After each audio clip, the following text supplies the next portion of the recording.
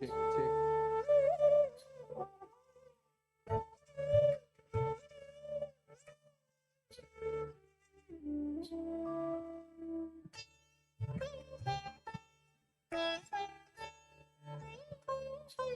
Hello, check.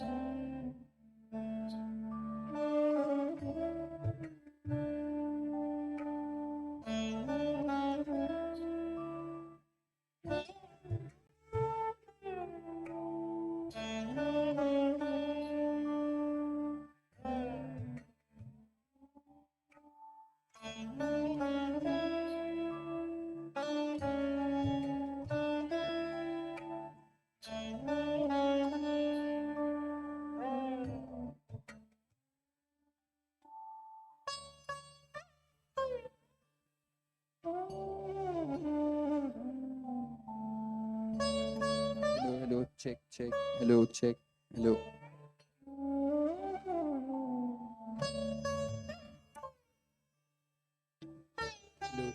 Hello, check. Hello, check. Hello, check.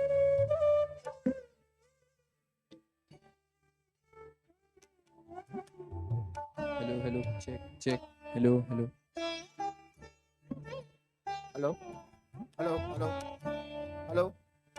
आनंद थोड़ा answer को mic के सामने hello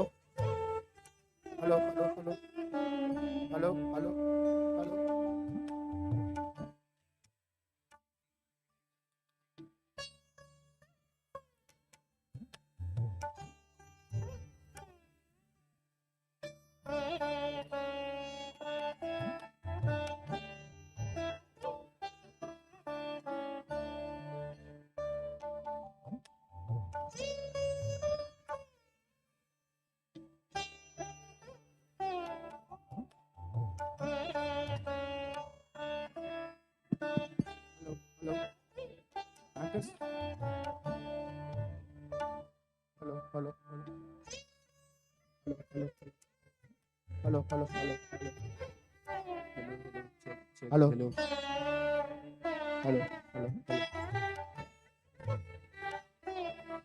Anchors, please test the mic. Hello, check. Anchors, please come on to the stage and test. Hello, check. Hello, check. Hello, check. Hello.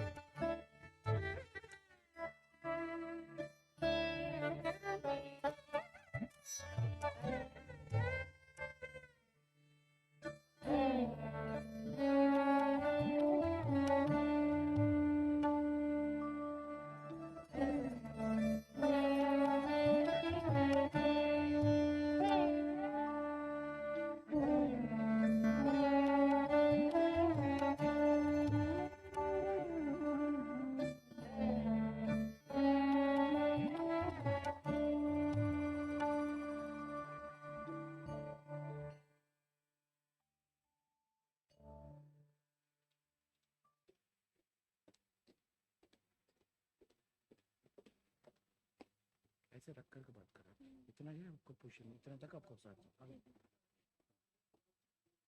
ठीक है? आपका mouth test करो, second आ जाए, बात नहीं, टेस्ट करो, Hello, good morning everyone. ठीक है, चलिए। Good morning, everyone. Before we begin, just a gentle reminder for everyone, kindly keep your mobile phones on silent mode. We encourage active listening and engagement during the session. Also, please be seated during the session.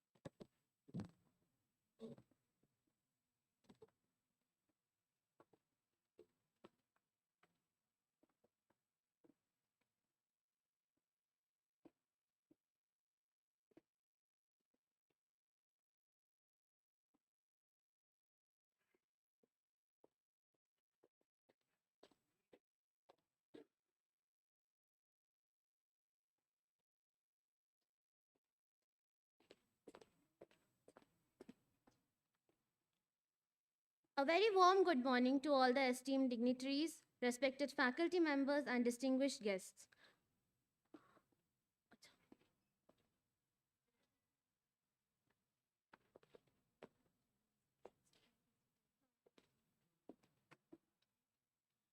Just a gentle reminder, please keep your mobile phones on silent mode and please be seated during the session.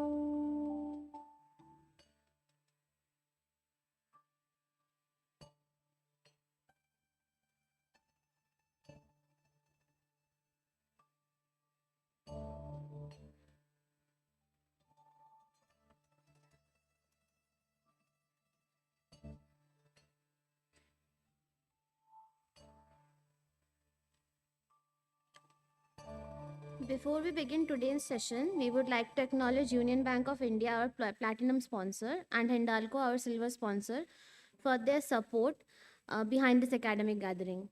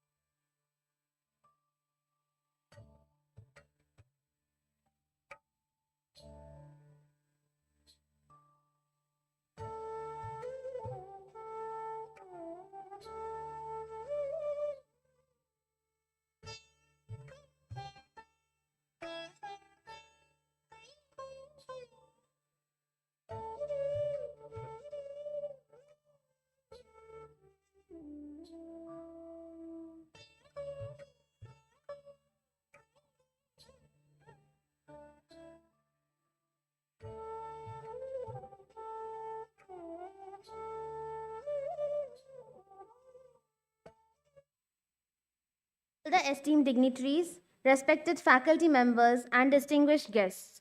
On behalf of IIM Ranchi, it is my privilege to welcome you to the first session of Day 2 of Pan-IIM World Management Conference. The topic for today is Early Career Faculty Conversations. This dialogue holds a special place in the academic ecosystem as it brings together the wisdom of institutional leaders of the country. We are deeply honored to have with us our esteemed panelists whose vision and leadership continue to guide the future of management education in India. May I request Professor Sameer K. Srivastav, Professor Deepak Srivastav, and Professor Amit Sachan to please come on the stage.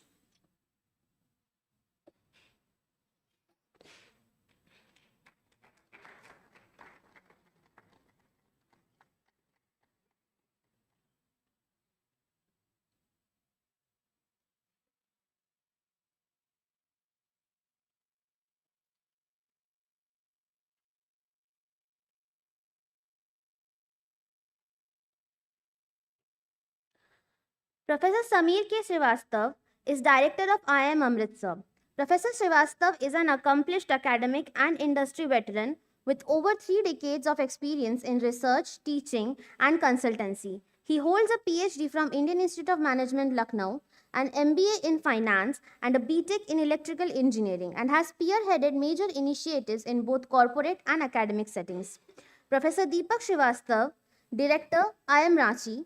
Dr. Srivastav brings over 24 years of academic leadership and a rich track record in strategy education and research. He has served in pivotal roles at top management institutes, including as Dean Academics at IIM Trichy, and has conducted visiting teaching and research assignments globally at universities in USA, Finland, Mexico, Hungary, and Slovakia. Today's moderating this important conversation is Professor Amit Sachan, key faculty member in Operations Management area at IIM Ranchi. Professor Sachan holds a BTech from IIT Roorkee and an FPM from MDI Gurgaon. His research and teaching focus on advanced operations and service systems, contributing widely to scholarly and applied knowledge in the field. With great respect and honor, I request Professor Amit Sachan and the esteemed panelists to kindly begin the session.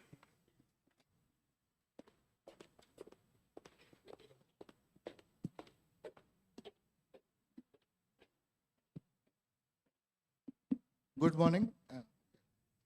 Good morning, everyone. It is my really privilege and honor to be part of this session and moderate this session, and I welcome you all in this session.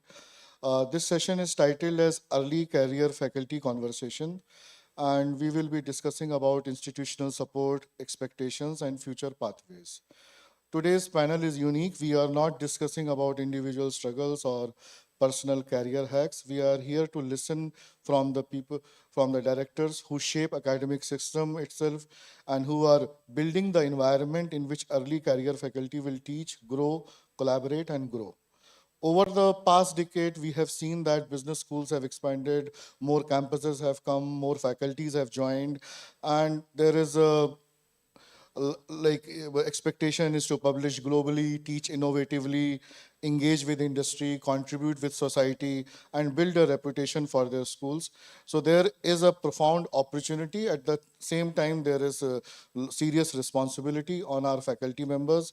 So how can institution nurture next generation of academic talent without overwhelming them? This is what we are discussing. And today we are fortunate to have directors who are leading this transformation.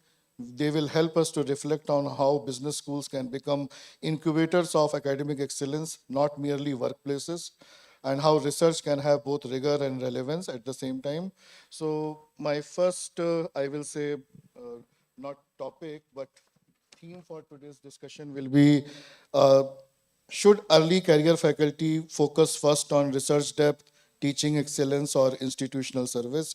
So I will request Professor Srivastav from IIM Ranchi to reflect on, or Professor Savi. Okay, let me reflect first, and then Professor Deepak Shrivastava will also reflect. So, how many early researchers are there in the audience? Raise your hands. Otherwise, also others are there who may have gone through that exercise. Maybe I wish to request the moderator that keep it a bit open later on so that interaction could be there. But right now, what he mentioned in his opening note, it's really overwhelming. Expectations are too high. But that's what happens even in corporate world or in government jobs.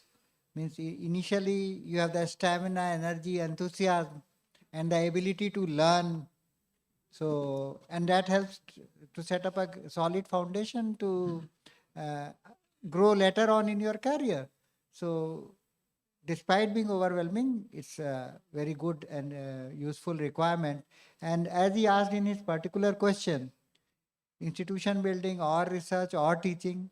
So all the three are important, but given my limited experience, normally early researchers come after a proper PhD. Say in the Indian context, many of them come from IITs and IIMs, at least those joining premier business schools. So research already they know, they have to take it forward. Teaching could be a new thing for them. And institution building helps in the long run and also supports the institute which they join. So I would still suggest, if you don't have much of teaching experience, and teaching is the bread, these are all butters and icings on the cake or whatever you call. So focus a lot more on teaching in case you have some communication skill gaps, or you have public speaking fear, or in any case, many times when you come out after research, you go deep into one topic, but maybe in teaching you have to cover the breadth. Many of the FPM programs in IIMs and other institutes do carry the breadth also, but last 2 years, 1.5 years, people tend to forget those basic concepts. So refresh them properly and have very good clarity on basic concepts and communication skills, and face the class with challenge. It's the beginning of a learning journey. Over a period of time, teaching becomes easier, although you need to update. Keep on focusing on research, because that's what brings you a lot of status in academic community, lot of recognition. And finally, institution building would depend on the type of institute you join and the type of leadership and the institutional requirements. But yeah, you need to work on that also. And later part of your career, especially when you become a full professor or so, probably you make a more gradual shift more towards institution building. And that also helps, perhaps if you are aspiring to become a director or any administrative role in academic institutions. Over to Professor Deepak.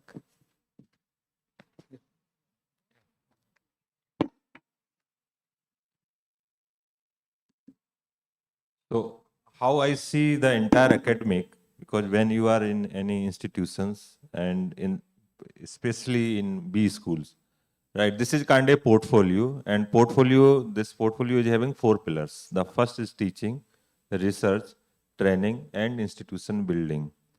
The teaching is the core, but the teaching is supported by research, and that is also supported by training.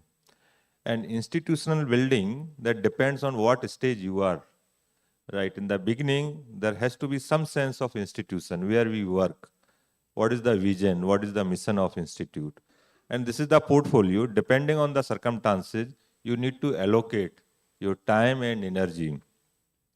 Now, the research is important, but not everything. Research is everything for if there is a thought leadership. If thought leadership, that takes time. So the teaching, we need to think about the research which is going to help teaching. Right? When you stand in the class, you need to bring at least 2 major dimensions in classroom. One, the kind of research you do, that has to be reflected in your teaching. Also the kind of training. That depends also what circumstances are there. But if you are involved in the training reasonably, that will help you to develop more, confident and new perspective. And most of the B schools, including IIMs, there is also MBA executive program. That is also a great opportunity, right? Don't think this program is kind of, second program and not very often we prefer, PGP program. But the MBA executive program teaching is challenging, and that is also creating a lot of value to your profile. So this thing is very, very important. We need to think that how teaching would improve. there are so many dimensions of the teaching. The first dimension of the teaching is the content. Now things are different, right? Because of the AI, it is going to be very difficult to teach. And also, what to teach in management, right? That is very challenging because the management is something which is difficult to teach because we deal with multiple realities. So teaching in management, teaching business is slightly different, not slightly, much different compared to other domains. So we need to be more pragmatic. We need to be more action oriented. Education in action, teaching in action. That has to be the perspective. So the balance is very much important. Research gives you ability to understand the research problems, to think about different frameworks, right? To how to ask the right questions. That comes from the research. But the teaching is important. Right? Institution building, when I say, this is very important because we school, and especially IIM, we say faculty-driven institute. The moment we say faculty-driven institute, the faculty role is very important. Faculty can't say that I don't know, this is administrative thing, this is this thing, I'm supposed to teach, I'm supposed to do research, that is fine. But institute is meant for you, right? And you are leading the institute is driven by you, you need to know not operational things, but strategic things also, right? At least strategic things, what institute direction is, right? How we can improve the surrounding, how we can improve where we work, that is very important. Once you grow, if having a chairperson or dean position, responsibility will be more. Now, country, we have very limited this kind of a pool. If the faculty is not involved in the institution building, institutional activities, right, then it will be very difficult, right, to have enough number of academic leaders. That is also kind of national this thing contribution, national development. Now, one more thing I would like to add here: we are fortunate enough, right? Country like India, we have limited resources. We are fortunate enough be part of IIMs or any B school. We need to have purpose little higher, right? In academic, the beauty is we do research, fine, but we need to also think in a more, holistic way, slightly higher purpose, right? What I do, what research, what teaching, how it is going to help the institute, the circumstances, the faculty, because you are also associated with a brand, right? So that is also important. So I just would like to summarize these four, pillars, four components are important. Now, two more things which will help you to develop your profile. The one is international exposure. Nowadays, there are so many opportunities for internationalization, and so many foreign universities are open, right? If your institute permits, explore the possibility to visit, and if possible, you can spend some reasonable time. So having exposure of foreign universities, that will provide you multicultural exposure, right? Different students, different setting, that will help. The second thing, which is very important, very powerful tool, is the AI. Start using AI and also appreciate the benefit of AI and be careful the shortcoming of AI. The advantage of AI is the speed, right? The shortcoming and the limitation of AI is the cognitive discipline. We need to have a balance. Now, AI is going to be reality, right? And there will be advantage if we start using AI at early stage. That is going to help in your teaching. Some extent that is going to help in research and institution building. So start thinking about it. And I will share again after some time that what initiative IIM Ranchi has taken. This is working with AI. So that we'll discuss soon. So I would like to end here, sir. Yes, sir. So we got an idea that how to give priority to teaching, research, and academic administration and training. And I will say that I have seen that as institute grows, these priorities also change. I still remember when I joined in 2011, there was only one batch of MBA. So faculties was expected to teach in each term one courses. So breadth was so high. Today, what is happening that maybe we have number of sections, so 2 courses can complete our workload. But at that time, we have to teach number of courses to meet the work norms and workload. Now, yesterday, sir, we had a discussion that research should be impactful. And when we are doing FPM, we are more focused on journal paper writing, ABTC or ABS category journals. But when we join early faculty, then we come to know there are CSR projects, there is case writing, and there is a policy work, there is public scholarship or industry project. So what I want to hear your view that LD faculty should focus on which direction when it comes to research, because this is something which is happens new actually. So you are mainly talking about the various Yeah, topics various, you mentioned. yeah, academic writing mein the paper is one thing, but in FPM we only focus on paper. But when we join as a faculty, then we have to somebody says that you should do CSR projects from some ministry or other things. So how to? Yeah. So see, during your research or PhD, it's the basic skills of research that you learn. How to question, how to then select appropriate methodology, and then how to carry out analysis and so on and so forth. So that's generally, in some cases nowadays, people go beyond it, but you are grounded in research in terms of concepts and a little bit of practice. PhD is actually beginning of a journey where the type of qualifier you get is that now you are able to, or you are type of certified to carry on independent research and to guide research. But you know the challenges of management education, and particularly so in a developing country like India, and the moderator talked of the impactful research. When would the research have impact? Either it's too cutting edge, something you discover or your research discovers which transforms the research paradigms.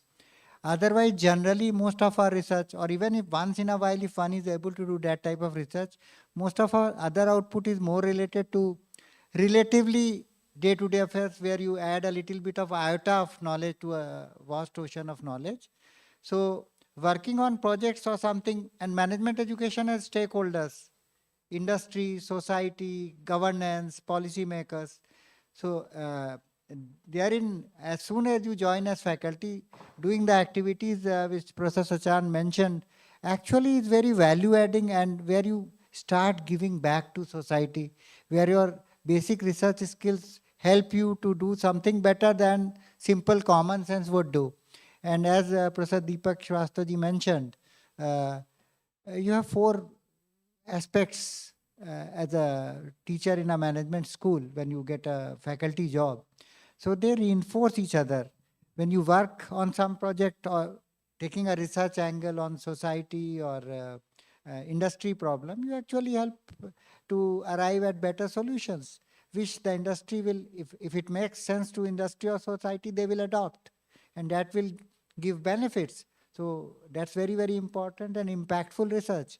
Need not worry about ABDC. And as you grow in years, at least that has been my experience, and you have substantial research credentials, you hardly worry whether it's FT50 or ABDCA or C or ABS. At least I personally never worry. So what makes more impact is how you contribute back to society, how to contribute back to, say nowadays, to sustainability issues or some type of management improvements. And yeah, as Professor Shrivastava mentioned, AI one has to learn. It's a type of basic tool now. You had languages, you had communication. Similarly, AI is now a basic requirement for any teacher or any person who who wishes to communicate and work effectively in the future decades. Not necessarily management teachers, and everyone means non-negotiable. Have I answered? Yeah. Okay. And yeah, but just I will summarize what sir has said that I remember that when I was doing FPM, then there was one panel discussion, and the theme was panel discussion was PhD is a program where we do research or we learn the methodology to do research. So that is what sir is saying. Once we learn how to do research, then we can apply those research in various phases or various projects and other things. Another thing, when we talk about these things, if you submit your article in any good category journal also, the first comment which we get is, how is this research relevant? So we have to justify with industry examples, various phases and in managerial relevance. So it is all the theoretical articles are also accepted based on whether they have any practical relevance or not. So now I will open for discussion. If anybody has any question, they can ask, because we have around 15 minutes left. So whatever questions you have, you can ask, please. So there are some hands. Can somebody give mic to?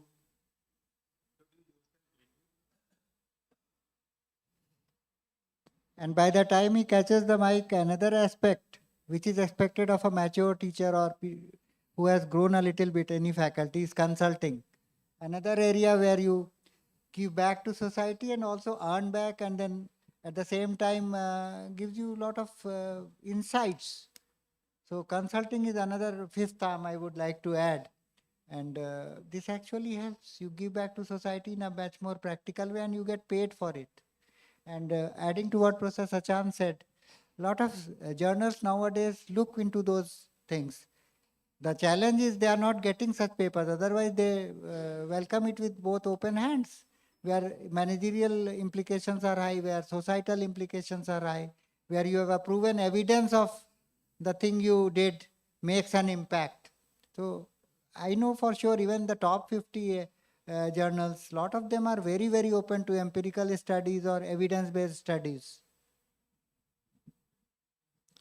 So good morning, sir. This is Dr. A.K. Subramani, professor from Savitha School of Management. And my question is regarding the role of accreditation body in promoting research. Actually, they are having one of the criteria as the research and development. And most of the private institutions, they are running behind this accreditation bodies so that no, they want to get better rank. You said that the teaching is the first priority, then research is the second priority. But whereas in some other case, particularly in case of private institution, they used to give the ranking as the first priority so that no, they are running behind this kind of research. What do you think about that, sir? I didn't say specifically that teaching, I talked only of early career researchers. As far as an institute is concerned, it has a mix. So those who are at a mid stage or higher stage, the shift would be different. Even the other director also supported me in that argument.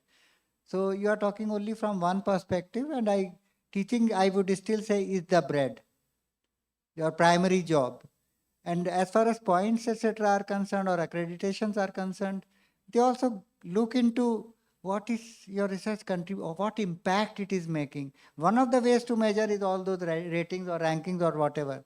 But often they ask, I don't know what your experience or your institute's experience is there, but at IIM Lucknow, when we were going through AACSB accreditation, I don't think we need to put in record, but something happened where they did ask, do you have some faculty members whose research has actually made some impact on some industry or some society?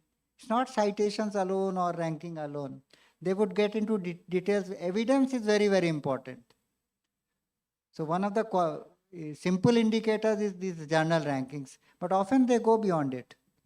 So this is a kind of portfolio. Research is important, again, depending on the circumstances. If you are in private universities today, but tomorrow the kind of development is happening, I don't think this kind of, more focus on research would be possible, because so many regulatory changes are also coming. You would be knowing it. So there's a portfolio, right? This is like your financial portfolio where you want to give your time. So time is a currency, right? You have a limited time. You can work 8 hours or 9 hours in a day, right? You have to decide. If the institute requirement more to research, you have to focus. There's no other option. But if choice is given and circumstances are favorable, you can focus more on teaching. If you are in different institute, there would be more focus on teaching.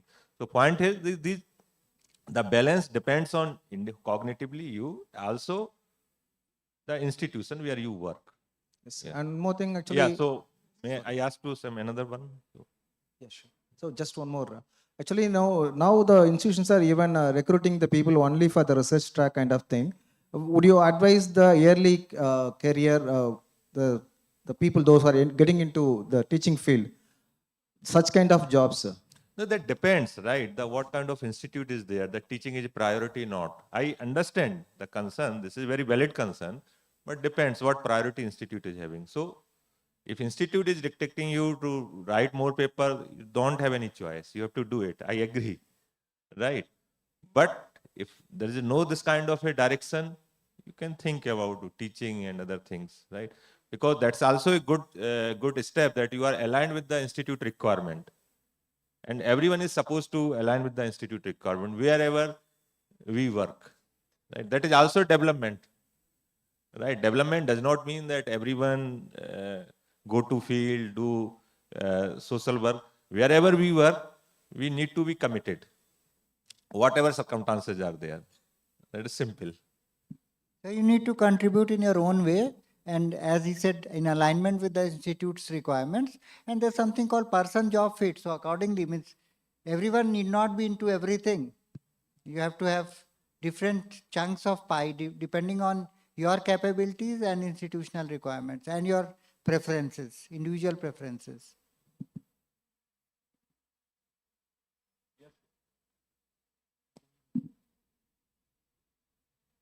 Hello. Yeah. Yeah, sir, good morning. My name is Deepak Kumar and I come from SRM University, Delhi NCR campus. Sir, my question is very simple and this is like, one thing that I wanted to know. As a early researcher, when we step into the academic field, what is happening these days? Either you are not getting the research thing, or even if you are, given the teaching assignment, you are given, more than 20, 25 hours workload. Apart from that, you also get two more things: the administrative work and doing the admission, which is, in the private generally happen. Where do we need to find the balance and how to go about it? This is where I want. There is no answer. You have to find out. Yeah. Simple. Next.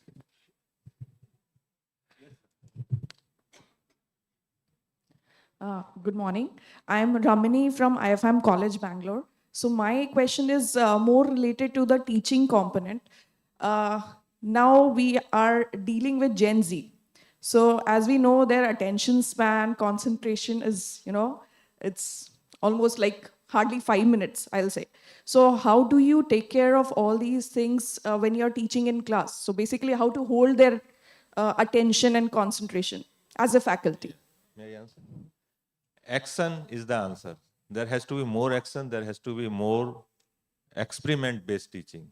You don't need to teach because the management, if you ask me one thing to be changed or relooked, it's the content, the teaching. There's no need of having too much contents. Less content, more action, more experiment. Here AI would help you. Okay, thank you so much, sir. And just to add to that, you may get into flipped classrooms and so on. And the role of teacher has become more of an orchestrator and engagement person, because now knowledge is available. You can only give them some references. And of course, concepts have to be clarified. But yeah, content has to be relooked in a big way. And it's not the traditional one you had as a student. You need to innovate. Yeah, I guess so. The same when we were in classrooms, even if students are not understanding the concept, it was considered very much okay. And the teachers were also okay with that. But now the audience is very demanding. No, we don't need to teach. Yes. The answer is we don't need to teach. Yeah. We need to encourage them to think. Yeah. There are Think and different learn. ways. Think and Different learn. ways. Right. AI may help you. Again, I'm repeating. Thank you Yes, so sir. much, sir.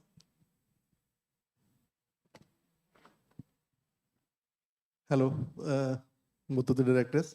Sir, the challenge I face as a teacher in the changed circumstances from when I was a student is the increased sensitivity of the students.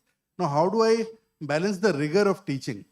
Would like to teach. Now, they are in a premier institute, would like to teach good content.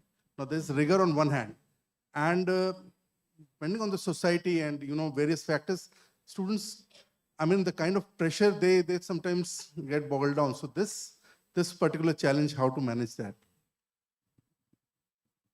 This is a generational shift. This happens every generation. In any aspect of social life also, you ask your elders, they'll say this generation is different from our generation, and generally you would not like the new things that the next generation is doing often. So we have to adjust. Rigor also needs to be redefined. It's not just necessarily that I put across everything and it's too disciplined. I don't allow, if you don't allow others to interact and engage and answer. And historically that could have been taken as rigor. Now that's no longer rigor. So answer is there are triple R, rigor, relevance, and responsible. We need to find a balance. If rigor not possible, we need to make it. If there is a challenge in rigor, relevance more. And the balance again, this is kind of, we need to have a balance. Rigor, there has to be reasonable rigor, more relevance, and responsible content also. I think we have done with the question and answer session. And in this panel, we discussed about. I was expecting some questions pertaining to the kind of profile is more suitable in B schools, right? If you are at final stage of PhD, right? The kind of mentorship you would expect from institute when you join, right? Because challenges are everywhere. There is no end, right? You have to do, depending on what system you are, everywhere challenges. It is up to you, create or complain. If complain, there is no end. If create, then the world is open, right? So early career means the different pathways. Research pathway is also very strong. But because the management education, this is more, action-oriented, practice-based. So the industry interface, the classroom, that is, see, classroom is the core, right? When you stand in the class, that is your, kind of cricket pitch, right? And when you stand, you bring both your research exposure as well as training consultancy exposure, what sir has said also. So expecting some more questions from the perspective of the creating. What next? Yeah, right. Thank you very much. My name is George Joseph. I am teaching in the Liberal Arts faculty in IIM Ranchi. So, sir, we have entered into service at a time when, which coincides with calibrating new potentials like artificial intelligence and also the new problems.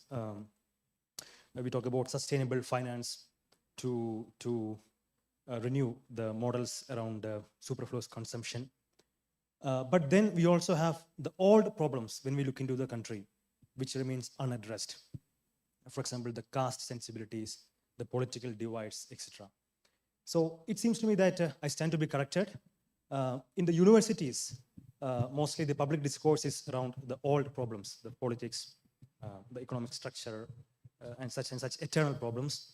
And in the institutes, such as the management schools, the discourse is mostly about how to calibrate the new potentials, the new problems. So how can we navigate in the next 2-3 decades as the teachers who are supposed to work? How can we navigate between these two worlds, these two, the old problems and the new problems? How can we navigate? Thank you very much.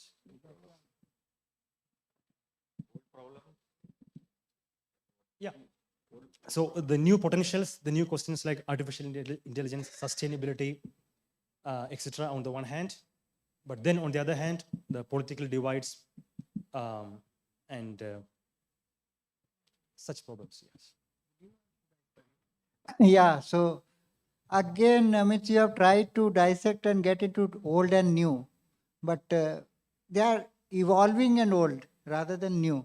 You talked of sustainability as new. I worked on sustainability 2.5 decades back, green supply chains and reverse logistics. So it's all relative and on the mindset of the researcher or faculty. And in a management institute, now the focus of all the management institutes worldwide, and particularly in India after NEP, is interdisciplinary and multidisciplinary. So you don't need to do everything yourself. You collaborate. So you are talking of social problems. You collaborate with a social scientist from some other institute. Maybe your institute has a partnership or you do it at your own individual level. So multidisciplinary, interdisciplinary, you can collaborate. And since you are a finance teacher and say you are talking of poverty alleviation in rural India. So microfinance, microcredit, inclusiveness, you can get into. A lot of other social related aspects, politics related aspects, maybe your two other co-authors are from sociology, anthropology, or political science. And maybe you have someone from tech side also, some IT guy or some engineering guy, who also helps you to adopt some technology or do it. So you can carry out research that way. It has to be done that way nowadays. Don't sit in silos and do research. Don't sit in silos and do research. At the same time, don't unnecessarily get into too many authors just for the heck of getting paper published. There should be contribution from the authors who work, not merely adding on their names. So this is kind of transition from new to old, right? That happens everywhere. Now, if we see this transition from institutional lens, there are three layers. The one is cognitive, what you want to do. Are you ready to accept the new changes, new things, new regime, new courses, technology or not? That is individual. The second is the normative, what others do. That depends where you are, surrounding. That's a more normative. Third is very regulatory, very formal, that you have to do this. There is a drastic change in curriculum. There's a lot of AI implementation. Now, IIM Ranchi, what we did, we made working with AI as a compulsory this thing and replaced midterm exam. This is kind of formal. But this formal step is also supported by the normative. And then come cognitive. So that depends, right? And this transition happens, new to old. Old to new, right? So and there will always be resistance to change, some system inertia. So that as leaders, and as we try to get you trained and overcome it as individuals, you need to overcome that inertia. For example, at IIM Amritsar, we had 2-day session from Professor Rahul De, who is one of the panelists in the evening program, one panel on AI. So I invited him. We have young faculty with huge potential, good degrees, but still they also need to keep on learning. And I attended all the sessions because I need also to learn. Means we are old timers now. So we have to be open to changes. This is irreversible, not in our control, lot of things. So old order changeth, yielding place to new. Good morning, sirs. My question is the kind of research we do.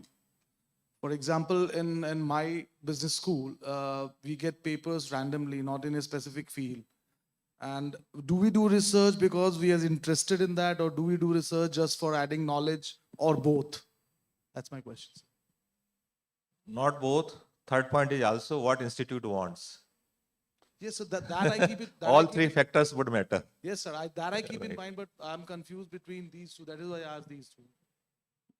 But given the choice, if you had the choice, I would say work on the topic which intrinsically motivates you, interests you. And one of the questions I was expecting, again, as he also prompted you to ask certain questions, was I had picked up certain topic. Maybe early career researchers, if I was to address, which topic should we pick up? So pick up those topics which are meaningful for society, which interest you, where you are trying to find a solution, and where, if you are early career person, you can at least anticipate this topic will remain hot or important for next 2-3 decades. Otherwise, you'll have to pick up a new topic or start from the scratch. But if you keep on a learning curve, keep on contributing in the same domain or area, then your prestige, reputation and contribution, everything grows. My career is not early. I have had a long career. I'm not in the mid-career, but starting as a researcher very recently. So you can say I'm an early researcher.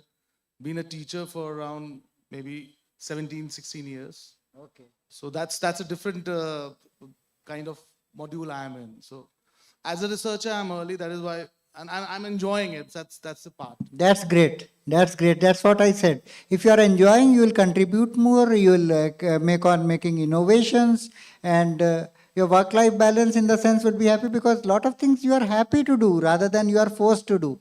So this is our individual choice many times. If the person job or the person employee-employer fit is not there, it's better to shift early.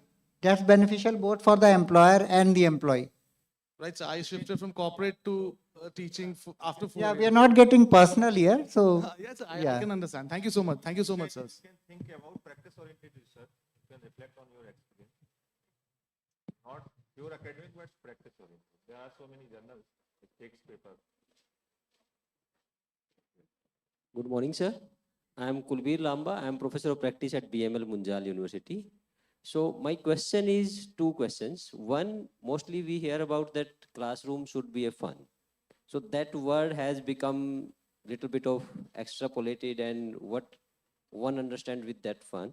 Second part, in terms of designing new subjects or the courses which we offer, where can be the potential to identify that this which has been not taught, or the buzzword is that it should be industry focused, but what are those potential where we can find few new courses which we can design? I experimented somewhere, but I was successful also, but I would like to know your views. So that depends. Actually, the process is feedback. There has to be feedback loop. The student, alumni, industry, and also some peer institutions. What kind of courses are offered? But not necessary all the time what course you design would be subscribed. That depends also on specific cohort choice. Right. But if you ask the process is simple. There has to be some kind of a intelligence in terms of the exploring what is being taught, right, in Indian institutions or the foreign institutions, and also the kind of feedback system you have, especially the recruiters, right, what they want, and your alumni, and some kind of experts. There would be, I'm sure there would be some kind of academic council and board of study. Right. And this is a experiment based process. There has to be experimentation, right? You offer the course, sometimes course will work, sometimes course will not work. Okay. And what about the first part when you say the classroom has to be fun in that sense? Not fun. Classroom is essential. Classroom is essential because this is the core. The research is enabler, training is enabler, consultancy is enabler. Thank This you. is up to you, what extent you can make it possible. Right. Right. Thank you.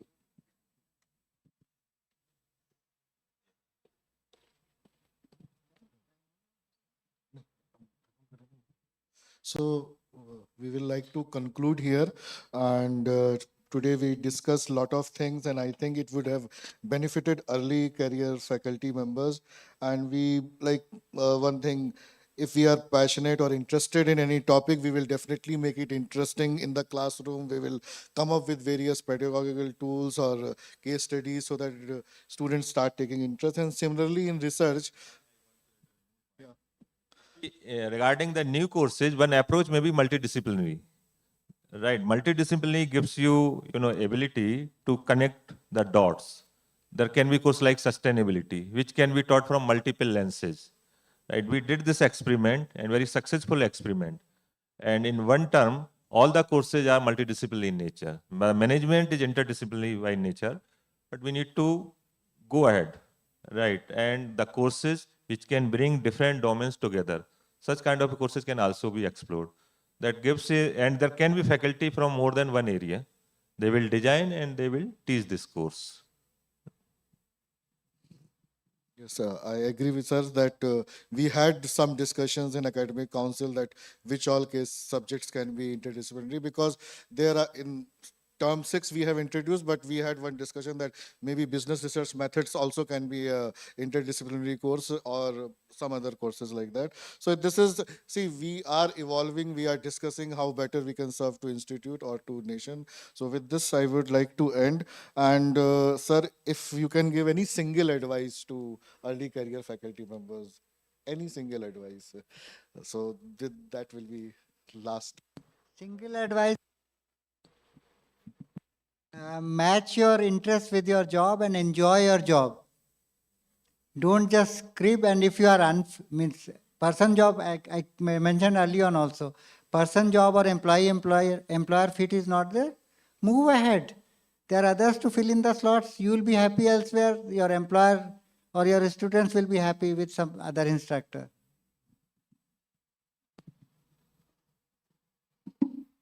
The first advice is the read the institute vision and mission wherever you work.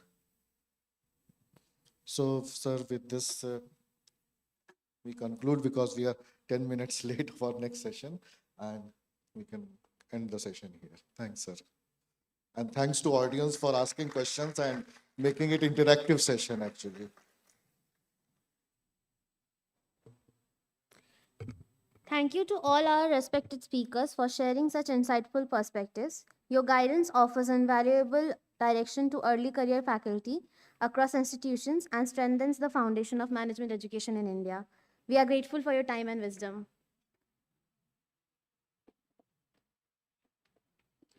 I'll request all the audience members to please be seated. We will be starting with panel 6 shortly.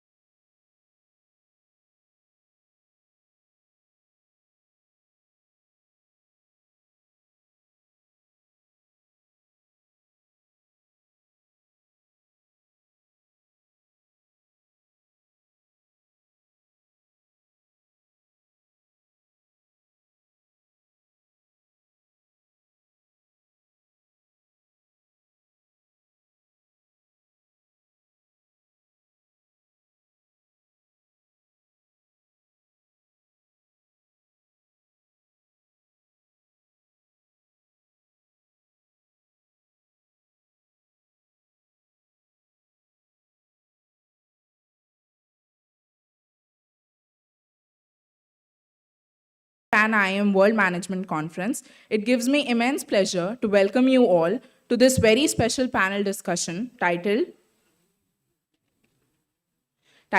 Legacy, Leadership and Impact, the PSC's Story. Before we begin, a quick gentle reminder, kindly keep your phones on silent mode and please be seated and minimize movement during the discussion.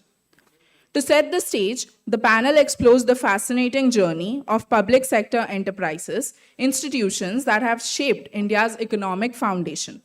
From nation building to market leadership, from infrastructure to innovation, PSCs represent a unique blend of legacy, leadership, and long-term impact. Today, we are honored to have with us leaders who have not only witnessed this evolution, but have also contributed significantly to it. Their experience will help us understand how PSCs continue to stay relevant and future-ready in a rapidly changing global environment.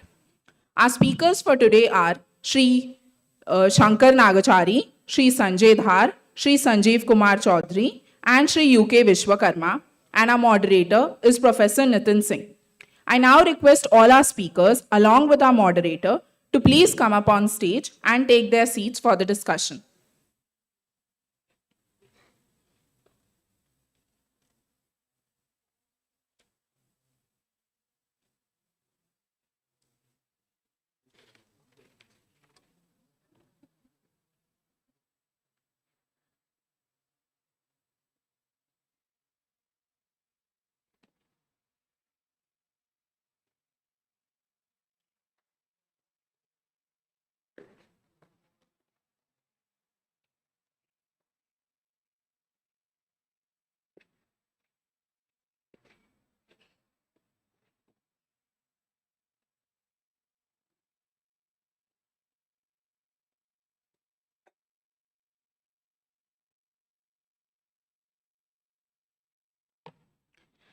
Let me now introduce our esteemed speakers for this panel.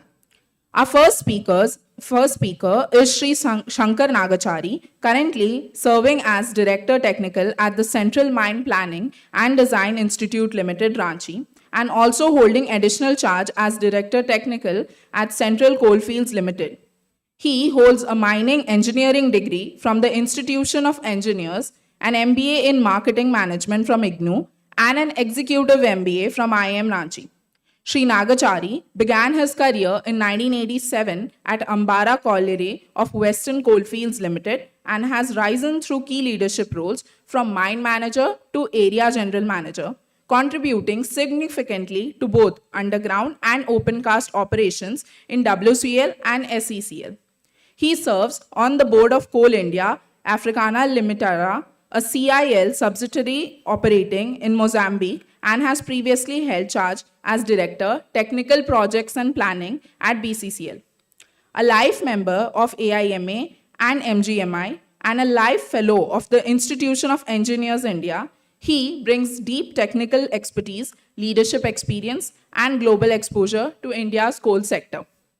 Our next distinguished speaker is Shri Harshnath Mishra, Director HR of Central Coalfields Limited, a key subsidiary of Coal India Limited. With a career spanning over 3 decades, he began at SAIL in 1991 before moving to the coal sector, where he has emerged as a transformative HR leader. Shri Mishra has spearheaded major reforms in digital governance, grievance redressal, legal management, and CSR monitoring, bringing greater transparency and strengthening employee and stakeholder management. Widely respected for his empathetic and innovative leadership, one of his landmark contributions is the launch of the Coal India Ranchi Marathon in 2023, now an AIMS certified annual event.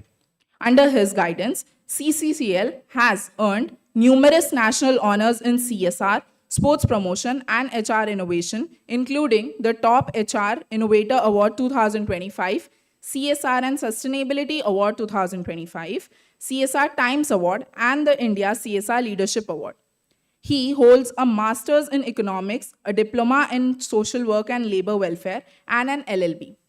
Shri Mishra also serves as Chairman of the NIPM Ranchi chapter and is a life member of several professional bodies. Our next esteemed speaker is Shri Sanjay Dhar, Executive HR L&D Sale. With his responsibility for the L&D strategy and implementation of capability development initiatives across SAIL, his role includes collaboration with multiple academic partners and government bodies like the CBC to not only develop SAIL into a world-class company, but also align the capacity building initiatives to national objectives of Viksit Bharat. He is an engineer from RIT Jamshedpur, an MBA from BIT Mesra, and in his career of over 32 years in SAIL, has played a key role in designing and implementing many capability development interventions for SAIL and also provided consultancy to other organizations, including SMEs in the steel sector. Our next speaker for this panel is Shri Sanjeev Kumar Chaudhary, Executive Director and State Head of the Bihar State Office, Indian Oil Corporation Limited. He oversees all marketing operations of Indian Oil across Bihar and Jharkhand and also serves as the state-level coordinator of the oil industry in Bihar, representing the sector on behalf of the Ministry of Petroleum and Natural Gas. A mechanical engineer with an MBA in marketing management from BIT Mesra, Shri Chaudhary brings 37 years of experience across petroleum retail sales, engineering, and operations in Bihar, Jharkhand, Assam, the Northeast, Chhattisgarh, Odisha, and Maharashtra. During his tenure at the head office in Mumbai, he played a pivotal national role in implementing end-to-end automation at over 35,000 retail outlets and in leading the design of the new retail visual identity that transformed the presence of Indian oil outlets across the country. Known for his collaborative leadership style, he strongly champions cross-functional teamwork to drive organizational excellence. Ladies and gentlemen, our final distinguished speaker is Shri UK Vishwakarma, Executive Director, HR, Finance and MAS and Chief Risk Officer at Mecon Limited. A 1986 BTech graduate in electrical engineering from IIT Kanpur, he joined Mecon the same year as a management trainee and has since held several senior leadership roles across Mecon's Ranchi, Delhi, and Bangalore offices.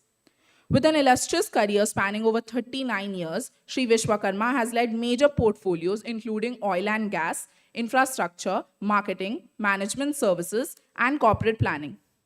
He has steered Mecon's vision plan, strategic growth plan, and currently leads the PLI Specialty Steel PMA team, while also serving as chairman of Mecon's MOU committee with the Ministry of Steel and DPE.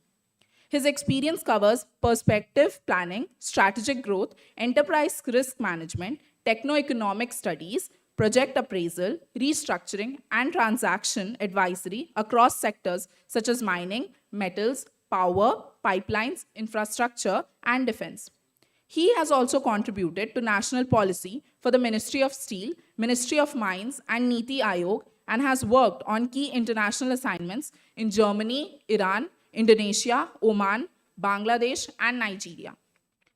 It is now my pleasure to introduce the moderator for this session. Professor Nitin Singh is the Professor of Information Systems and Business Analytics at IIM Ranchi. Professor Nitin brings a strong blend of academic and industry expertise, having previously worked with KPMG, Hexaware, Boston Analytics, GE Capital, and Hindustan Petroleum Corporation Limited, and having served in advisory roles with Ernst & Young.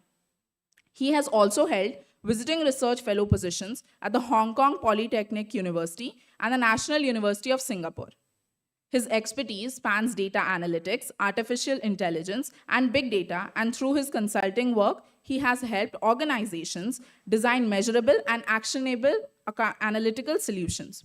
A prolific researcher, Professor Nitin has published widely in top international outlets, including Wiley, Taylor and Francis, Blackwell, Routledge, Springer, Reuters, ACM, IEEE, and Thomson Scientific, and has also presented at more than 30 international conferences.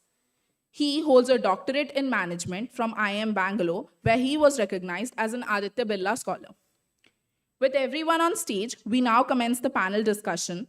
May I request our moderator to take the session forward. Thank you so much. Thank you for the graceful introduction. I must thank the anchor, and I must thank the all the attendees, very senior executives from public sector undertakings. Thank you for your time and attention. And thanks the audience as well, respected directors, all the faculty colleagues, respected faculty colleagues, staff, and all in the audience. So we have raised assemblage of people, and in fact, I was having a conversation that this particular state and Ranchi is actually a concentration of public sector undertakings, and it becomes all the more contextual and useful that we start this conversation on that note.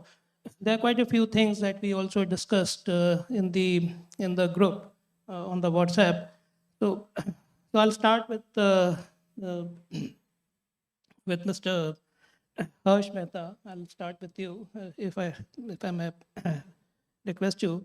So some of the things that we actually talk about at the moment, currently almost 75 lakh crore is 75,000 crore is given by PSUs on a non-tax revenue, just by the dividends. As per the DIPM, 30% of the PAT, profit after tax, and 4% of net worth actually needs to be given to the government. And there's a huge jump, almost 16% in the non-tax revenue which the PSUs are giving collectively to the government. Not just that, if you look at the tax revenue, the top three companies, Coal India Limited, ONGC, and Indian Oil, are contributing almost 3 lakh crore per year in taxes, which could be direct, indirect, income tax, excise, all the other. So there's a huge amount of exchequer contribution which is coming from the public sector undertakings. And I have two questions for you. Where do you see this evolving, not just for the public sector undertakings, but also for the nation? Where is it that we are going? And in terms of technology, in terms of the new initiatives, even in the defense, aerospace, ships, where do you see undertakings like PSUs contributing? Because indigenous is fine, but now the competition is global. Large developed countries are actually exporters. We need to export defense to get revenue for the state as well. And that is how the world is moving. So I have these two questions for you.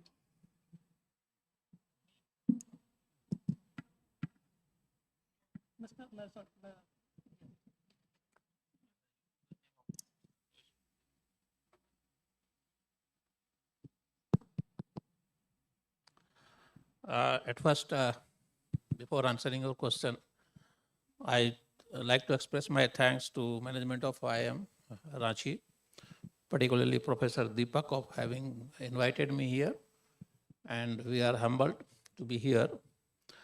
Now coming to the issue which you have raised is very fundamental. We need to realize today, if you look at overall PSU, almost 4.87 lakh crore is contribution in government exchequer, apart from profit. That is in terms of taxes. And yes, IOCL is a major player in that. So that sets the context. When a public sector is spoken about, we have to look at two aspects. One is serving to the society, and parallelly being commercially viable and competitive. These two things are go side by side. In oil sector, you know, India is the third largest consumer of petroleum products in the world.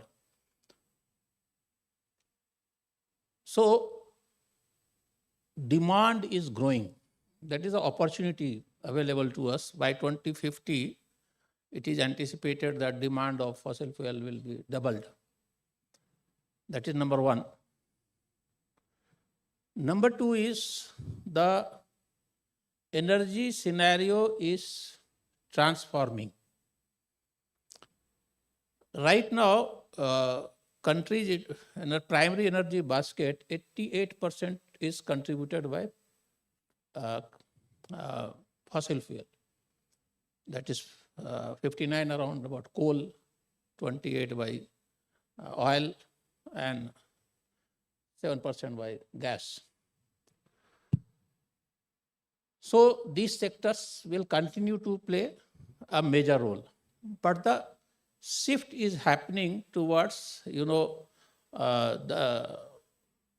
upcoming challenges are climate change. So when we speak of climate change, then energy sector is going to play a major role, and the immediate challenges are how we are diversifying apart from fossil fuel. One is biofuel. Today, we are blending 20% ethanol in petrol. That is relevant because almost 88% of country's consumption is imported. So that is giving a huge burden on for forex. And diesel, if you speak, it's a 7% biodiesel. Then CBG, compressed biogas, under Satat initiative of government, CBG blending into CNG. And even in aviation fuel, sustainable aviation fuel is getting blended. 1% blending is the target by 2027. So these are the opportunities which are, and challenges also, which are available. And then comes the EV charging. EV charging is right now dominated by two-wheelers and followed by four-wheelers. And we have, as Indian Oil, we have set up almost 14,000 EV charging stations at our petrol pumps. So these are the area where we have to work upon, and we are already there. EV charging, we are there. Blending, we are there. Even environment friendly BS6 was implemented across country at a record pace, much before the target date given by the government. Now, having achieved or aligned to achieve these things, we have to be commercially competitive also. And therein, we are, Indian Oil is having a strong R&D setup in Faridabad. So I look at, we are well placed to embrace the growth of energy demand. Growth portion will be filled up by these new fuels or biofuels, which I mentioned just now, while fossil fuel will continue to play major role at least 2050. So, and we are placed in both the. Thank you. Thank you, Mr. Chaudhary. Thank you. So I'll just put the same questions to Mr. Mishra. I'm sorry. So maybe your perspectives on the same growth story of India, and particularly the PSU's contribution to that development and growth story.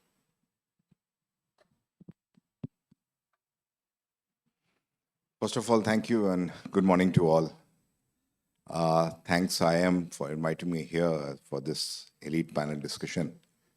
I'm here to learn a lot. Coming to the point, as the professor has said, PSU is bound to grow. It is here to grow. We cannot imagine an economy of India till Viksit Bharat at least without PSUs.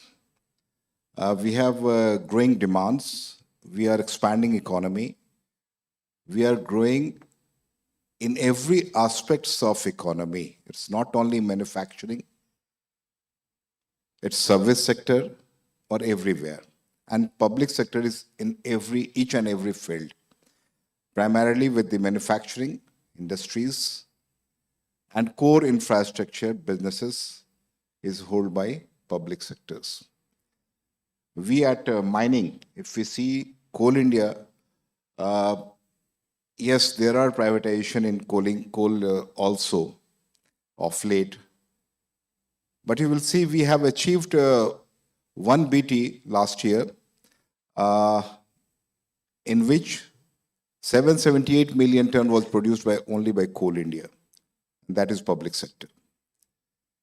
We are expected, as per government analysis, by 2030, we are going to have a demand at least for 1.3 billions of coal.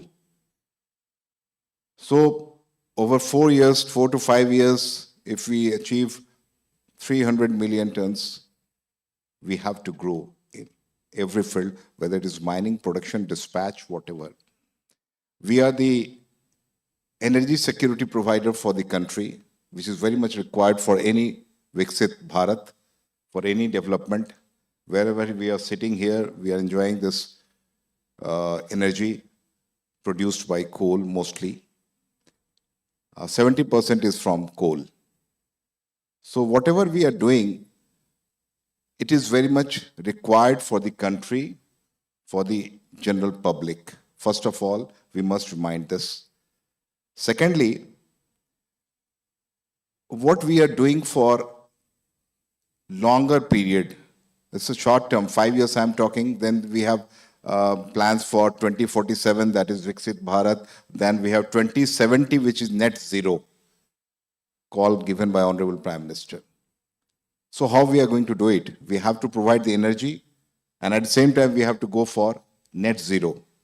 So energy, we are going for diversifications, like every basic infrastructure providers or service providers or manufacturing industries under public sector is doing, like Mr. Siva Singh for oil. Similarly for gas, similarly for coal, we are going for gasification and other renewable energies. We are going for solar also. Those are different kinds of energy providers, but coal is going to stay there. Secondly, the coal sector or any public sector for that matter has to be there because it was envisaged not only for making the profit, but for the society development, the industrialization, the employment, the security. You must be remembering there was a lot of economic recession during 2007-8 worldwide, but India was surviving. And I'm sure many economists were very much happy with this mixed economy of the country where public sector played a vital role. Even during pandemic, recently we suffered a lot, but it was public sector who created infrastructures overnight.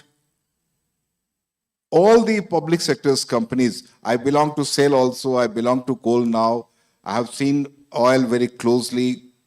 Meccan is our partner here sitting. So we have seen all the public sectors were very much there standing for the pandemic challenge. How to save the country, the citizens, to provide the oxygens, to provide the medical infrastructure, to provide the transportation, at the same time maintaining the energy. We were not even a single day, single shift break for COVID. My workers were working in the mines together with all precautions, of course. My doctors were 24 hours on duty. Hospitals were prepared, oxygens were prepared, and it was supplied to other sectors also, not only for our own consumption, but for the country as a whole. So that is the public sector which provides you not only the profit or contributions to exchequer, but contribution to social exchequer also, which is very much important for any developed country. And as a society, once we are growing, so public sector has to play a bigger role as a big brother always, because lot of funding is required for development. Lot of infrastructural development is required, and for that, a single private sector or public sector may collaborate but cannot do on its own.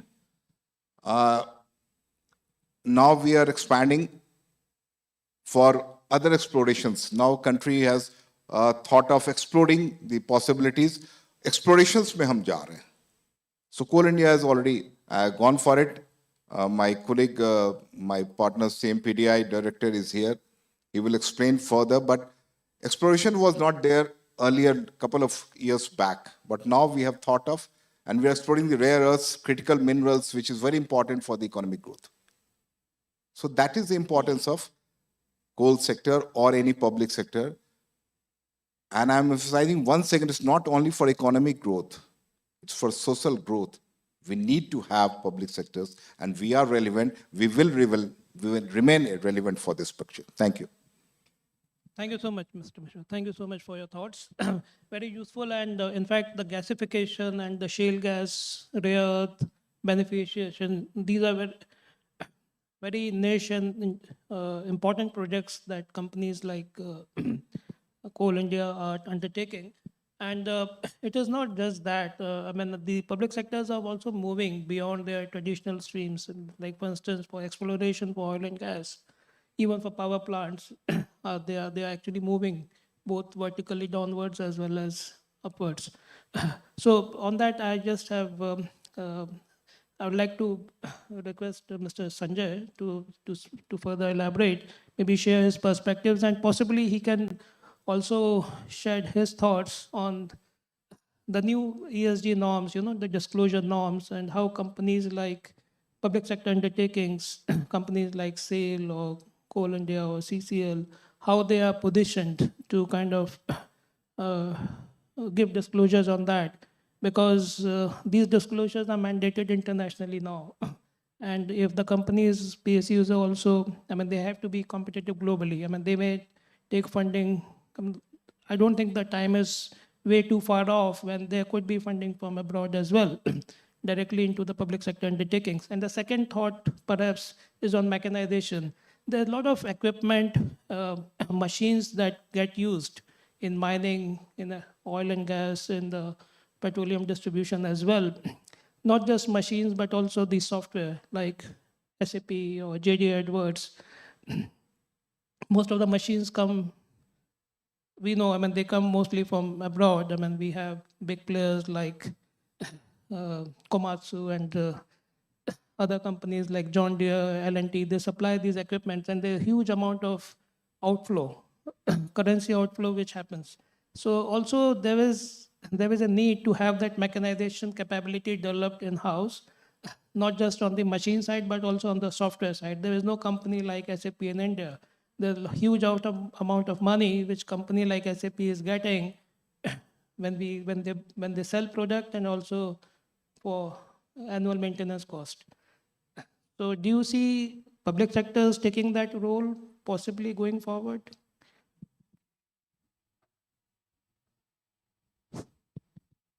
Hope I'm audible, yeah. So thanks, IIM, for calling us, and thanks to the brave audience for staying here. Huh? So let's hope I'll make it worth your time. Please appreciate the unique role that PSUs play in any economy, and I'll look at it from the perspective of both the economics, the social, and the governance aspect. In terms of economics, we still have a very, very key role to play in the economy, because we are the stabilizing factor in industry. You may not realize that. A lot of the transitions that happen in industry, even in terms of new startups coming up, new technologies coming in, new collaborators coming in, the gateway is the public sector. We provide that scale. We provide the interfaces where those technologies can be embedded into us. And then we provide the ecosystem when those technologies are indigenized, deproprietized, and we provide the incentive mechanisms for the MSMEs and Indian industries, who then start building up an alternate infrastructure for these things to be done in-house. So that progressive indigenization that you're seeing as a major thrust in Atmanirbhar Bharat is essentially driven by the public sector, not only in terms of what they do, but also in terms of what they facilitate, what they enable. By policy, we take in a huge amount of procurement from the indigenous sector, and within that, by reservation from the MSMEs. So that's how we're building it up. And the other part is that, contrary to what you may believe, all these SAPs and the McKinseys actually end up learning a lot of things in our organization. So when they really come to our place, they have some notions about how the software works and things like that. But in terms of actually implementing it, mapping it to processes, the subject matter expertise that they gain when they work on our projects actually helps them to grow. And interestingly, if you find a lot of these SMEs who are facilitating their processes, you will discover most of them are ex-PSUs. When they want to give a marketing pitch, they may get somebody from outside. When they want to give us assurance that, we know your processes, we know how it can be done, they'll get somebody who has worked in the PSU. And I can tell you, I've handled so many consultants. The other thing is that, when markets go haywire and people try to sometimes take advantage of markets and profit here, as stabilizing organizations, the PSUs come in it. We have seen that with steel, we have seen that with coal, in any case, is majorly dominated by the PSUs, but steel is not dominated by PSUs. But as a stabilizing factor, we are there. Petroleum, I mean, your budget will go haywire if they didn't have those stabilizing mechanisms that the oil PSUs manage. So that's on the economic side. So we will be needed, and we are actually providing. We have outperformed the BSE index in terms of the return to investors. So please don't assume that we are getting subsidized. We are paying dividends, and we are paying returns to investors. If you had invested in PSUs 10 years back, you would have got your 4 times your investment right now. So economically, we are working, and as for SAIL, we are working in a completely competitive environment since 93. 91, we started liberalization. By 93, our competitors were there. And the interesting thing is, we nurtured that competition because all their talent came from us. So that's the other part. Coming to the social stabilizing aspect of the PSUs,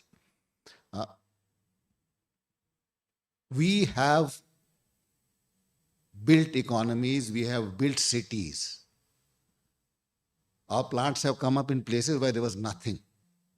They were sleepy villages, and now they are bustling cities. Our employment generation multiplier is 3 to 5, and for PSUs it is much more actually. It's around 5.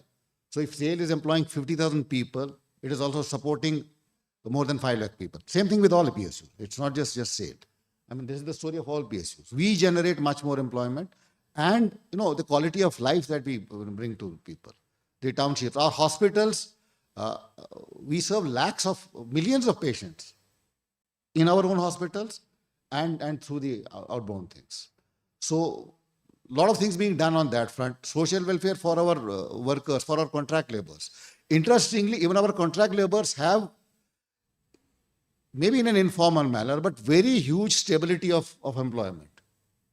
I mean, for all practical purposes, except for being on our rolls, they are part of an extended family of PSUs. PSUs treat their contract laborers by their extended family. So on that front, again, you cannot do without PSUs for that stabilizing thing. And talking about green and things like that, let's say steel industry. There's pressure coming from CBAM. Europeans are using environment as a tariff barrier. They have their own ways of putting in barriers. They put in some norms for us. We are adapting. SAIL is currently undergoing a digital transformation exercise where we are looking at creating value of 1,500 crores per annum value creation year on year. That is the kind of scale of digital transformation that we are undergoing right now. Same thing applying in other places. I'm receiving more from SAIL because, okay, that's an organization that I know well. In terms of green steel, you may hear a lot of things happening in other organizations. They make small experiments, and we have a marketing problem. Maybe we not market it that well. But the Ministry of Steel has set up 14 different task forces on green steel in terms of how we'll make Indian steel competitive and all that. And guess who has played a major contribution in developing those reports? It is SAIL. Our RDCS and other stakeholders have done all that work. And we are experimenting with biochar. We are experimenting with hydrogen injection. We are a major player in the solar power. A lot of our internal power is generated through solar. So we are on track. We have defined the norms for green steel in terms of star ratings, so 1 star, 2 star, 3 star, and we are systematically working at that. And the kind of processes that we have, trust me, technologically, we are not as slow as others. If you take any of our plants, our technology is at par currently with any technology that is provided by any public sector or private sector, or even a global. Ultimately, our technology providers are global. But we are also systematically working out how do we start taking a bigger pie out of the technological space. That's the question that you asked. Would it surprise to you to know that we have a ferrous 3D printing equipment available in Rourkela steel plant? Now you would presume that we don't have it. But we are working on those things. Our growth shops, our machine shops are developing a lot of things. And many a times it's not just about, getting straight to the technology. It's about the component and the materials. A lot of technology is about material. Right now, if INS Vikrant is a completely indigenous steel because, ship, because the steel, the marine steel, that's a very specialized thing, came from a public sector. There's a lot of work done by SAIL, Mishra Dhatu Nigam Limited, so many other government labs to get that. But what Vikrant has done is demonstrated our shipbuilding capability. Because if you can make an aircraft carrier, you can always make a bulk carrier. Aircraft carrier is the ultimate in sophistication in shipbuilding. If we have made that, we have demonstrated our capability. That is what has given the country the confidence to say, right now we are less than 1% in shipbuilding. By 2030, we'll be more than 5%.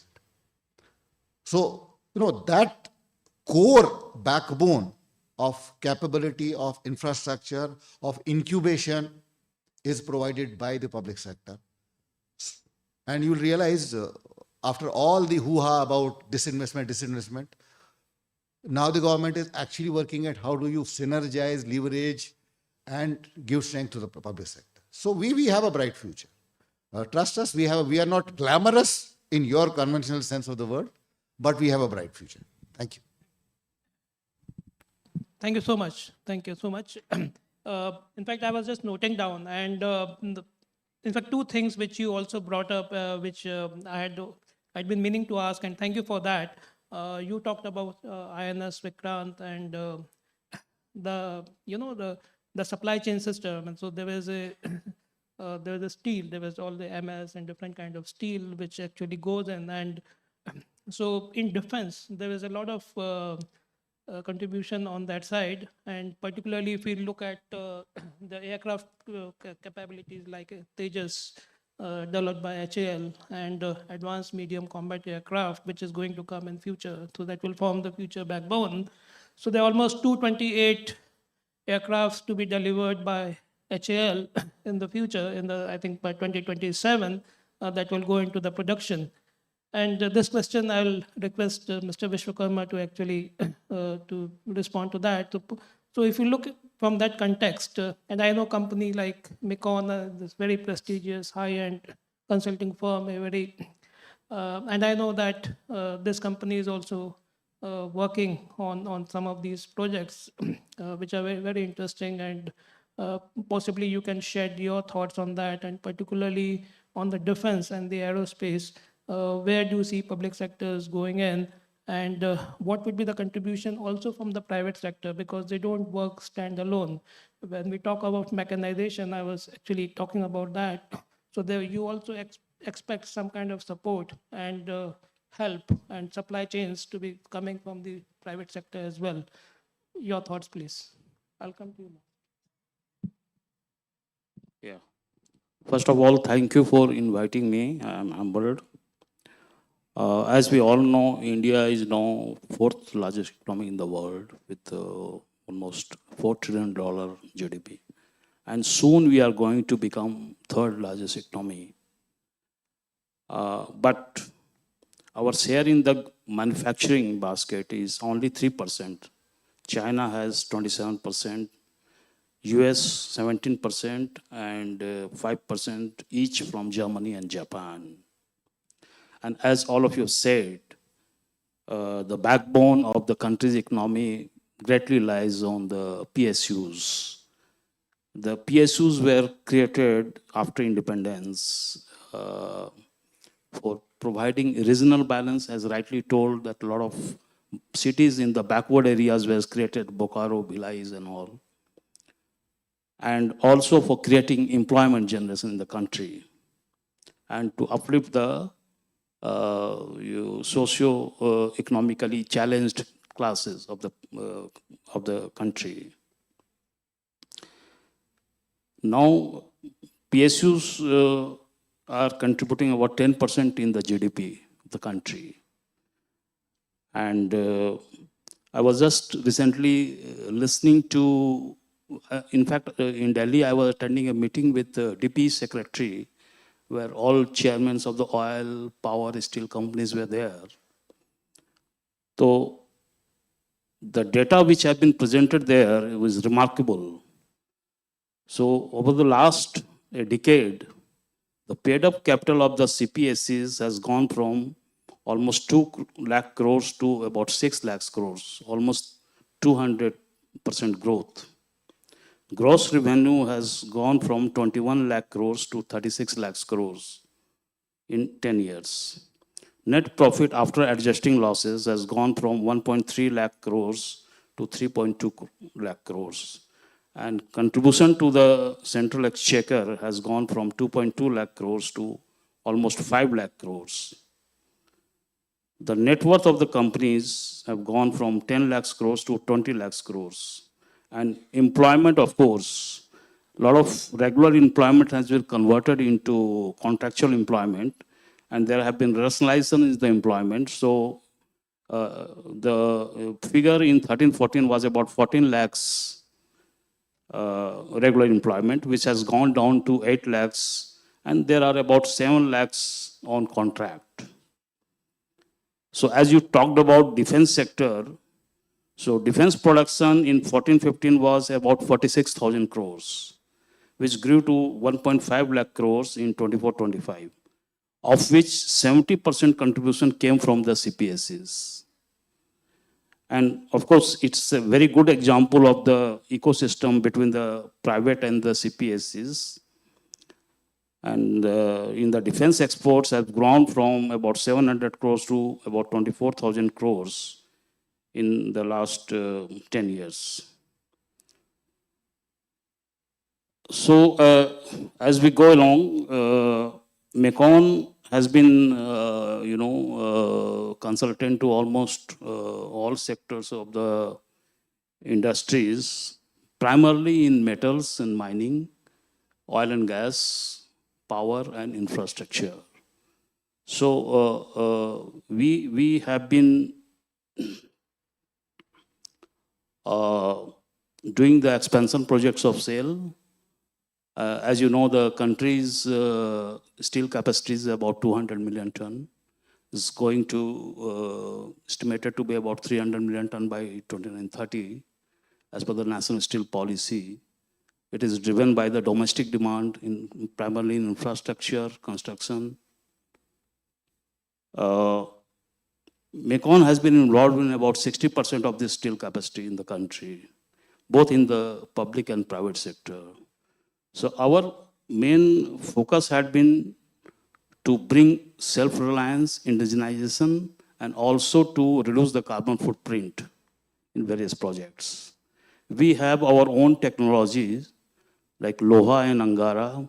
Loha is for large capacity blast furnaces, which are beyond 4,000 meter cube furnace. And we have 7 meter tall coke oven battery technology. So we have been promoting and installing, of course, 4,000 meter cube we have not been able to install based on our own design, but there have been support from the government. There has been recent amendment in the DMISP, that is domestically manufactured iron and steel products policy, which creates an enabling environment for companies like Mekong to promote its indigenous technology in the steel sector. So we are working very hard to tie up with some global companies to bring, to maximize the indigenization in the blast furnaces and coke ovens, including the storm charged batteries in the country. So this is on the indigenization side. On the carbon footprint side, we have been working on technologies which are giving reducing the carbon footprint, like in coke ovens, we are providing leak-proof doors. We are providing technologies which are like continuous casting. We are promoting energy efficiencies and also material efficiency in the entire process so that the carbon footprint is reduced.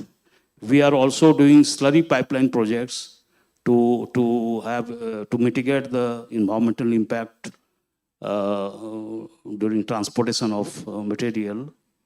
So, and we are also promoting dry cooling, dry GCBs and all, so that the water footprint is also reduced. We have introduced zero liquid discharge in some of the plants like Burnpur and Rourkela and also in Nagarnar. We have also designed floating solar in the ponds of the steel plant so that the solar energy can be, used, generated and used in the steel plants. So these are some of the steps. And of course, we have been promoting beneficiation and pelletization so that prepared burden can be charged into blast furnaces, which enhances the productivity and also reduces the carbon footprint. We have been also SIA, that is a Scheme Implementing Agency for Green Hydrogen. There are many pilot projects which are going on for injection of green hydrogen in both rotary kiln and also in the vertical shaft kiln, as well as in blast furnaces. In order to promote specialty steel, we are also the PMA, Project Management Agency, on behalf of Ministry of Steel for the implementation of PLI scheme for specialty steel, which also includes the defense grades of steel products, specialty rails and high-end steel products to be manufactured in the country through incentivizing the domestic or global player to produce in the country. So these are some of the steps we are taking to reduce carbon footprint as well as to promote indigenization.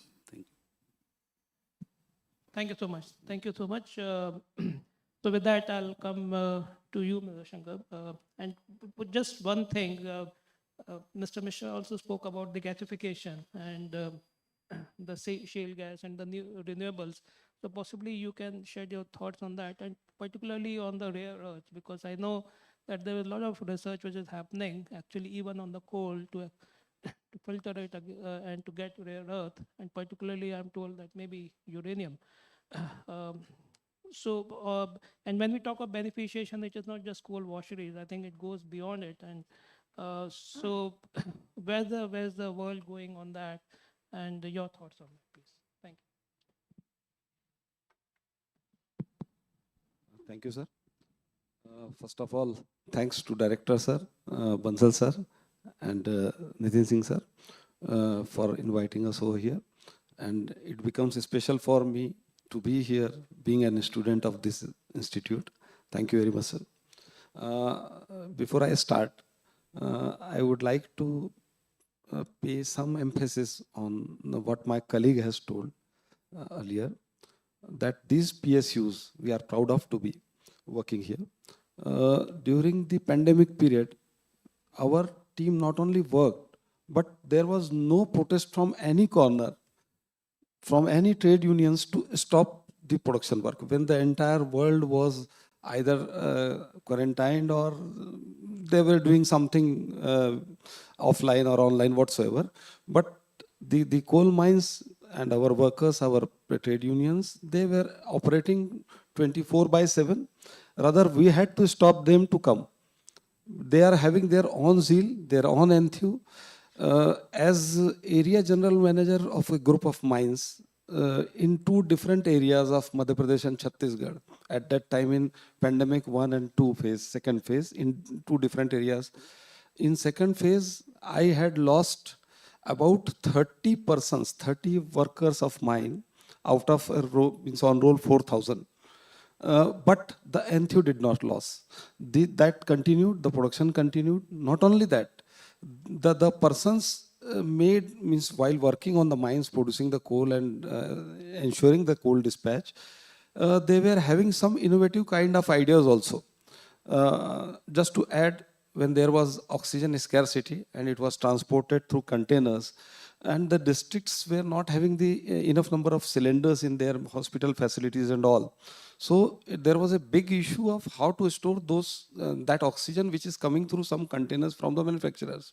And then I can name one of the district head, the collector of Anuppur district of Madhya Pradesh, and the area general manager who was me, and my team, who collected all these industrial oxygen cylinders from the entire district, from all the mines, all the units, the private welders and all, and we got it converted to medical oxygen cylinders, having some prescribed test that is required under gas cylinder rules. And then those oxygens, means the oxygens that transported from somewhere else, and that was stored in those cylinders that were meant for industrial oxygen. So that kind of thing has been done by PSU.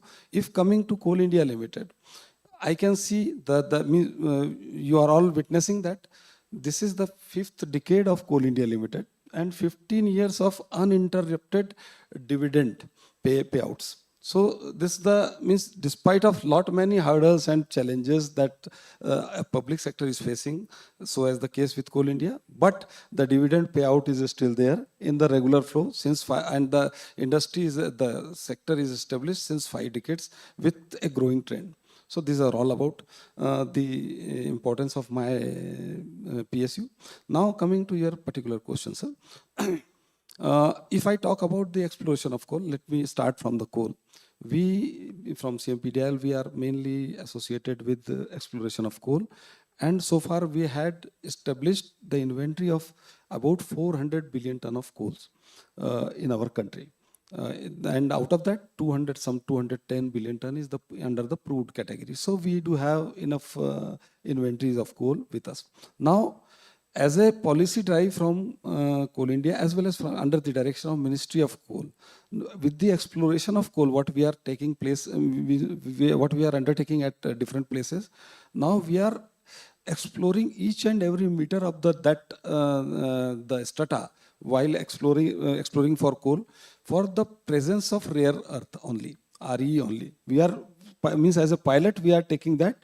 And if there is any encouragement on the results, we are sharing it with the Ministry of Mines to that extent for its further evaluation and projectization. So that is one part what we are doing at AMIS. And so far around, I think some 17,000 samples we had tested so far for RE as well. And in some cases, we found some promising results as well. In the same way, we are also making some tests for presence of REs in the exposed coal and the overburden lying in the mines also as well. This work is also being taken and pilot studies are going on. R&D work is also going on. Now coming to our perspective on RE. So Coal India, while committed towards its production on coal front and achieving this 1 billion ton during a couple of years, they are also in diversification mode. And this acquisition of critical mineral or rather non-coal mining is another big area of our diversification, wherein we have very recently, Coal India has acquired cobalt blocks in 2 blocks, one in Chhattisgarh, one in Madhya Pradesh, and one of the blocks is in a very advanced stage, and maybe within a couple of years CIL may come forward for its mining. Similarly, for overseas Ministry of Mines is going for another auction on another tranche of auction for critical minerals during the coming 2-3 months, and CIL is very keen to participate on its acquisition again. It will bid, it will participate in that. Now, as far as acquisition abroad is concerned, one of our team is on advanced stage to have some dialogue and acquisition in Australia and Chile. As of now, as on date, only a special delegation is in Australia for that purpose, for this acquisition purpose. This is one input. Now coming to the gasification, there are two parts. One is coal gasification and another is extraction of methane. So as far as coal gasification is concerned, we are having one UCG block in Eastern Coalfields Limited, that is Casta block, where pilot study has been proved that we can move ahead, and now it is being scaled up for further action. So that technology has been, on pilot scale, we have established it in Casta East. And for this coal bed methane, again, we have one block in Munidi, where pilot holes has been again done and established that we can extract coal bed methane from there. So this is within the Coal India Limited. Then again, on the diversification side, we have some JVs in place with GAIL and 2 more entities to establish ammonium coal to gas plants, one in Mahanadi, one in ECL, and one in Maharashtra in Majri, Nagpur, near Nagpur. So these are all about inputs about the gasification, the critical minerals, and the diversification. As well as we are also doing some work on this solar to have our own targets. One is within our own land, and other is on the others' land, that is particularly in Rajasthan we are doing with setting up another JV. With Rajasthan government, and then at our own land we are having the land spare with us or reclaim the post mining land. There we are finding our own ways to establish some solar systems there, and again as a fifth vertical we are working on pump storage also. So these are all inputs from my end. Thank you, sir. Thank you so much. There are a lot of interesting ideas and thoughts, but we have limited time. We would like to discuss more, but maybe I request Sanjay and Mr. Mishra, maybe just few quick thoughts on this aspect. We in fact talked about it on the talent management and the aspirations of the people at different levels, not just at lower management, but middle management and senior management as well. We now also see that there is also movement from the non-PSUs to the PSUs at a particular level, at a CXO level. But we know that, there is no lateral. The opportunities are quite few. And actually, both from the PSU to the private as well as from the private to the... Would you see a change happening in the future? Okay. A few things that are happening. One, like any other generational shift, even the private sector is experiencing that Gen Z is different. So it's no different for us. But we are also adapting, and we are also creating a much more responsive organization in terms of meeting the needs of the fresh talent. And what we're finding is that most people want a say, they want a voice, and they want meaning, and they want visibility, much more than our generation really asked for upfront. And the organization is getting sensitive to it. We have overcome that issue of treating them as brats, and have started figuring out how to really align our HR systems and policies and processes to the realities of the new age. So we are attracting talent. We provide a sense of accomplishment and a sense of meaning to people, something that we have seen. I've been a part of a lot of recruitments. I see a lot of people working in the private sector for 2-3 years and then coming back and applying for the PSUs. And coming from a lot of reputed companies. Trust me, it's not just people who are feeling exploited, the people coming from reputed companies, because then they have started seeing the value of, okay, what a public sector can offer. Our talent management and leadership development processes are a nice blend of being fair, equitable, not too hyper competitive, but recognizing talent. Seniority is not just the only criteria. We are promoting talent, so people from the same batch in our organization will be directors, will be executive directors, will be chairmen, and some will be general managers. So you have the whole range, starting with the same. If you have talent, if you have caliber, you will rise in the public sector. So contrary to what you may believe, the public sector does provide pathways for talent, and we are racking our brains on how to fine tune our talent management systems in terms of competency structures. All that hoo-ha that you see the public-private sector talking about, we have it. We have competency frameworks, we have career paths, we have rotation policies, we have engagement policies. All those things are there. It's just that we do them as part of a process, and we don't really talk too much about them going out. So there is space for talent in our organization, and there is space for talent to play out in our organizations. So we are pretty good. And coming to, normally we are academy companies. Most public sectors are academy companies. What we call by academy companies, we take in a cadre, and from that cadre, like MTTs or GTs used to call them, we will get the people who will go on to become the directors.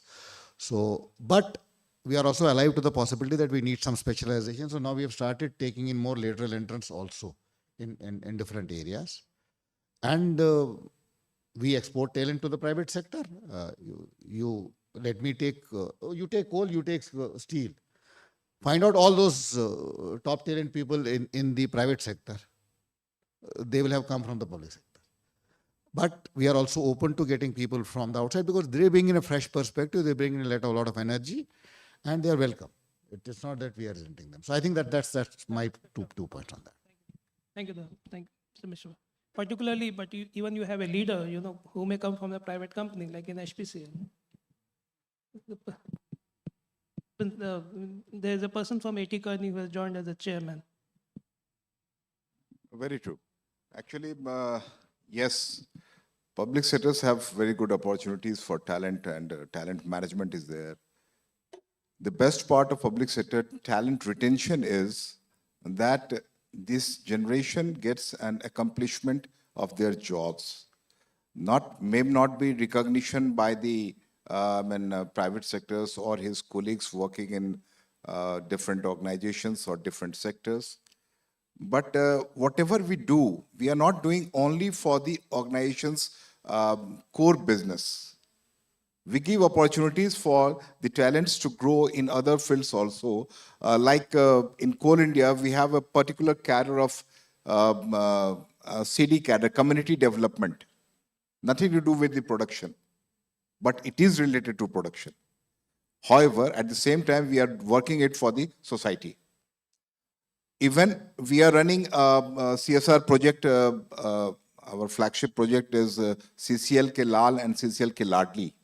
And you will be surprised to know that this is basically we are selecting boys and girls from our mining areas who passed 10th but cannot afford to have education higher than 10th, beyond 10th, or imagining anything for higher studies like engineering, medical, or something else.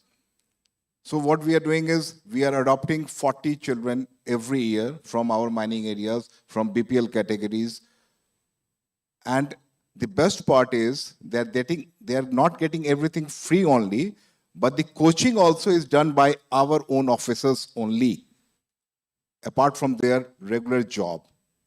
That is encouraging those officers, young officers who have come from IIT or wherever mining side. They are very much encouraged that we are directly contributing to society, not only doing our organizational business, core business only. And whosoever competes, it's IIT or ISM. Recently, one boy has been awarded gold medal from ISM Dhanbad by Honorable President of India. You can just imagine the packages they are getting, around 50 lakhs per annum who were not affording to have a two-time meal. They cannot even imagine that we can earn this much of money. That is transforming the society. And that is what we are providing to our officers, our employees, who can contribute directly to the development of the society. Not only producing the coal or dispatching the coal or having marketing or this. What we lack is definitely a branding like public sectors. There are a number of big companies in private sectors also, but I don't think many more companies we can name who can afford to spend more than 700 crores per annum only on CSR projects. So that is corporate social responsibility that public sector is having. We are spending thousands of crores every day on different aspects on community development, infrastructure development for the society. That is the best part for talent management. Yes, of course, we are talent exporter for decades. Whatever Sanjay was telling that, yes, there are a number of private sector companies, startups, which are led by our ex-colleagues only. So we have talent, there is no doubt of it. And we don't have dearth of talent. But the fact remains, retention of this new generation talent, and that is why we are diversifying the objects. Now we are developing the smart cities in our mining areas, which were earlier said to be Naxalite belts, the deadly areas, and that is going to be biggest mine in at least in Jharkhand, rather than a whole country. But yes, right now it is 51 million ton per annum capacity, and we are having a smart city there. Everything, all the facilities are there with modern facilities for this generation to be entertained, to be retained, and to enjoy their work. That is the most important thing. Not only doing the mining, but to enjoy the work. That is the aspect of public sectors for these things. So talent management is there, sir. Thank you. Thank you. Thank you, Mr. Mishra. So we would like to hear from you as well, but we have limited time, and I would request some questions from the audience as well. So there is some interaction, and I think the summary is also projected.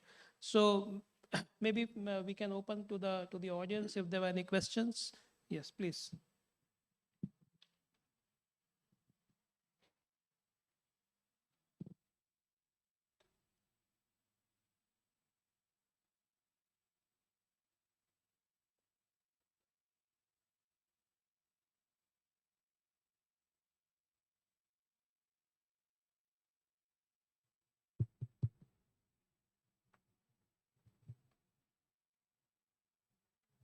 Good morning. My name is Vijaya. I'm from IIMs University, Bhubaneswar. So it was a very interesting discussion on PSU, particularly because my PhD topic was on paradigm shift in the position of independent directors. So my question is, when I did my thesis work in 2015, there was a change in the Companies Act where there was a mandate that there has to be at least one woman director on board for all companies, listed companies.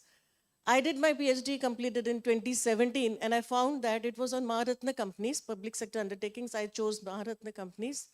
And I found that some of them were having women directors on board, but many were not having. That was a mandate in 2013. I did a quick Google check for all the PSUs on stage, whether they still have women directors on board, for whatever reasons, if they don't have. I found only 2 companies having. So my straight coming to the point, my straight question is, we are talking so much about impact, we are talking about so much on leadership, we are talking so much, this session is on leadership. Why are we still not having women directors, which has been mandated in 2013, still on board in public sector undertakings? Forget about Maharatnas, even Navratnas, Mini Ratnas, many of them are still not having. So that's my question. Thank you so much. There are 3, I don't want to name them, of course, there are 3 PSUs here who still don't have women directors. SAIL has, and also Indian Oil, I guess. No, EIL has the chairperson. Can I respond, sir? Definitely yes. We had the first chairman of any steel company globally, not in India, globally, was steel chairman. So you have. I'm talking about those who don't have. Okay. And why? Despite a mandate. Before I respond, you have mentioned that IOCL is having a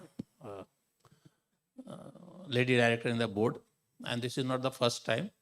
Today we are having Ms. Rasmi Govil as Director HR, and before that, Mr. Kulas Mistry was Director Refineries. To my mind, that to become a director in the PSU, you have to have a journey. So 2 is the result, and many more are in the pipeline. At senior level, at CGM level, ED level, many ladies are there. So it's not that today somebody has announced a lady director will be on the board and next day they will step into. But through the process, 2 has already come, and as I said, many lady executives are at senior level in the organization. Pardon me, sir, for saying this. I'm not talking about the managerial positions. I'm talking about the one women director on board, which is a mandate. Of course, your companies are having. I'm also not talking about those. My research also indicated that about 40% of the companies do have. But when we have in 2013 a mandate, why are we still in 2025 and public sector companies leading, the pioneers, the flagship bearers on this? Definitely there is a, women positions are open, and like we talked about Gen Zs and we talked about so many things. All that is happening. My father was also in one of the public sector undertaking, and they were women positions. I'm not talking about that. I'm talking about the women leadership. And of course, let me also tell you, there is no dearth of women directors eligible for these positions. The eligibility is there. You have IIMs, you have, I guess, you have 50% of the student batch who are, from the girls, for the gender sex. So there is no dearth. I understand there is no dearth. But, there I is got the- your question. What I Right. said as 2 has already come one by one. Ms. Shukla, Mr. retired, and Mr. Rasmi Govil came on the board. Yes, that's a long What I said that to become a director, there is a pre-qualification criteria for which, say, normally ED level persons are going there. What I said, when I said that senior level lady executives are there, so they are in the making. And to share with you, IOCL, we are having a stated concept. Kerala is headed by a lady officer. She is at right now CGM level. And such examples are there many. So process is already there. And you may see more lady members in the board. Also, an alternative to this is, if there is a problem in the, you have to take an executive person, you can always have an independent director. She can be a non-executive. So she can directly go up the stage without, going through this empty process. So a women independent director also works very effectively on board. Even government nominee, both the government nominee is a lady director in IOCL board. Absolutely. I can answer you. For Coal India, actually, if you are speaking, we had directors, women directors on board in many Ratna's companies, subsidiaries. They have retired now. So as on date, yes, no many Ratna company subsidiaries have this directorship. But you have already answered your question, and answer lies with that only, that independent directors, we are not responsible or authorized to have our own independent directors. They have a channel procedure for selection of independent directors.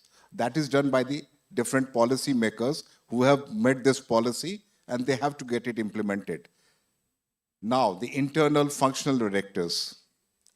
Right now, we have government directors. They are on the board of the Coal India. Recently, my ministry's member representing board was a lady. So we have this procedure particularly very well in placed. But yes, of course, the functional directors are not coming very much because, as you said, this is a journey. Mining was not allowed to female employees earlier. Very recently, it has been opened to women employees who can work in mines areas. And now we have, the CCL was the first company to employ the first mining officer in this whole country. And she's working in underground right now. Now we have expanded, and there are number of mining engineers coming to this organization now. It will take some time. Now, coming to the other than mining areas, that is HR or finance. Yes, finance, we had earlier director for finance, but now, as on date, we are not. HR, when I appeared for this interview at PASB shortlisted, there were 3 women candidates were shortlisted from within company. I cannot answer why I was chosen and others were put on hold. So we cannot say that our leadership, our board, or our company is directly responsible for inducting the directors. They are inducted by somebody else. We are very much ready to welcome them. We are welcoming them, and we are working together. Number of directors have been there on the board in the past. Recently also, as on date also, they are members on the board. They are government nominees. But yes, Avati was there. So what is happening is, as on date, if you say we are running short of independent directors, and we are requesting it, we are writing it, as per Companies Act, we have to have, but somebody else have to put it there. We cannot choose. Who is that somebody else? Yes, please. Somebody else who will get that. The authority, the respective authorities. public sector That board. is beyond our company. Those authorities are beyond our company. So the public sector board. Because the Rather, selection board chairman is itself a lady, no? Exactly. That is public sector board. She's headed by a woman. Naturally, independent directors are designated by the government. Yes, so Right? yeah, of course, then it's by the So government. that yes. is not the question, right question for us to answer. Yes, we are responsible for generating the directors, creating the directors, but posting them or selecting them depends on something else, right? So we are having number of general managers who are eligible for being board members. Next time, when we will vacate the chair, you may see some lady coming to our board. But yes, of course, right now, the very few are there.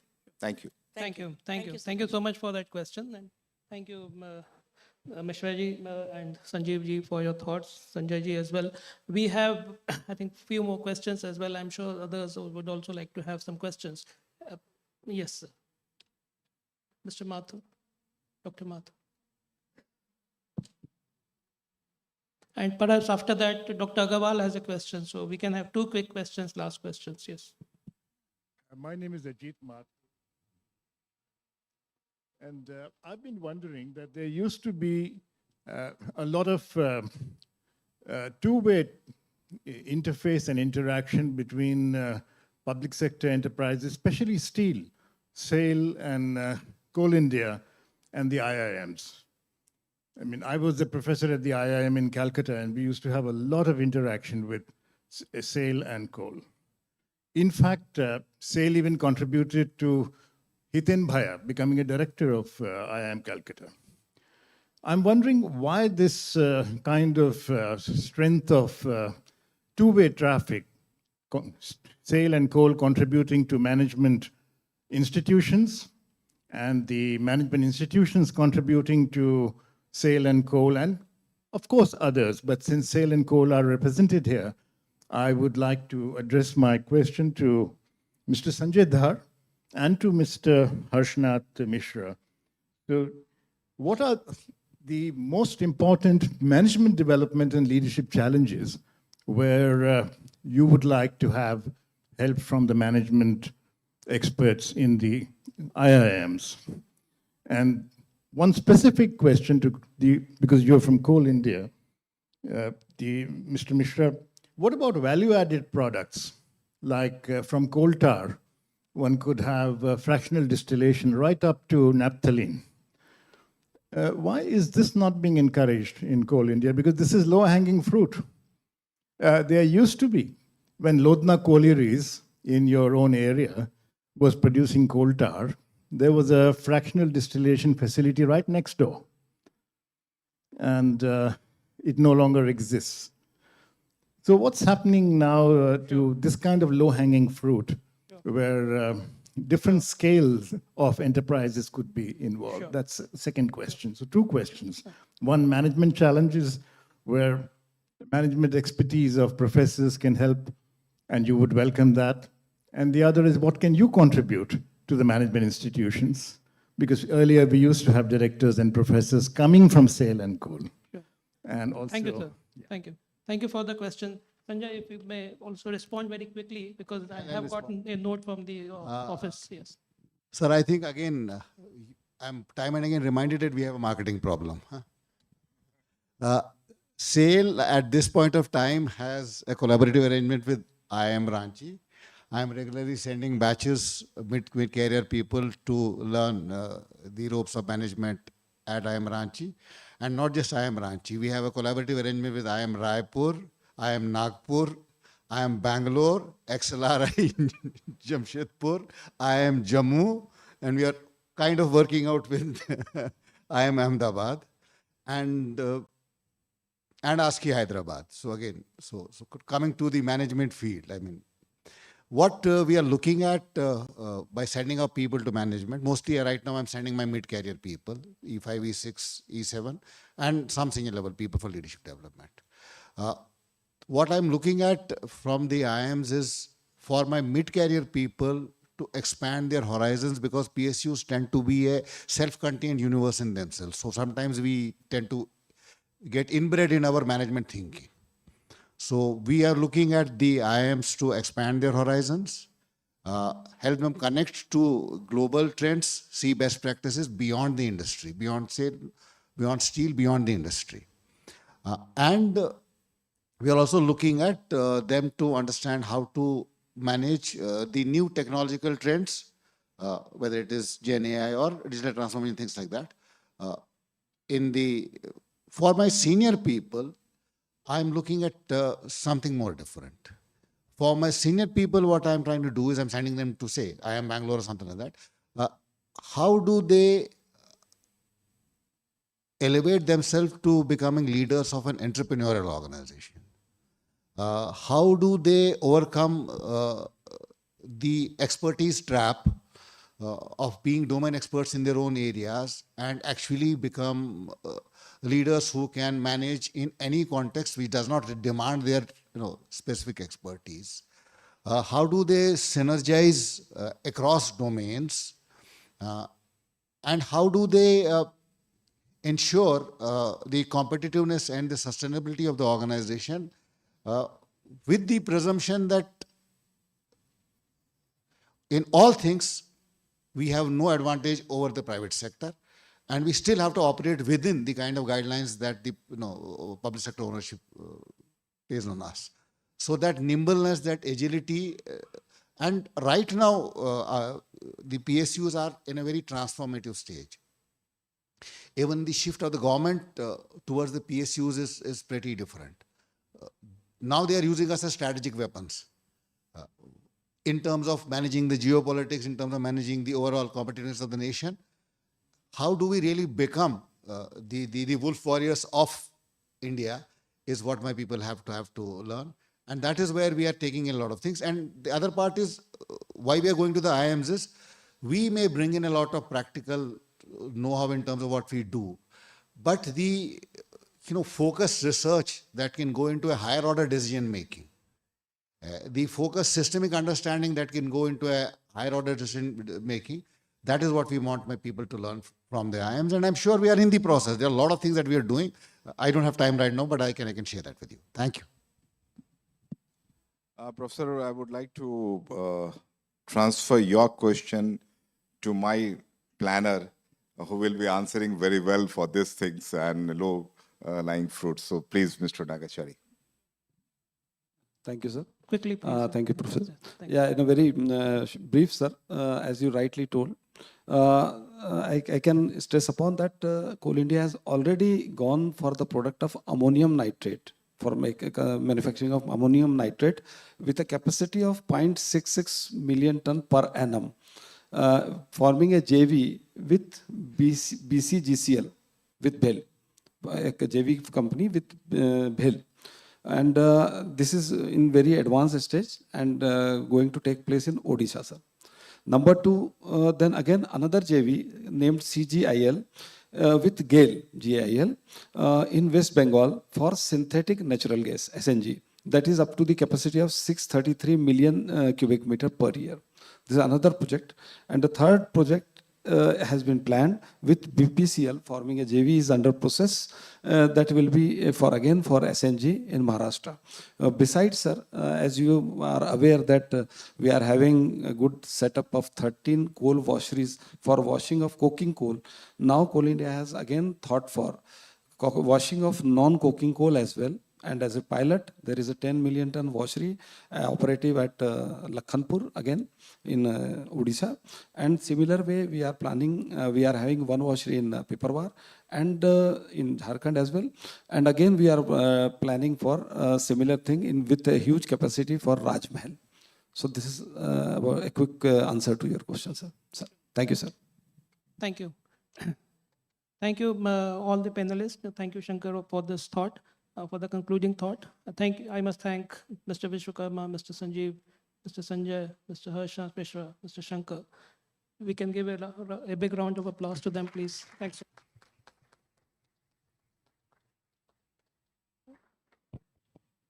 Thank you to our speakers for such insightful reflections. As we conclude this session, one takeaway becomes clear.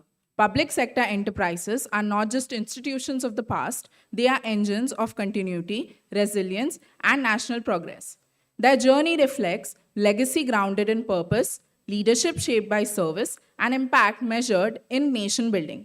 On behalf of IIM Ranchi and the Pan-IIM Conference Committee, I extend my heartfelt gratitude to our moderator and all our distinguished panelists for sharing their time and wisdom. Thank you to our audience for being such an engaging and thoughtful group. We hope the insights shared today will stay with you beyond this conference. Let's give our speakers a big round of applause again.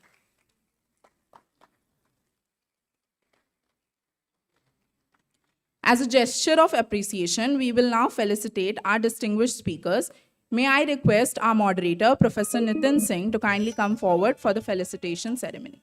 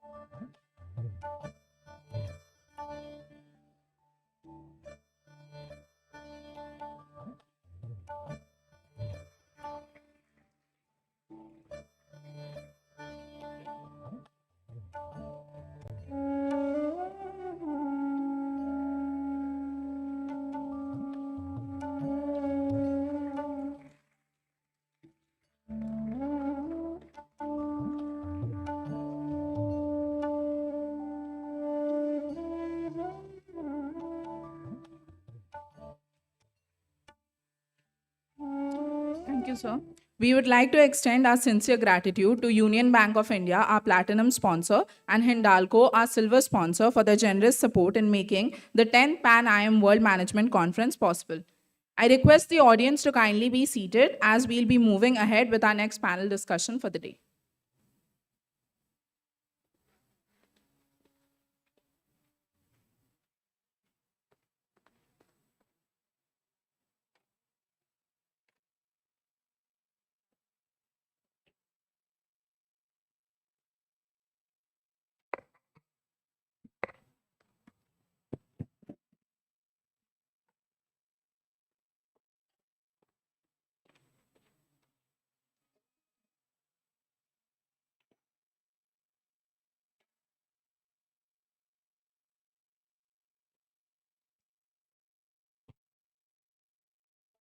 पापा इस दिवाली दादू और दादी को यहाँ बुलाए? बेटा, हम वहाँ जाएंगे क्यों?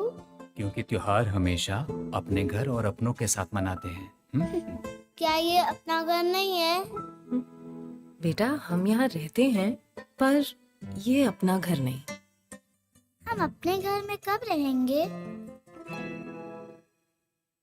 यूनियन होम लोन के अट्रैक्टिव इंटरेस्ट रेट से मनाइए त्योहारों की खुशियां अपने घर अपनों के साथ।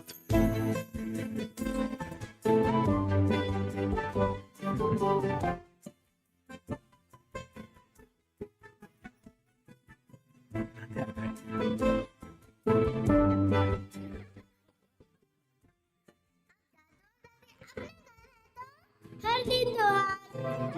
यूनियन होम लोन, अब खुशियां अपने घर अपनों के साथ।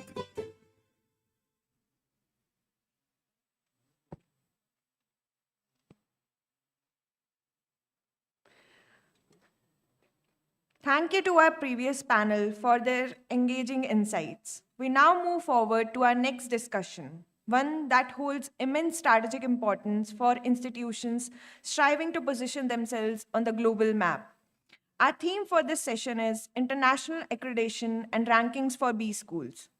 This conversation brings together experts who have shaped accreditation frameworks, global collaborations, and the quality landscape of management education. It is my honor to welcome our distinguished panelists, Shri Prathap Das,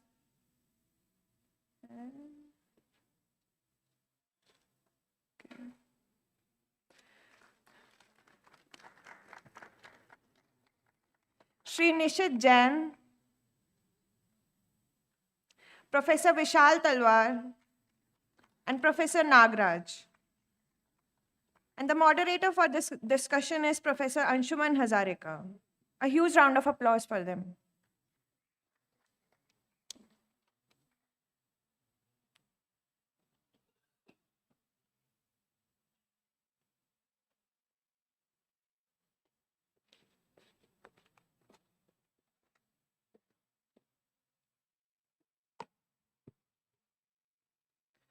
Our first speaker for this discussion is Shri Prathap Das, Regional Head South Asia AACSB. With over 2 decades of experience working with universities and business schools across Asia Pacific, he has played a significant role in strengthening academic infrastructures through research tools, content, and technology during his tenure at ProQuest, Clarivate, and EBSCO. His current role at AACSB, Shri Das drives membership expansion, accreditation initiatives, and innovation, with strong focus on faculty development, global alignment, and strategic academic partnerships. An alumnus of IIM Kozhikode and the Indian School of Business, he also serves on the Indian Advisory Group for the India-UK Business School Dialogue.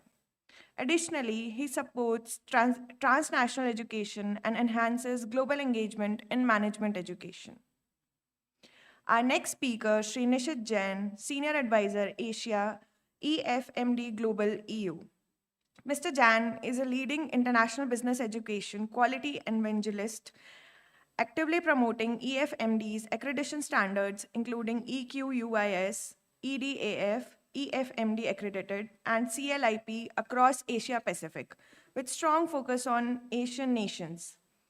His contributions have supported premier Indian institutions such as IIM Ahmedabad, IIM Bangalore, and ISB. He is also the founder of EduTotal, which for 2 decades has facilitated the establishment of international academic programs and institutions in India. An economic honors from Delhi University, Mr. Jain holds master degree in management from Grenoble École de Management, France and Delhi, along with master's diploma in FRMT from NIFT. He serves on several academic boards and contributes nationally through FICCI's Higher Education Committee and FICCI Higher Education Awards Jury.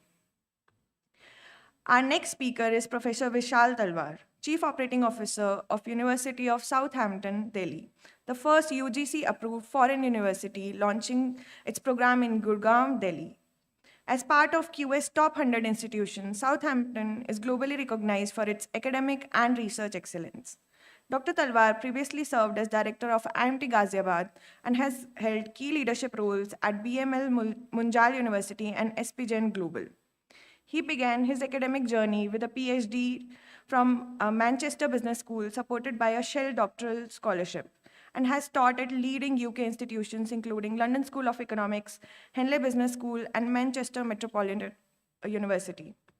His research has been published in top journals such as Journal of Business Ethics, and his work has received honors, including a nomination for the Market Research Society UK Silver Medal. A passionate educator and institution builder, Dr. Talwar also serves on the boards of NEBET, the FICCI Higher Education Committee, and CII. He returned to India in 2013 with a commitment to strengthening higher education and advancing institutional development. We are delighted to have him today. Joining the panel is Professor Varun Nagraj, Dean of SP Jain Institute of Management and Research, Mumbai. His work spans responsible innovation, product management, and entrepreneurship, grounding in over 30 years of experience in product innovation across Boston and Silicon Valley. Over the course of his career, he has held several senior product leadership roles, including serving as CEO of both venture-founded startups and public companies, and as a partner of Pan-IIM Management Consulting. Professor Nagraj holds degrees in electrical engineering from IIT Bombay, computer engineering from North Carolina State University, an MBA from Boston, and a PhD from Weatherhead School of Management at Case Western Reserve University. His research on design thinking and product management has been published in leading journals such as Journal of Product Innovation Management, California Management Review, and Research Technology Management, and he has also contributed to Edward Elgar's Handbook of Digital Entrepreneurship. Under his leadership, SP Jain has strengthened its position as one of India's premier management institutions and has achieved prestigious Triple Crown of EQUIS, AMBA, and AACSB accreditations. Leading today's discussion is our moderator, Professor Anshuman Hazarika, Assistant Professor of Ethics and Business Law at IIM Ranchi. With academic experience at Saarland University, Germany, and recognition through the DAAD Angela Merkel Scholarship, his research in investment arbitration and international law brings a strong global lens to this conversation. Ladies and gentlemen, with such an accomplished panel, we look forward to a thought-provoking discussion on what truly drives global recognition and excellence in business education. Over to you, sir.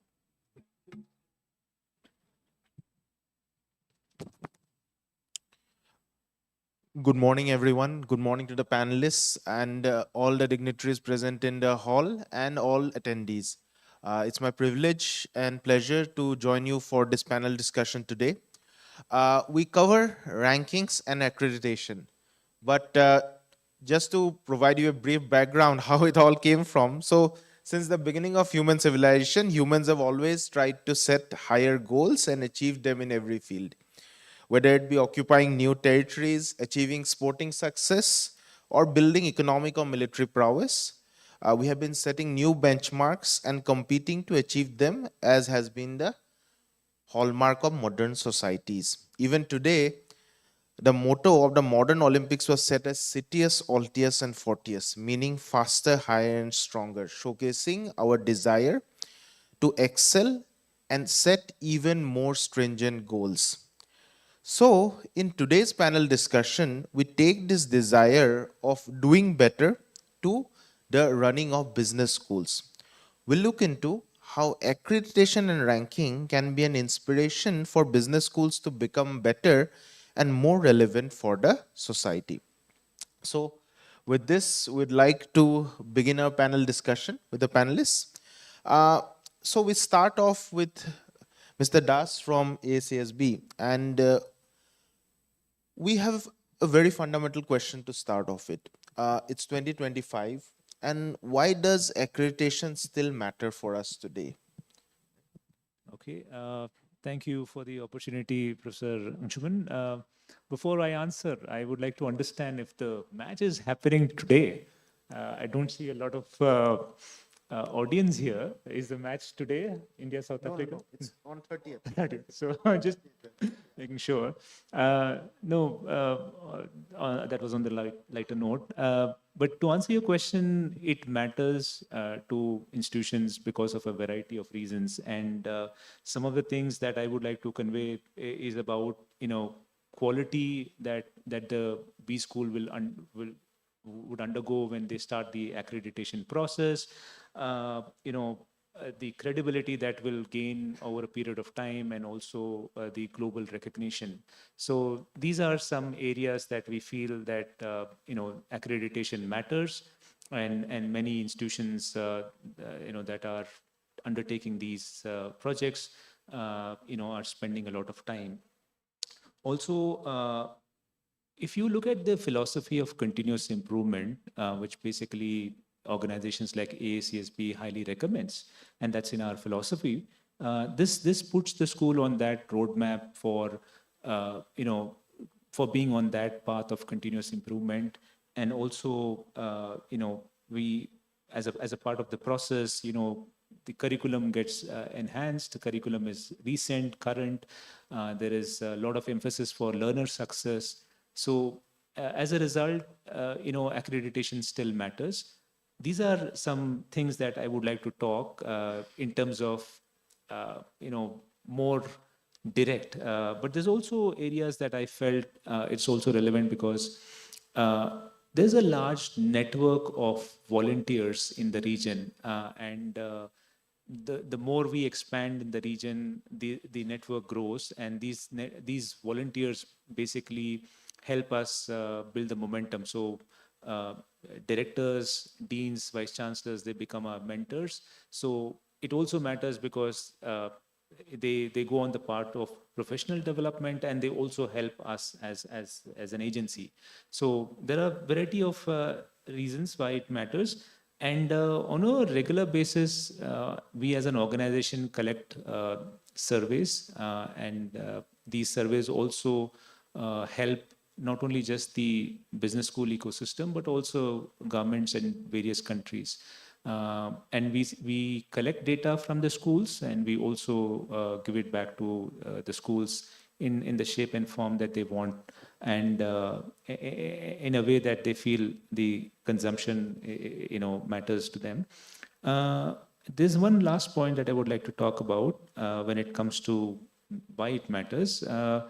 It clearly encourages innovation at different B schools, and then also we're looking at societal impact, ethics that is part of the process, and clearly it leads to a global network, and mobility of students also improves. So for reasons like this, we feel accreditation matters. Yeah, thank you, Mr. Das. So we'll move on to take the educator's perspective also. But first, Mr. Jain, would you like to add something on this? What else? See, I think we need to start with why accreditation and who we are. I think accreditation helps you build a strong and a clear identity. It helps you differentiate. It helps you stand apart, and we have to understand that we don't have to all look alike, and especially in a very crowded world. I mean, there's too much noise, if I may use the word. There are about 15,000 schools globally, and India alone has more than 4,000 schools. So how do we differentiate? How do we stand out? How do we make sure that people get to notice us among these variety and various institutions that are present? So accreditation is a means to get you identified. And how does it do that? It puts a structure. It puts a discipline in place. It puts a framework around which, through its standards, it guides you to reinforce and have your different stakeholders move. To give you an example, I mean, if you relate it to students, for example, what does accreditation mean to student? A student can be sure that there is a credible piece in place. A faculty will be sure that the programs that they are teaching are aligned to the outcomes that have been, expected of the program. I mean, it is not just another course being delivered. Also, it needs to link back to practice when you talk about research. when we look at corporates, the corporates need to also see that within the overall positioning, the kind of people that they are getting, how they are of credible nature, can they perform, can they add value to those corporations. So many of these parameters through strategy, through standards can be weaved into the accreditation framework, which then allows to reflect better as a robust institution and also differentiate from many others in the market space.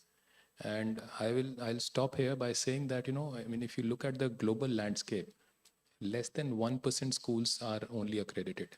That itself is a statement, I think. And you need to decide as an institution where you want to be and who you want to be part of. So that's a question more for the institutions and the students or the different stakeholders to decide whether you want to be there or not. I'll stop. Yeah, thank you, Mr. Jain. We now move to the business school leaders on the other side of the dais. I'd like to begin with Professor Nagraj. How does an institution view accreditation and its importance? Right?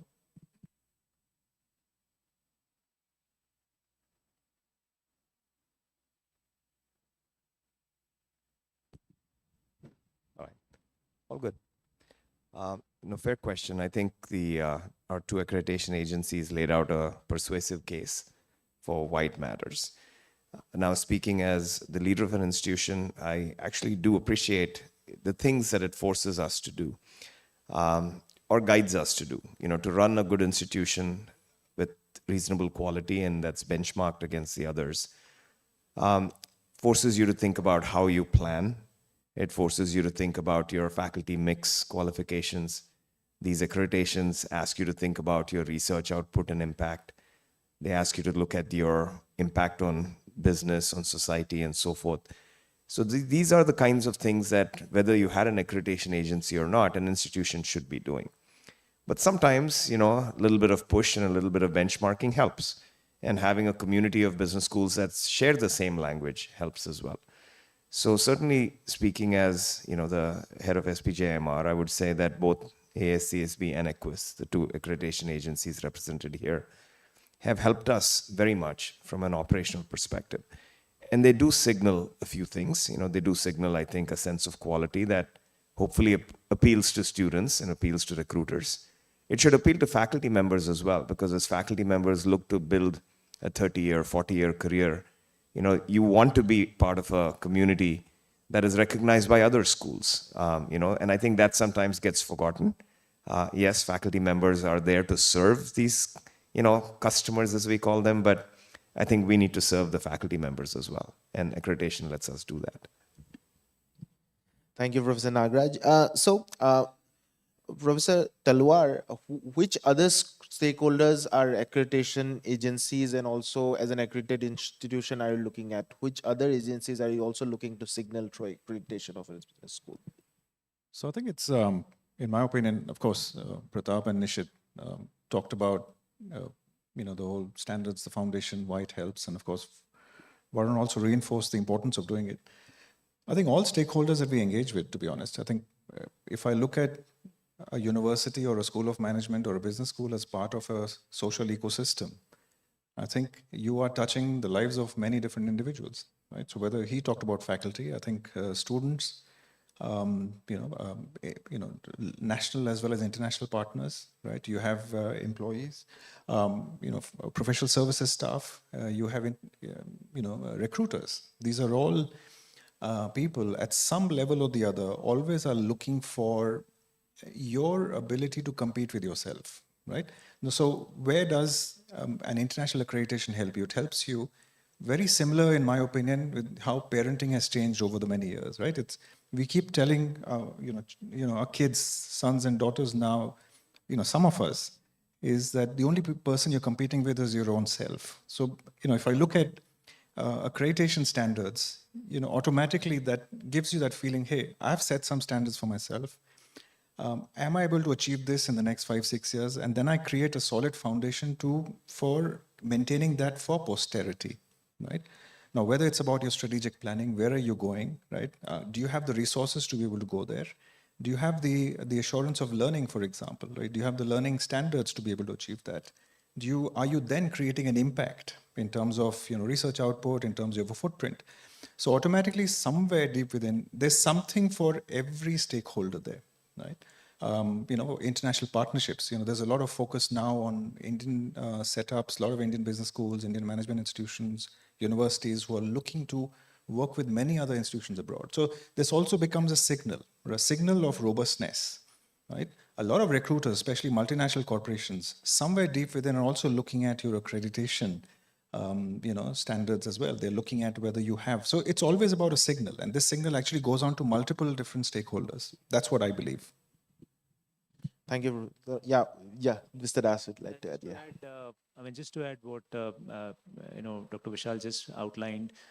It's a very interesting. When we start our meetings at different B schools or management institutions, I have this topic. I say why accreditation matters. We look at 3-4 key stakeholders. They are like pillars. We talked about students as a panel. We talked about faculty. There's also government, which is closely looking or watching in terms of how this space is evolving, and there's also industry that is looking at us as to how we are looking, how we are providing the right kind of learners to the industry. So I probably take one statistics for each students. When it comes to students, and when we did our surveys, 96% of the alum from ACSB accredited schools have confirmed that they've got jobs. Now, of course, this research was done a couple of years back, and this is last 15 years of data that we are looking at. And 87% of the students or learners confirmed that they were able to increase their earning power, which basically means they did good for themselves, they did good for society, and an equally good amount of percentage said that they were able to make quicker career advancement. So you see, for students, why accreditation matters, some points we discussed. For faculty, we were able to help them give a platform where they could collaborate with other faculty members around the world. Research grants improved, citations improved, they were able to collaborate more. And industry, they come very often to the schools that are EQUIS, ACSB accredited, and then take that as a signal. And all the business members, whether it is KPMG, EY, they all are ACSB members. So they get data from us. They also go to the schools and understand if they are getting the right kind of learners. So these are 3-4 areas, pillars, where we feel that with data we can provide and substantiate why accreditation matters. Thank you. Anything you'd like to add, Ms. Jain, on this? I think we are fine. We can move further because what I would prefer, if you can talk about the other part of the panel, which is rankings, and then we can come back to audience probably. Yeah. Right. So we will do a quick audience check. How many people here are linked to accreditation or rankings in their B school? We are just doing a quick audience survey. Right. So we have some people. So that's good. Thank you. Right. So like Mr. Jain already said, the cat among the pigeons, we have also another big point in front of us, which is rankings. And I'd like to begin with Professor Nagaraj. So rankings are also an indicator which are basically shown to the world. So are rankings and accreditation two completely different beasts, or are they both indicators of the same parameter? Yeah. I think they're different beasts, but actually, as Vishal was speaking, I thought he provided a good way to compare the two. See, I think both are about to some degree about competition. Accreditation, as Vishal rightly said, is about competing with yourself. It's about figuring out where you want to be, using the various guidelines that the accreditation standards offer as a way of creating a roadmap. And personally, I'm very, very comfortable with that. Ranking is about competition with others. And I think that's fine if the rules of ranking are always consistent and always well-defined. In a 100-meter sprint, you know exactly what the 100-meter sprint's rules are. But there are no rules to ranking. There are a million ranking agencies. They all follow their own criteria, different rubrics, if you will, right? And different schools do well in different rubrics. They then choose to compete, participate or not participate in those. So in any given ranking, you don't even know which the schools are that are actually not even participating in those rankings. So to me, this whole rankings thing is kind of like a bit of a mess, because there isn't any agreement on what makes for a ranking. You've got some ranking agencies, all my friends who are in academia around the world, maybe if I was trying to ask which one do you believe makes the most sense, they'll say the Shanghai World Rankings is probably the one that is the fairest. But QS has its own criteria. It's a little bit of a public popularity contest as to how many people know your name. Something else is focused on whatever else. Some of them are subject to individual charm. You can move your ranking up from one to the other based on your relationship with the ranking agency. So big fan of accreditation. I know we have to live in a world of rankings, but I'm a little skeptical about that. Right. So we'll come back to Professor Talwar here. I think Mr. Jain wants to add something here. Yeah, I mean, I would say that, rankings are highly visible. Let's not get that wrong. And why they are visible? Because they are simple to comprehend. And what does it mean? I mean, rank 1, rank 10, rank 7, and that's what it means at all, right? But unfortunately, rankings are based on very, specific datas. And datas are largely driven around salaries. Datas are driven around the research published by the faculty, so on and so forth, which is very numeric in its nature. But unfortunately, where it misses the learning experience. It misses the classroom. It misses the fact that what innovation an institution is taking into. It misses the fact that what kind of investments and strategy does an institution have. It misses the fact what kind of an impact an institution is creating. And these are things which we as, if you look from a student stakeholder, from a corporate stakeholder, from a faculty, I mean, each of these will play its own role. Because first we have to tie it down back to our purpose. Who we are, what I want to do. Is it just about getting a great job? What if I get a great job which is highly rewarding, but end of the day, if I'm not satisfied? Because it ties back to your purpose. And this is what ranking will never be able to capture, because it is predictive. I would take a cue from the fact that we all talk about AI today. And AI, as we all know, while it is so important, it is extremely crucial. It bases on outcomes which are based on predictive analysis. What has happened in the past, how much data goes in, and it predicts based on that trend. However, what we need as individuals, human centricity, which is forward-looking, which is future-oriented, which is innovative. And that is something which an accreditation is better positioned to do. In fact, if I may just stop here by saying the fact that ranking is there, but accreditation is what creates a foundation. And if you have a strong foundation, you will have a great outcome. A great recipe to make a great dish is what accreditation is. If it tastes good, yes, that's what you call it ranking probably. Thank you. Thank you. Yeah, brother. Yeah. So, I mean, just to add what Nishit said, we're looking at rankings, and that leads to visibility clearly. But when you interact, when you engage with accreditation agencies, you develop trust, because here we are here, on a long-term journey with you. Some journeys may take as high as 4, 5, 6 years.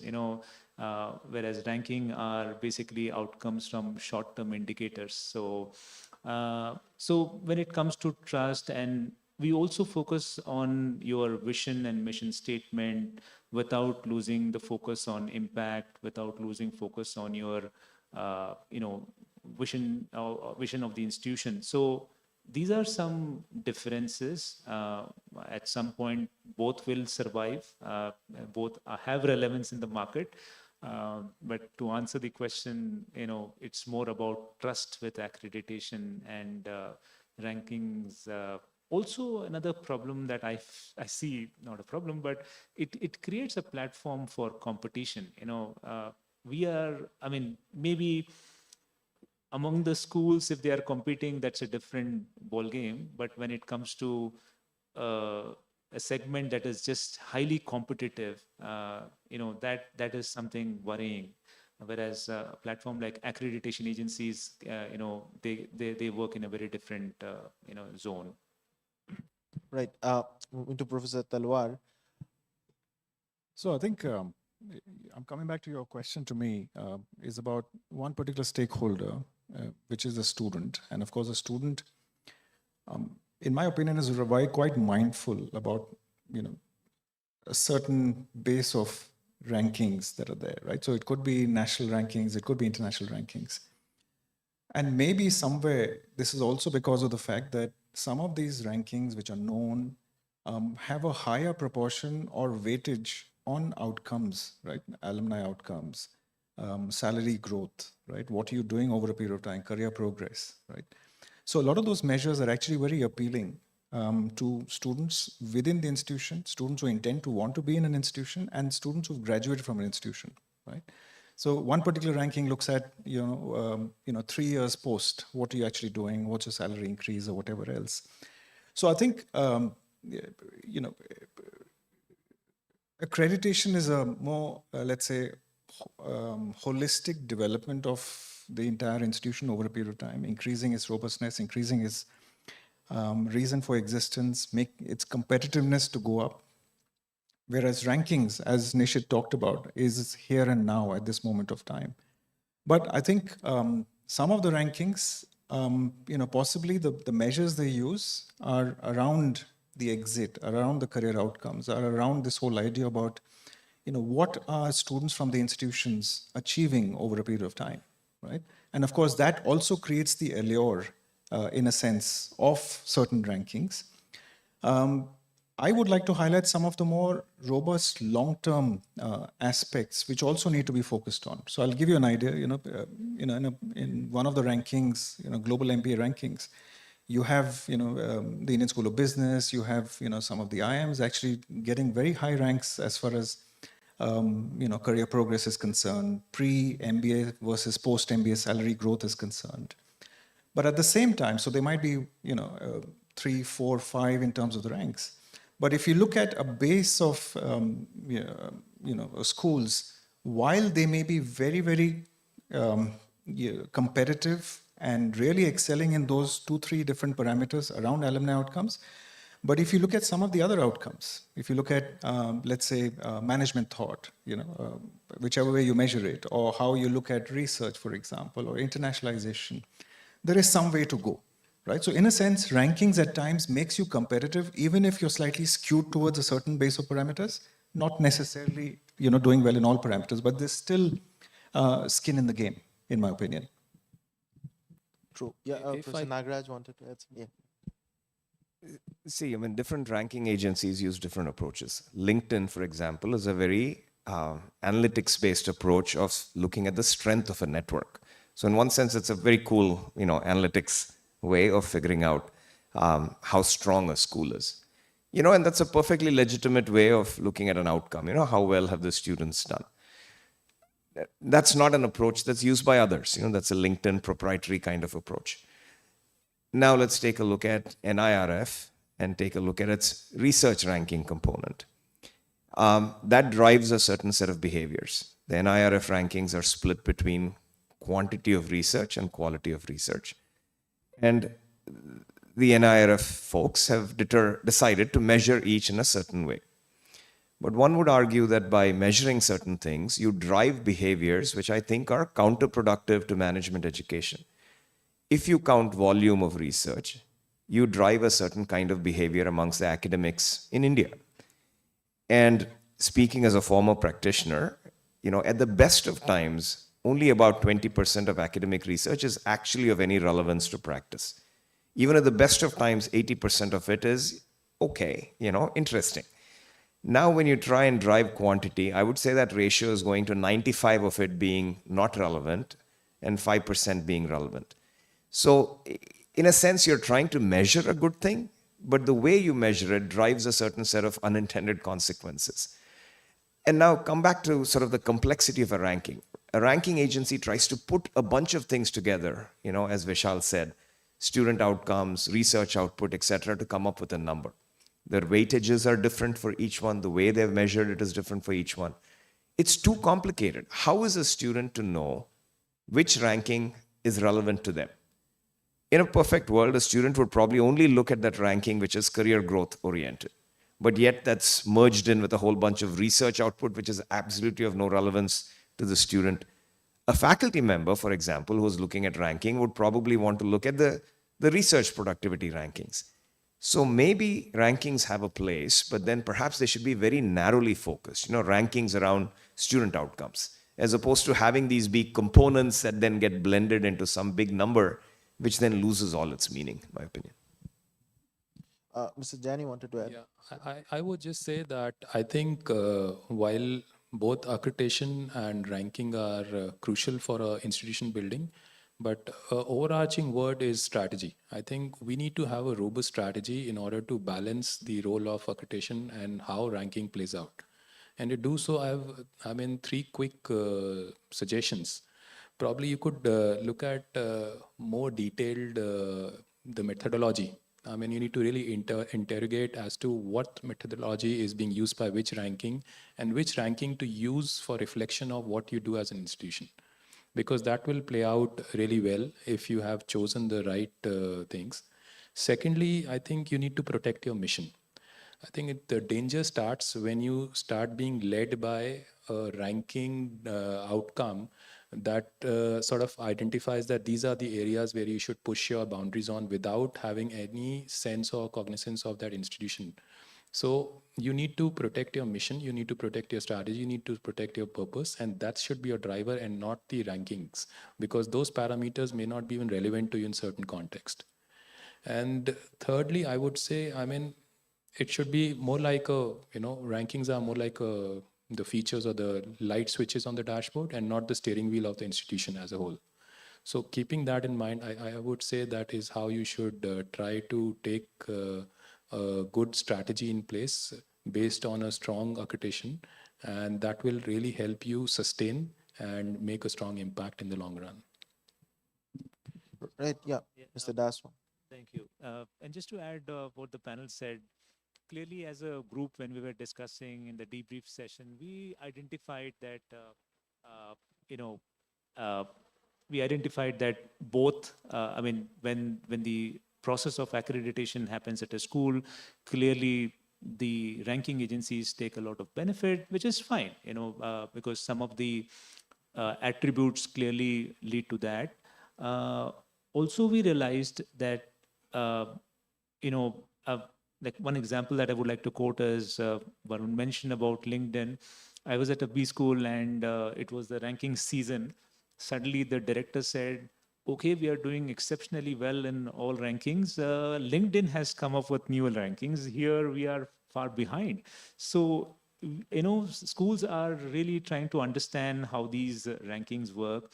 And from the Indian context, if you follow NIRF, they come up with annual rankings. And this year, again, many of the business schools faced some challenges because even if they were doing very well on the top 4 attributes, there was one section called perception, which is not known to many B schools as to how it operates. There are survey forms being sent to deans and directors who are from engineering colleges, yet they are filling up the survey forms, which leads to the completion of perception, and that is where challenges come up. So a lot of challenges are there when it comes to domestic ranking systems too.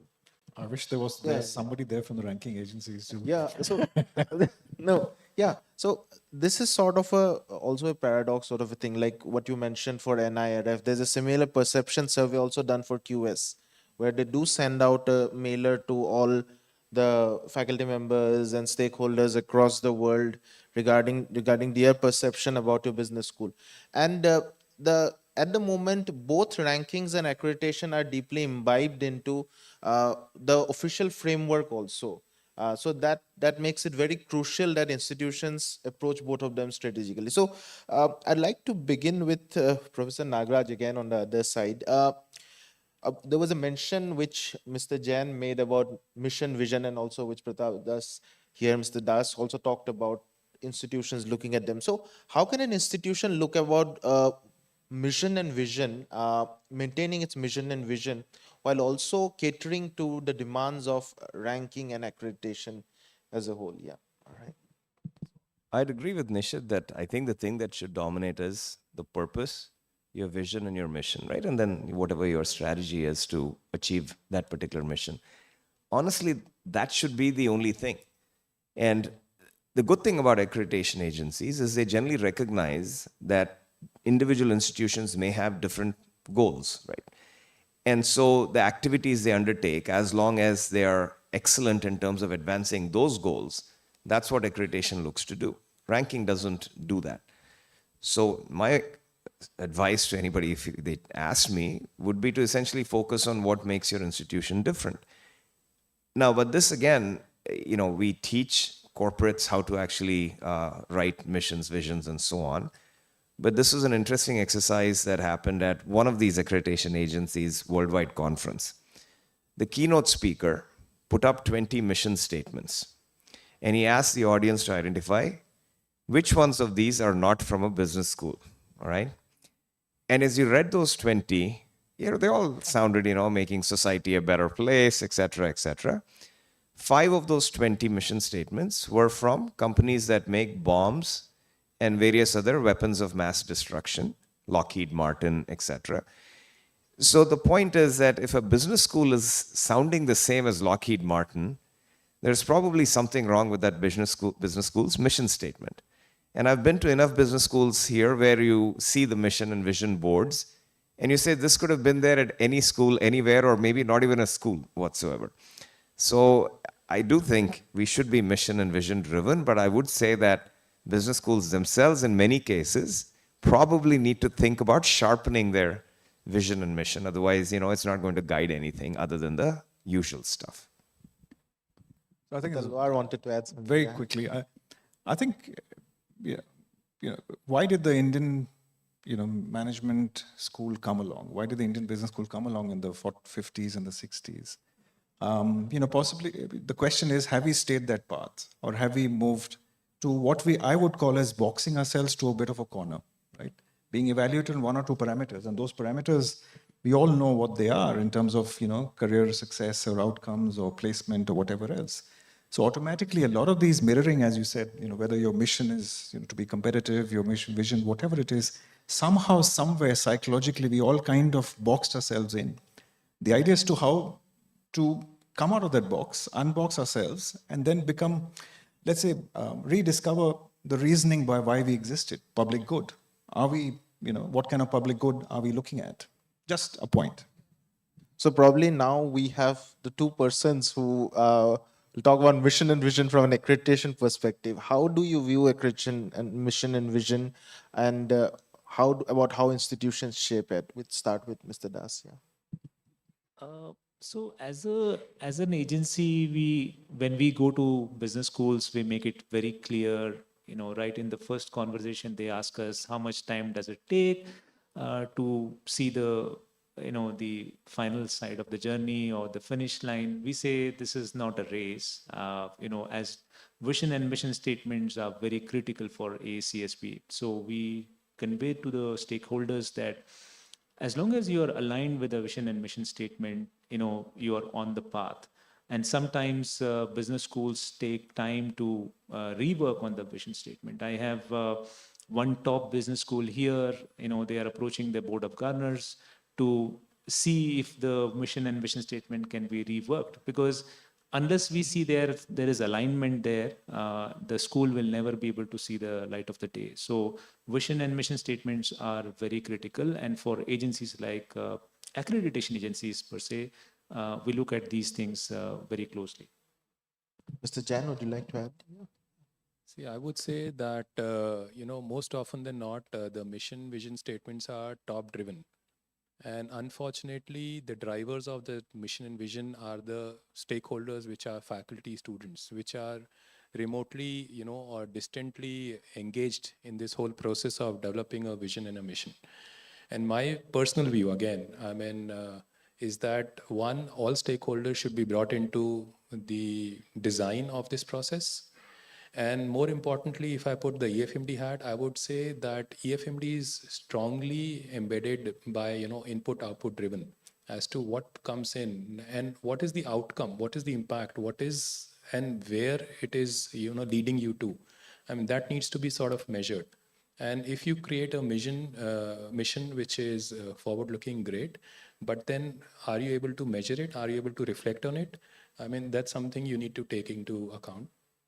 Also, I mean, as standards of EFMD, I mean, EFMD pays a lot of emphasis on ESR, ethics, sustainability, and responsibility. So that needs to kind of be locked in or addressed in your mission vision statements. And also, last but not the least, I think the more important aspect is, as we spoke, Varun mentioned about it also earlier, the context that you're operating in. We often don't understand that a mission or a vision of a school in Ranchi is very different from a school which is probably based in New York. I mean, and we try to ape, we just try to look upward, and we are forgetting where we are operating from. But if you are linking it to your context that you are operating from, I think it makes far greater value. You'll be recognized, you'll do better, and you will also make a difference. So it kind of sets in. And therefore, we should not undermine the ability of the environment that you operate in, the context that you are in, and the number of resources that you have. Not all schools need to look alike. I think that's something we need to realize it earlier, the better, because not all human beings look alike. And while we are distinct, we are still unique and we have our own importance and relevance. And that's where the accreditation ties down to. Fair point. Yeah. As Nishit said, unique, it's very important. My request is please keep it real. Some of the vision statements and mission statements when we approach business schools, we find it so difficult, for the schools to, be on the finish line. So please keep it real. And I also tell deans and directors, and we have two leaders in the panel, when you take your faculty to a retreat and start discussing about your vision and mission statement, please, have them grounded, because you come back with some unrealistic vision statements and it's so difficult for the schools to achieve them. So, a recommendation is keep it simple, keep it real. We always also give examples of Harvard, which has an endowment of $52 billion. Please look at their vision and mission statement. Very simple line, and yet they have so much of impact in the global management education. Yes, so you can keep the mic, Mr. Das, because my next question is to you. Right now, a lot of Indian B schools are looking at internationalization as one of their key aspects, and we see a lot of efforts being put on by business schools. So how can accreditations help in that process? In internationalization is basically expansion, partnerships, cross-border relations. How can accreditation help in that? Yeah. So, I mean, I probably will give answer in two parts. One is we look at the foreign universities that are coming. Give example of University of Southampton, which is a AACSB accredited institution. It is a branch campus. So when they come to India, they are now saying that they are a AACSB accredited school. So likewise, we have at least 15, 20 more schools or universities like those coming to India. So clearly, when universities take up the accreditation path, as far as their internationalization efforts, it has this advantage when they move out of their home country. So that's one area that I would like to highlight. Also, we are seeing a lot of collaboration. Like a couple of months back, we had this UK-India Business Advisory Council in India. Nishit was also part of it. And we saw a great connection with ACSB schools and other agencies. We gave them a level playing ground where a school with a legacy of 300 years in UK versus a school which just got accredited in India with a legacy of 25 years had a same platform to have conversation. They talked about faculty exchange, they talk about research collaboration, how they can work on some new areas. When you go on that path of accreditation, these are some clear examples and data points that indicates that it leads to internationalization and more collaborations. I would now like to move on to Professor Telwar. So, accreditation and cross-border partnership and recognition. Since right now Southampton has come to India, how has it helped, and what are the aspects that you are looking at right now? Yeah, so I think as Pratap mentioned, because we're an international branch campus, Southampton Business School in the UK is ACSB accredited. There's of course a natural, what I would call as, symbiosis. So, this whole aspect of taking advantage. Now, what is the advantage? And this is something, because I've been previously as well in an ACSB accredited institution, I think the signaling I was talking about earlier, right? If you're looking at trying to progress forward, you're trying to create partnerships in a certain kind of an orbit, right? Whether it's in the US, whether it's in Europe, whether it's in Australasia, whatever, right? The fact that you're ACSB accredited is that's, what we call in branding as, as a surrogate information. It's a shortcut to a certain information. You don't, in a nanosecond, you're able to present yourself as an institution which is following certain standards. So we've benefited a great deal, from that. The kind of partnerships we wanted to create, the way faculties are able to work with each other. Remember, research is not just about mission to mission or network to network or institution to institution. It's about individual as well. I think you do notice that a lot of signaling happens there as well. So faculty acceptance goes up. And of course, in the process, why the acceptance goes up? Because you want to create certain kind of research, you want to publish at a certain kind of level. So automatically, those things actually help. And I've been a witness to that kind of positive effect. Thank you. We are running a little short on time, so we'll move to the final part of our discussion. So, Professor Nagaraj, something which we wanted to talk about, and probably we'll have views of all of you, and then we'll discuss on it a little. Where do we see the future of accreditation and rankings as we go ahead? There's a lot of AI coming in. There's a lot of self-reporting happening. Many ranking frameworks are moving to self-reporting frameworks, data. Where do we see accreditation and rankings, and where do we see business schools in accreditation and rankings as we go ahead in the future days? Yeah.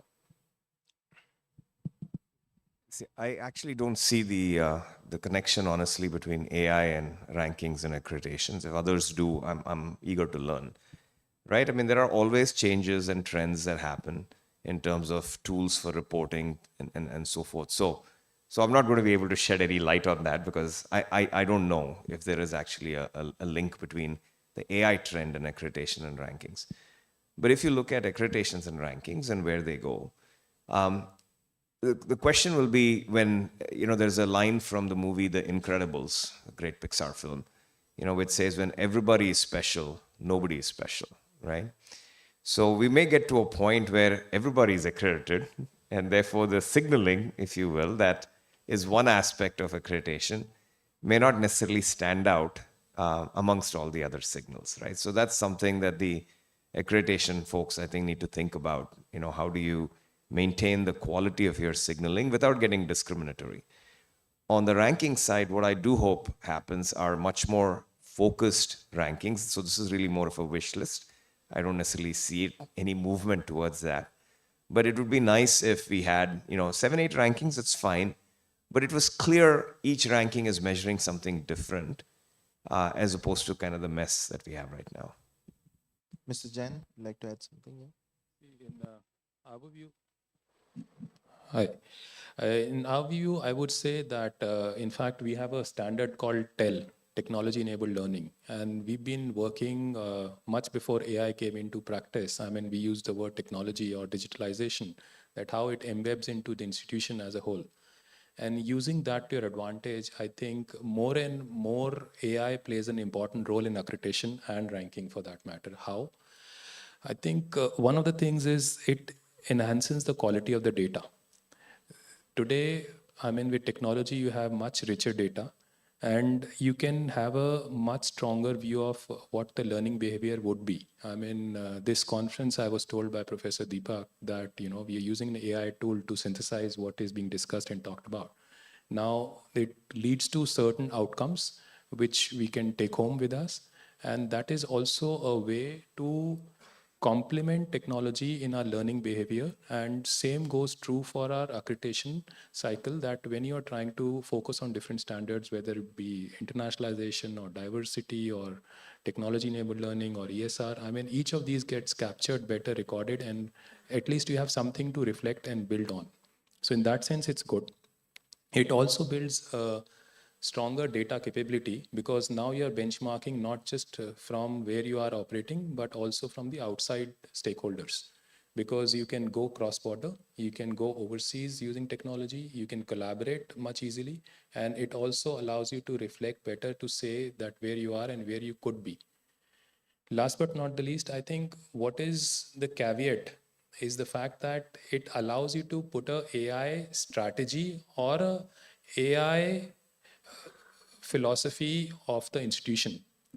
Today, if we do not have one, I think it's time we should create what is the AI handbook of every institution, because it can be used as an anchor to say go, no go, ethically what is right, what is not, and which areas should we use, which areas we should not.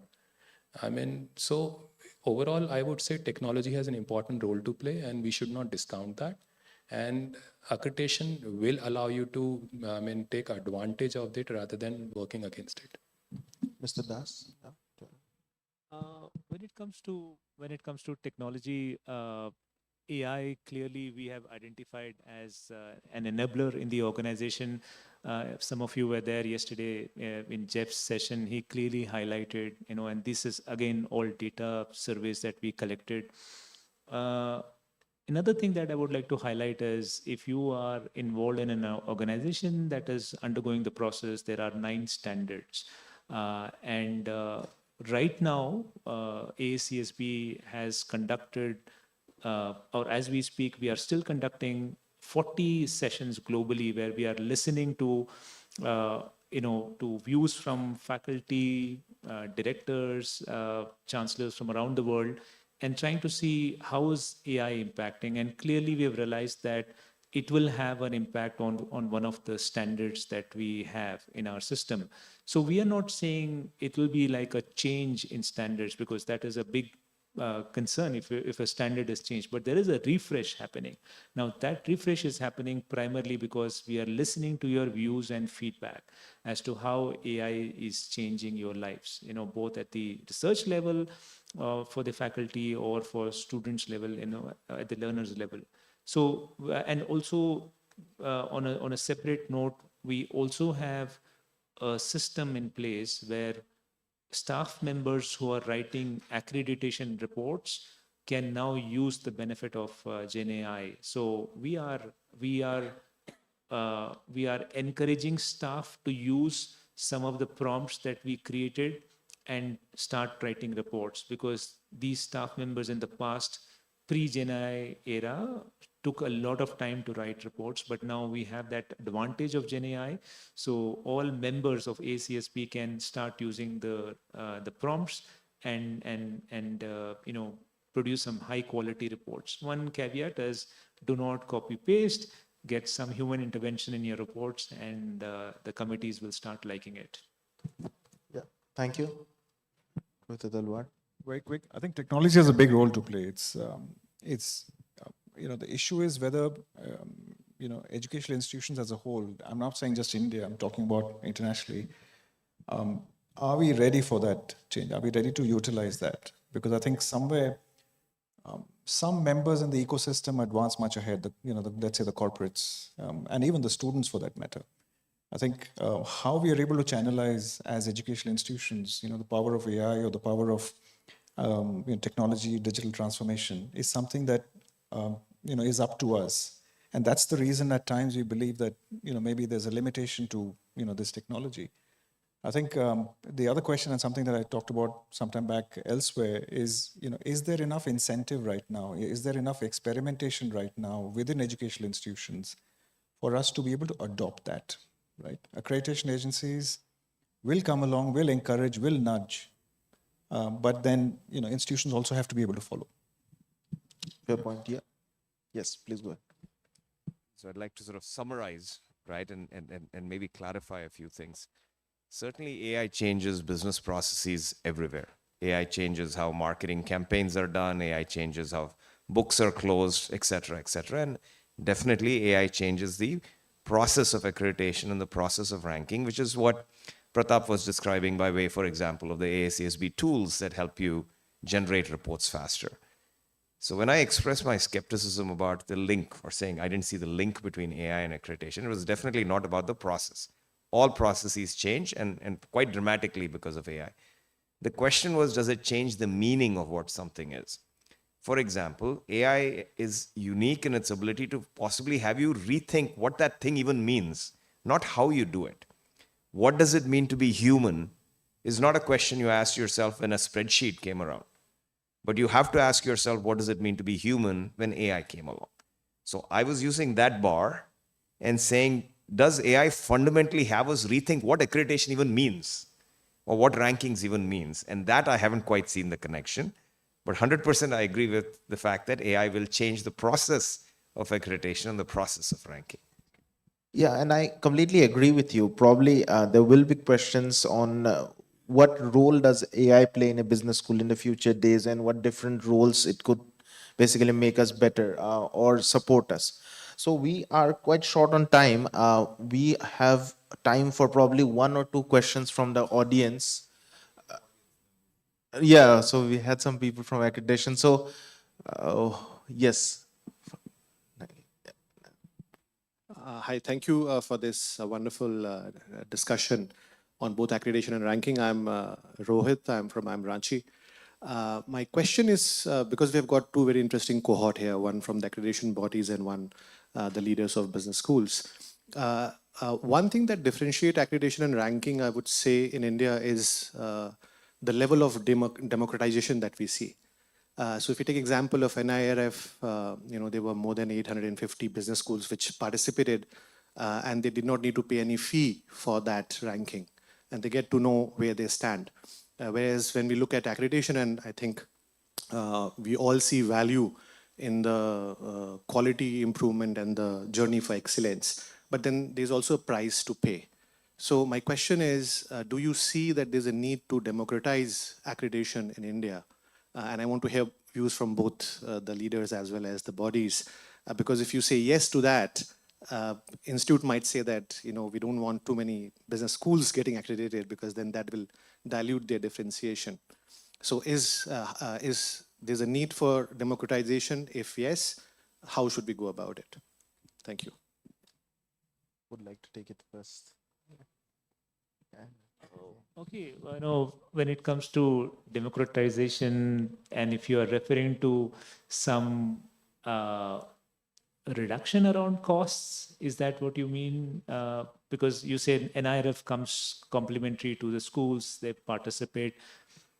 As an organization, we impact close to 2,000 business schools globally. Next year, we are celebrating 110 years of ACSB. We are just a very lean organization. We are 87 employees around the world, just 87, not even 3 digits. Our biggest backbone is volunteers like Dr. Vishal, Dean Varun. They are our mentors, PRT members. So for us to maintain that, we have to charge schools. We have to make sure that when they start the accreditation journey, there are some costs involved.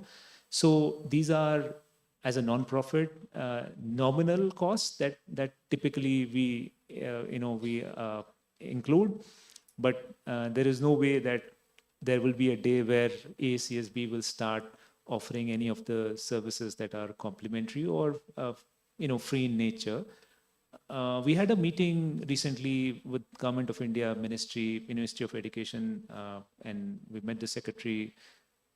They also came up with a similar plan that, look, you are working with all IIMs. We provide access to you for all IIMs. If we give you one single order or one single intent that all IIMs will go through, will there be any reduction in costs or some added benefits? We said, and thankfully our CEO was there in the meeting, and she said, no, that's not possible, because we are a lean organization. For us to sustain, we continue to charge, and there is value, there is long-term value in the process. So to answer your question, will there be some democratization in terms of the cost? No. We will continue to offer some nominal cost, will continue to charge some nominal charges for the schools. Things cost money, right? Even in India. So as I look at my line item budgets for AACSB and EQUIS, I also have line items for AICT and NBA and AIU and so forth. So let's not kid ourselves and say that we're getting all those things for free, right? The NIRF ranking is done in a very automated fashion, good for them. And they're run by employees who are presumably subsidized in other ways.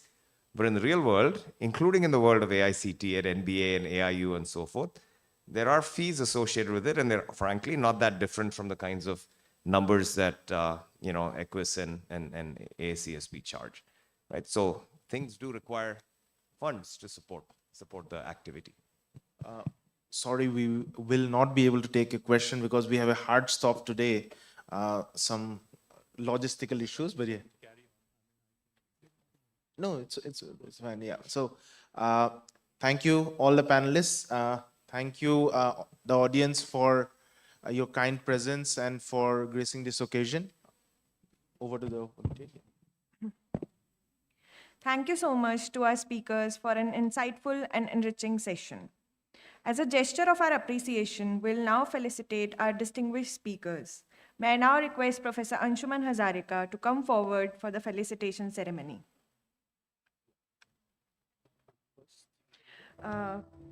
Shri Pratap Das.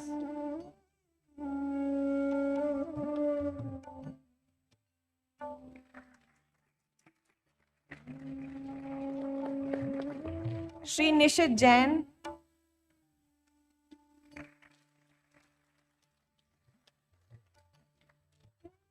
Professor Vishal Talwar.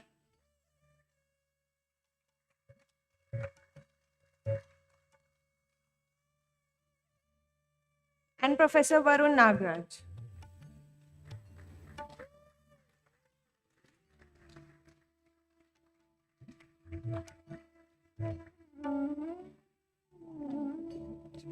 We request all the guests and participants to remain seated as we transition to our upcoming panel discussion. Thank you.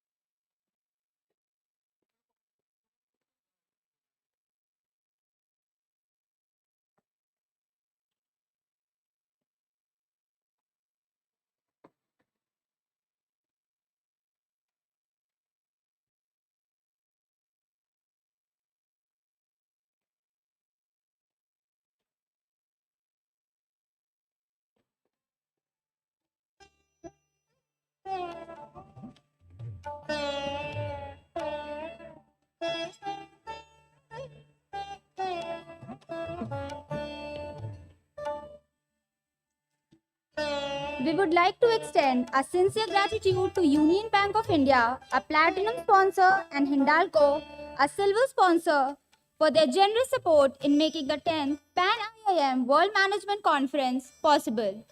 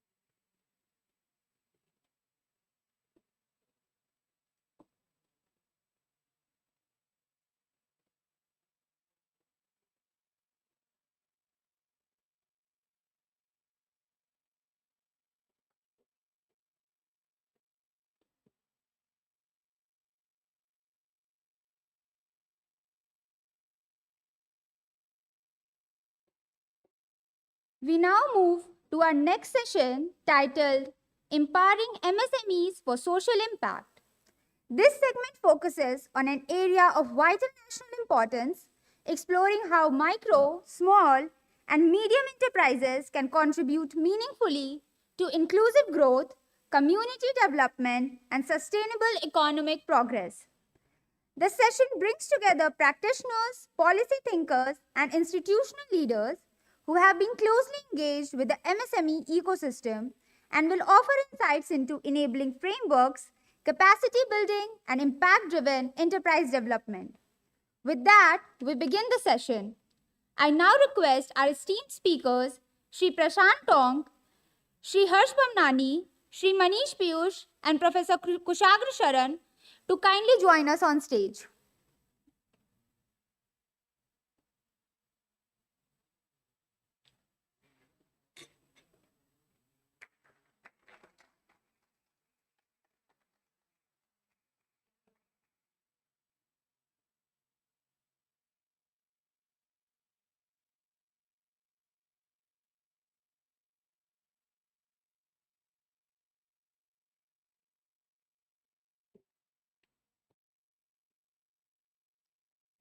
Thank you all esteemed speakers for joining us on stage. Our very first speaker is Shri Prashant Tong, Chief Executive Officer of Nuco Auto Private Limited. He leads the organization's strategic and operational initiatives with a focus on engineering excellence, manufacturing capability, and MSME-driven industrial development. Shri Tong has extensive experience in automotive components manufacturing and has been closely involved in expanding Nuco Auto's capacity, product portfolio, and technical competencies. His work reflects a strong commitment to strengthening local industry, promoting high-quality manufacturing, and enabling employment-led growth within the MSME ecosystem. Our next speaker is Shri Harsh Bhamnani, Senior Director and Marketing Head at T-Hub. He holds an MBA from XLRI Jamshedpur. With nearly 2 decades of experience in brand strategy, he has partnered with leading organizations including FirstCry, Deloitte, Cognizant, the World Bank, and HSBC, as well as several startups and venture funds. Shri Bhamnani is also a well-known author of multiple best-selling books on branding and storytelling published by CNBC, Westland, and Penguin, and a frequent contributor to leading publications such as Forbes and the Economic Times. A 7-time TEDx speaker, he has delivered sessions at IITs, IIMs, and major industry forums. Our final speaker is Shri Manish Piyush, Chairman of the Startup Committee at FJCCI and Director and Co-founder of Puresh Daily Foods Private Limited. He has built Puresh Daily as a homegrown enterprise from Jharkhand, leveraging a technology-enabled farm-to-table model that strengthens local supply chains and generates meaningful social impact. Prior to his entrepreneurial journey, Shri Piyush spent over a decade at Tata Motors across diverse roles in sales, marketing, customer support, strategy, and international business with exposure to multiple global markets. He brings a strong combination of corporate experience and grassroots enterprise building to this discussion. This session will be moderated by Professor Kushagra Sharan of the Strategy and Entrepreneurship area at IIM Ranchi. Professor Sharan earned his doctoral degree with top honors, receiving recognition for best overall academic performance and best coursework achievement. His research focuses on strategic management, organizational learning, and knowledge-based processes, and he has been actively engaged in academic workshops, research dissemination, and scholarly contributions. We are delighted to have Professor Sharan guide today's discussions with his clarity, structure, and academic depth. May I now invite all our esteemed panelists and our moderator, Professor Kushagra Sharan, to kindly take the stage. With that, I hand over the session to Professor Sharan to lead the discussion. Thank you.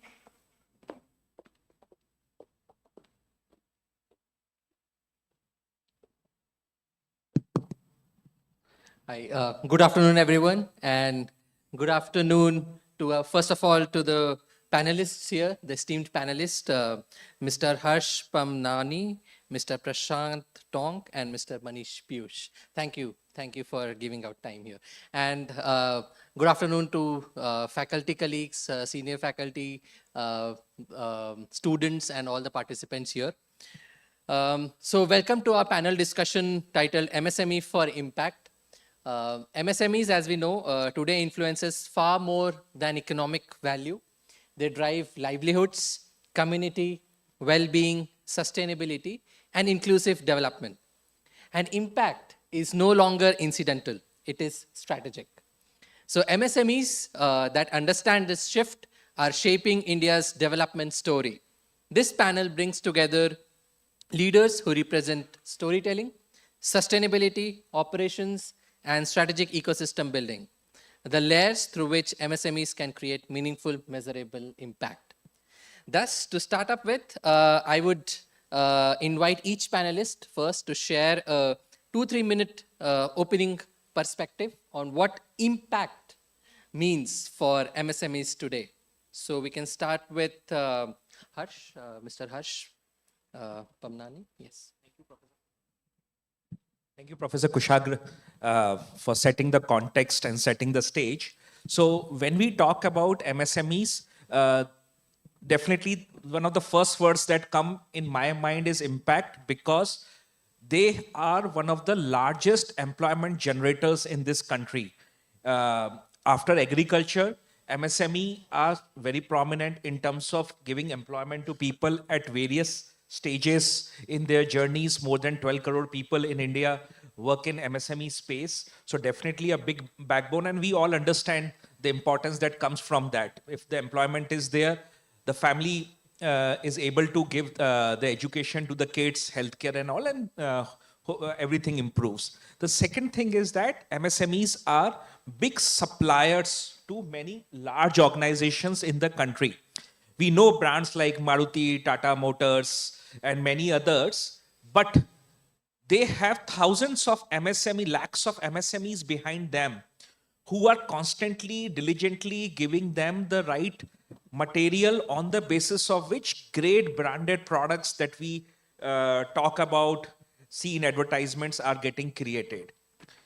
Then MSMEs also contribute a large fraction of India's exports.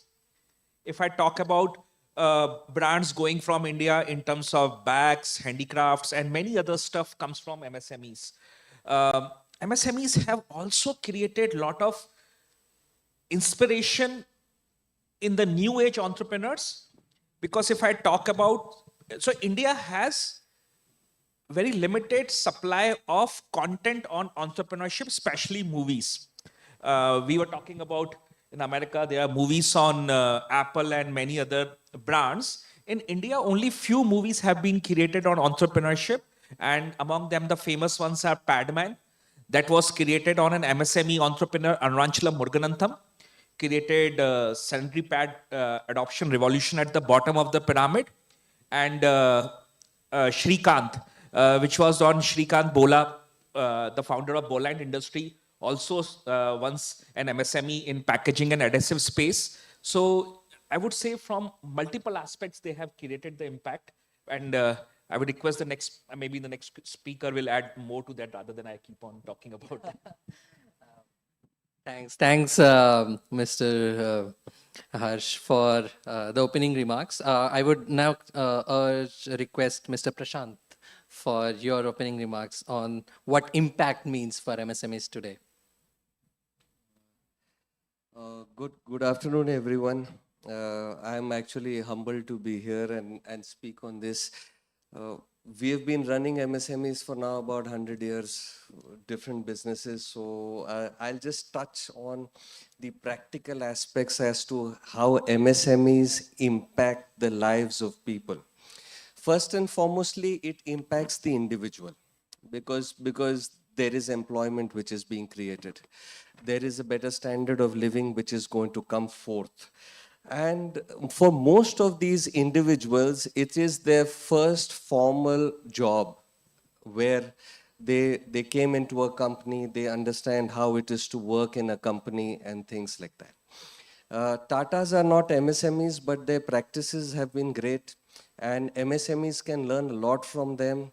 I come from a Tata town, Jamshedpur, and their practices have had the sustainable social impact what we all desire and what we are here to speak about today. Mr. Harsh already spoke about that MSME is the largest employer in the country, so I won't delve on those points. I'm just coming down to a few things. India, with its population and its size, it is important to grow the manufacturing, and all the governments since independence have been focused towards that. And that's the way even China went forth, and India also has to go forth that way. Manufacturing now, MSMEs are now the second highest employers after agriculture. I'll just give a few examples to make it a little interesting. Agra footwear industry, which exports footwear to the world. 28% of India's footwear comes from Agra footwear industry. It's actually a consortium of people who are MSMEs who do this. Indian handicraft sector, it brings in billions of dollars every year to the Indian government, and they are all MSMEs who are working under this banner. Handloom industry, food-based industry, the list goes on. What is important here is to create a blended value proposition. This is what I would look to address today. Not only economic, but social and environmental benefits as well. If India has to achieve its net carbon goals, what the government has set for 2030, 2035, MSMEs have to play a big role in that. I'll just give a few quick examples of MSMEs who have been successful and who have brought in a difference. There is this company known as Mitti Cool, which brought in earthen refrigerators where there was no power. There is a company by the name of Vortex, which brought in solar-powered ATMs to villages where there was no power to run ATMs. There is a professor, Mr. Sethi, who revolutionized making lower limbs for people who had been amputated at 1% of the cost from the foreign imports. So MSMEs have done great for the country, but I feel there is a lot more to come. I would request Mr. Manish to add further on this. Thank you again to IIM Ranchi to bring this topic. And see, I will share from my practical experiences. Everything is available on Google. I think the first impact of MSME is in a Pan-IIM conference. This is not an industry conference. We are having an MSME talk. I think that you can see the impact, and your all precious time you are spending to hear about why MSMEs can bring impact.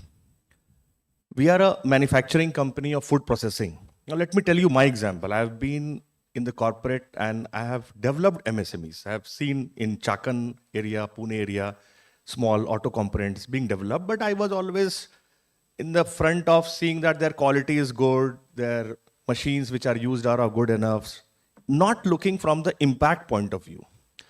But since I've become an entrepreneur, I started my factory in 2020.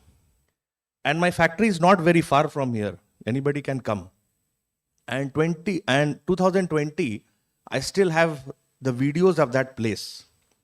Now, how this impact matters in 5 years, I will tell you a live example. In my case, that area didn't have an electricity pole.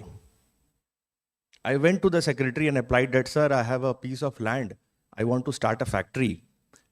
Can you help me with this? It took few months, it took few efforts, and the first electric pole came to that village. So imagine, electricity came to that village. The kids were getting light. The women were having electric light at their home. So first impact I saw. At that time, I was just a small company having just 2 employees. I and my co-founder, only 2 employees. In 5 years, I have seen when I have employed almost 100 people from nearby homes, they come to my factory, they get salaries, and have seen their life transform up to a level. 3 months back, my driver told that, sir, because of your job given to us, I can now plan to have a child. So you see the impact that he is now having that money to raise a family. The nearby, near my factory, I have seen 3-4 grocery shops being opened, which was not there. So many people think about impact of just how many people employed, how many big corporates we are supplying, GDP, economy, but many indirect impact also brings into that picture, which are not measured or not tangible. So when I see this happening every day, I relate that if a small factory like me can create 150 impacts, maybe, imagine 100 such MSMEs and create 1500 such impacts. And that is the power of MSMEs I want to enlighten. And indirect impacts are so huge. I just give an example, which are not measured.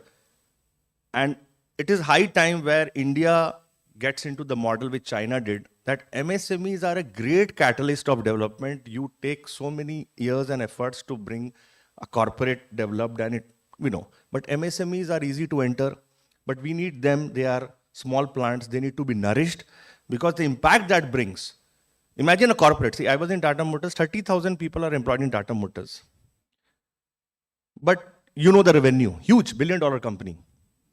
So when you calculate a number, you are all IIM graduates here, prestigious, talented students, revenue divided by number of employees. You mark that number X. And for any MSME, even if it's a small revenue, but revenue divided by number of employees in an MSME, I can assure you in MSME it will be higher. So impact of manpower on a revenue of a company, MSME brings more. It's not about the number of people employed. We heard that. It's there on Google. But you calculate that. So imagine a person contributing to the economy in an MSME is higher than a corporate, even if a corporate employee might be more skilled. So you have the answer that MSMEs are so important and we should focus. That's why we are all here. Thank you. Thank you. Thank you, the panelists, for your introduction for the impact. And it was very resounding to hear that we are talking about catalysts for development. We are talking about social impact. We are talking about narratives. So carrying on that conversation from this, 2 particular genres emerge.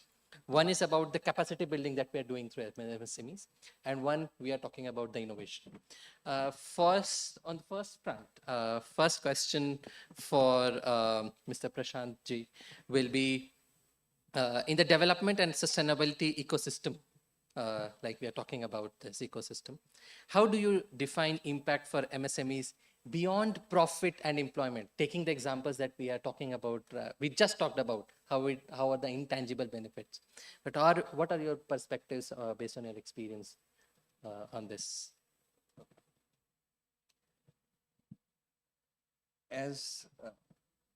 Hello. Yeah. As long as the human civilization has been there, there has been a strong urge to turn dreams into reality. So, so what I want to make a point here is these dreams which are being turned into reality, they need to be sustainable.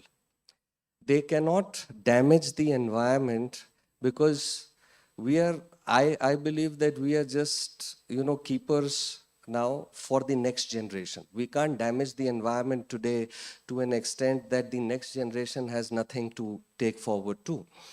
So in this case, regarding sustainability, again, I would like to quote a few examples of companies who have done sustainable practices.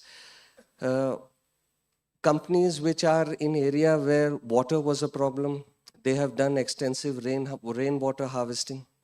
And they have started using that water for gardening, for the toilets, for things like that, rather than depending only on the government water coming in. A lot of the industries are now moving towards reducing their carbon footprint. My industry itself, we have put up right now 220 kilowatt of solar power. We have moved to total LED lighting, trying to reduce the carbon footprint as much as possible. In Tamil Nadu, there is a good example of the textile industry there. And they have created a beautiful community. 45% of the local people work in there. This community leads to 40% of the textile export of the country. And they have adopted a very inclusive policy where the community, the government, everybody works together to create harmony. A lot of women employment also happening. Going forward, a lot of women employment is required by the MSMEs to fulfill India's mission of gender equality and things like that. I would even discuss a little about the circular economy. We have to start fostering a circular economy. This is something which our Honorable Prime Minister spoke about on his last address.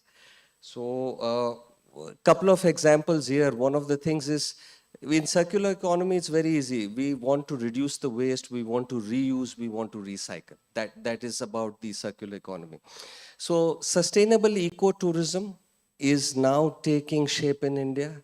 A lot of smaller resorts coming up where they use the local grown products from the villages, replacing the plastic bottles of shampoos and conditioners or whatever is given in a normal hotel.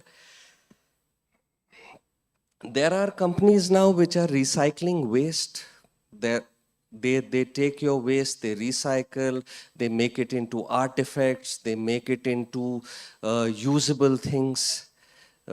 So there are a whole lot of such companies there. There are companies which are taking sugarcane waste and creating plyboards out of it. So these are just thoughts that India, there is, because with a huge population, we consume a lot and there is a lot of waste being generated. How can we reuse it? How can we recycle it? And how can we bring it back into our system? One last thing is we use a lot of concrete as well. Now concrete is not very eco-friendly, as we all know it. A lot of the waste can be recycled to create bricks, paver blocks, curbstones, things like that, which can replace the use of concrete. So these are my basic thoughts. And lastly, it might be, I'm just sharing a short anecdote. India works a lot on jugaad technology. So in the West, you see these large machines doing some work, and in India, somebody does it in a very, very small way. And I think this needs to be fostered. A lot of people from the West come to India to learn the jugaad technology, how things could be done cheaper without damaging the environment. And I think India has got a lot to share with the world. Thank you. Okay, sure. Yeah. So, because it's very relevant to what it is being discussed. Sustainability. See, normally when you are a small company, you don't think about sustainability. We think about how to get profitable because you have bank EMIs to pay, etc., etc. But you know, the birthplace of innovation is also MSME. When we say the jugaad, also differentiation. An example, why I am talking about is yesterday itself, as I was in my factory, and we were doing testing of India's first. We are a dairy company. We were packaging milk. We package milk in plastic pouches. And you can imagine the number of pouches going to environment every day. In Ranchi itself, every day, 6 lakh pouches are being thrown away. In your homes, in my home, everybody's home. Imagine that it's a single-use plastic. Many get recycled, that's okay, but many are thrown. Any garbage you will see, it will be thrown. That's polluting. So we started thinking about it for the last 1 year, that why big companies, even like Amul, imagine the scale of Amul, maybe 1 crore pouches, correct? In a scale of Amul. Today, a lot of engineering has happened, but since they are so big elephants, that they don't think that even if they bring sustainable, the milk will get sold, correct? But we as a MSME, we have to be differentiator. We are a startup company. So I want to sell, example, to an educated person like you, a milk which is packed in a sustainable material and compared to X company which is in a plastic material. Maybe you will prefer me because you are educated, you know its impact to the environment, and you will pay a better price. So we started working on it, and yesterday we did first testing of India on a milk package which gets dissolved in 45 days. So imagine if it gets successful. We were doing our final testing, few leakage tests, etc. has to be done. So we worked with a startup in Bangalore, an R&D company. So why I'm saying this, that MSMEs can be the birthplace of sustainable development also. That is the point which I said. Yeah. Okay. Thank you so much for your viewpoints as well. 2 points just came to my mind I would like to share in 30 seconds. When you talked about Jugaad and frugal innovation.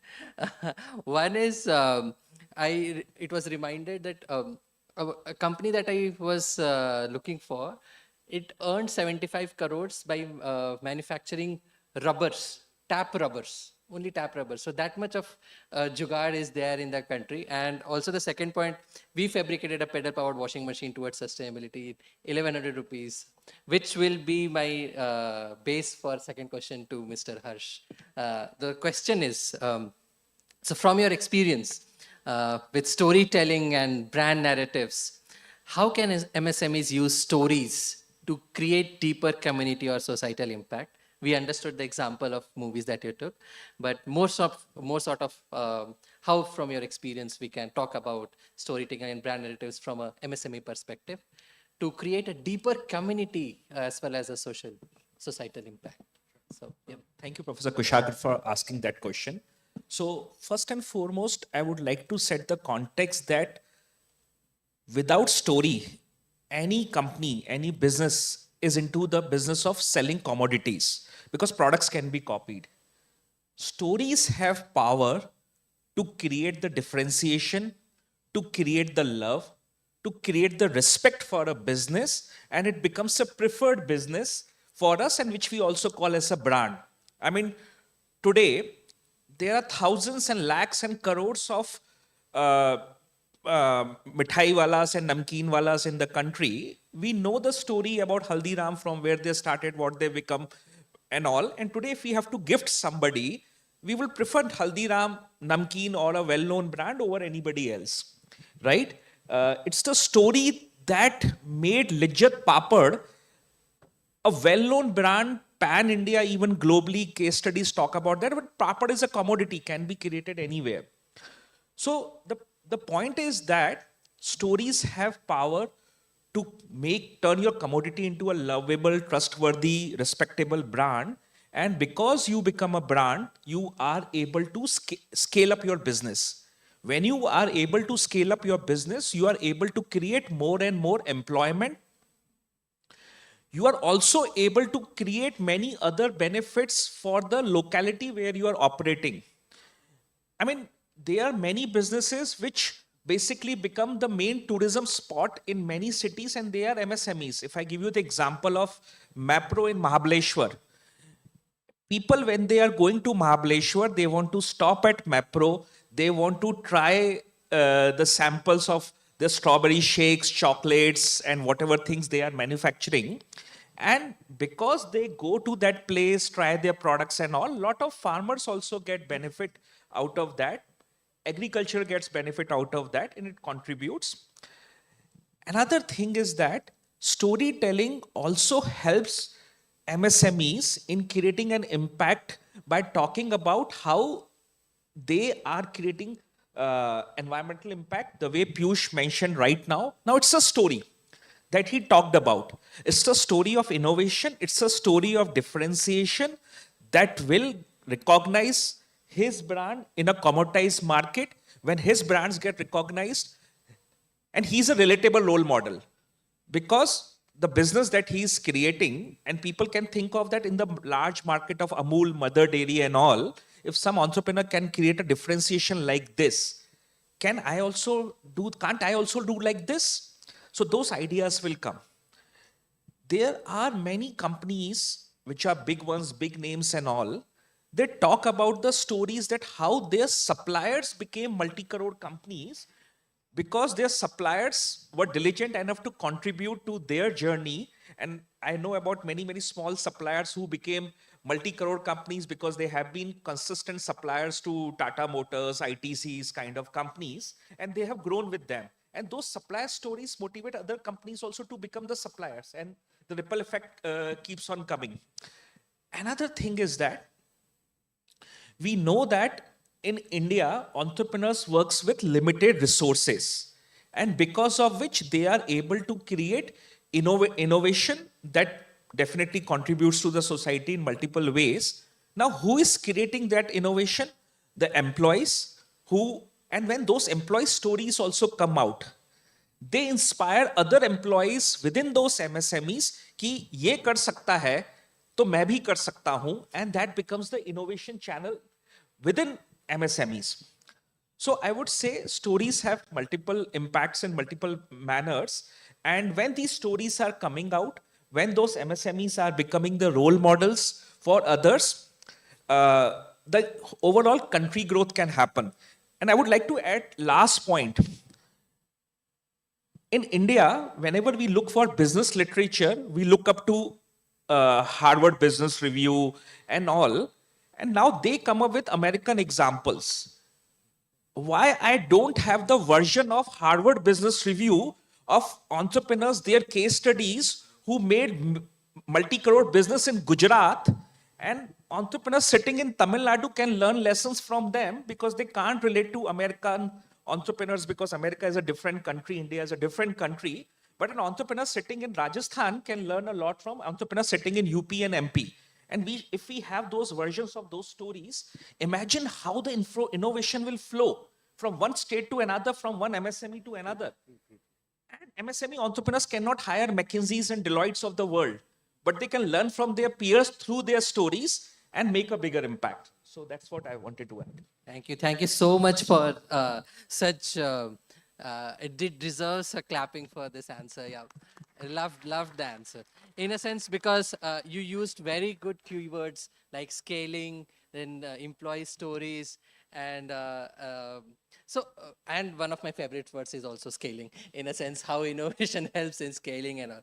So, and of course, the thing that you talked about, different states, different countries, the knowledge management mechanism, again, very close to my heart, how knowledge creation, transfer, all those mechanisms do happen. So in that context, moving on to this second part of innovation, I would like to ask this question to Mr. Manish ji about, so with your experience across corporates and startups, which strategic levers help MSMEs amplify impact at scale?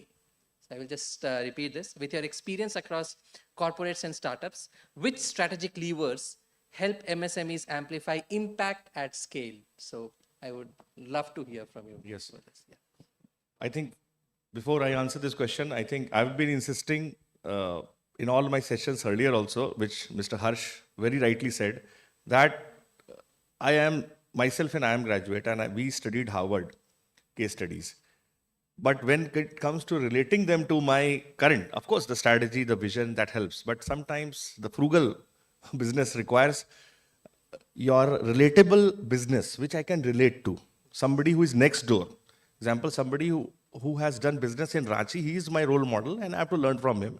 So I would request IIM Ranchi to have some case studies from the local business of Jharkhand, and we can help in whatever possible way from the Chamber of Commerce, from everybody here, to make such case studies relatable. Definitely. That is one part. Definitely. Now coming to connecting the impact from corporate, startup, MSMEs, I've been fortunate in working in all the sectors. The good part is all these sectors are contributing to development of the country and the business. So are they aligned in one vision? That is the first impact. That is part. I've lived in Korea for 8 years in my corporate career, and I saw that Korea being almost like, including state of Jharkhand, Bihar, maybe just the land space is that much only available, but we all know the impact it has to the world in terms of manufacturing.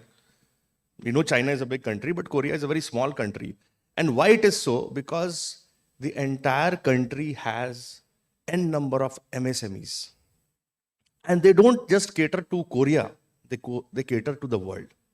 And imagine the industry is not only limited to nuts, bolts, parts, food, textile, we all know that. Even K-pop, which is a sensation, is an industry. How to make the songs popular globally. That is the notion from the government. So government is also one of the stakeholders. I forgot to mention that. Corporate, startup, MSME and government. Because government also needs to have the vision. We hear that government is doing a lot of things for MSMEs. We have given tax rebates, we have given subventions, incentives, subsidies. All these are okay. But a clear purpose that government will focus for 5 years and all stakeholders will day and night think about MSMEs, that how can be done? And that includes end customers. In my other sessions also said everything will work only if you and me as a customer will identify this product if this is an MSME. Now imagine if we are having a conclave here. We must have bought maybe 2,000 pens, maybe. So did we give order to a local MSME? That is the first question. The pad may be manufactured maybe from somewhere, but was it ordered to an MSME? That is the question. So the point which I am arriving is, the ecosystem will develop only when you and me start talking about MSMEs in our daily purchase, daily strategy, daily work. Example, a corporate. Corporate has a big vision. It has a 5-year plan, business plan which it has to achieve. In that business plan, have you identified that these 5 areas of innovation will be outsourced to an MSME? Will I make that my 50% of the purchase will be from MSMEs of India? Have we tried that? From a startup point of view, have we approached such companies where my innovation will be thought through, brought through, tested, and corporates have welcomed such startups that, okay, this is your playground. You can test your innovation in my corporate. Have we welcomed that door? MSMEs also, have we reached the right place where connecting all the stakeholders? Example, we as a MSME mostly, we think only about, okay, whether government has given me this capex incentive, this or not. Have we contributed to that ecosystem? Example, if I am a MSME founder and I am sitting here, my purpose is to create something, contribute something to the ecosystem. Have we given this opportunity that few of the students here can come and practice and learn and then replicate in their own business whenever they get this opportunity? So it is a collaborative effort of each and every stakeholder on having an impact to each other. And it is joining hands from both sides. Normally we shake hands from one side, but when we join from both hands, then we make a circle. Then everybody gets connected. So we have to work in that fashion. It is not handshaking individually. It is handshaking in group. So if that happens, then sharing happens, transfer of energy happens, and it creates that ecosystem. And I've been fortunate to see that ecosystem abroad, which India is lacking. We work in individuals. Government says, मैंने incentives उनको दे दिया, आपकी policy है, you download that and talk to the bank and done. Corporate says, sir, we have nothing to do. We have vendors. We give them a quality matrix and they have to supply as per them.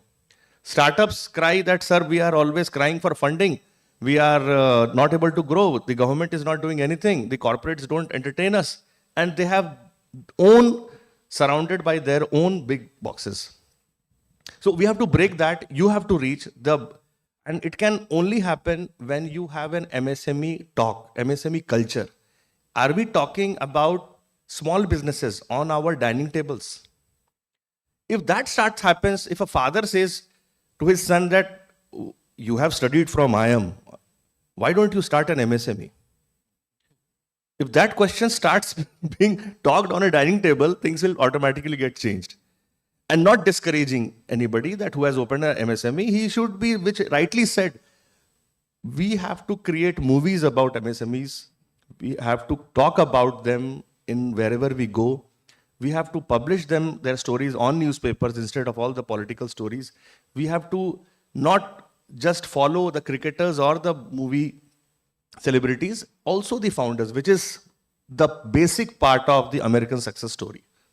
The founders are the heroes.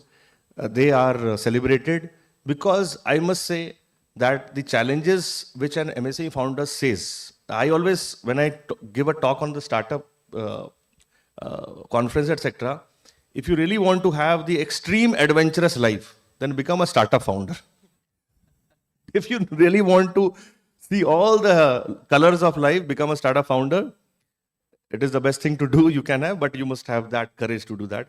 So I think connecting all the stakeholders, seeing that then one's impact will be helping other impact is the only solution for this MSME development. Yes.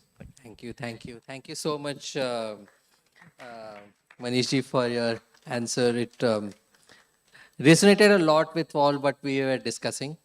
As we move forward, it has been a very enriching conversation. So my follow-up questions, I would request for, because of the shortage of time, if we can quickly get to the answers to the questions. So my next question will be to Prashantji. So in your ground level operations experience, what low cost innovations help MSMEs create real impact, be it environmental, be it societal? Yeah. I'll answer this quite shortly. First and foremostly is technology adoption. I mean, MSMEs lack that. So I'll just give you my example. We used to have these production reports filled out on paper on the machines at the factory.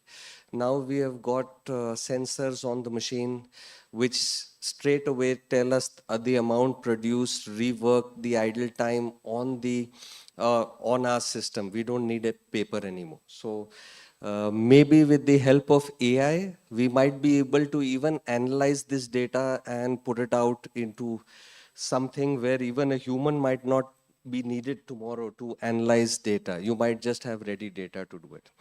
The second thing is we have tried to become paperless, and by 2026, we want to become fully paperless.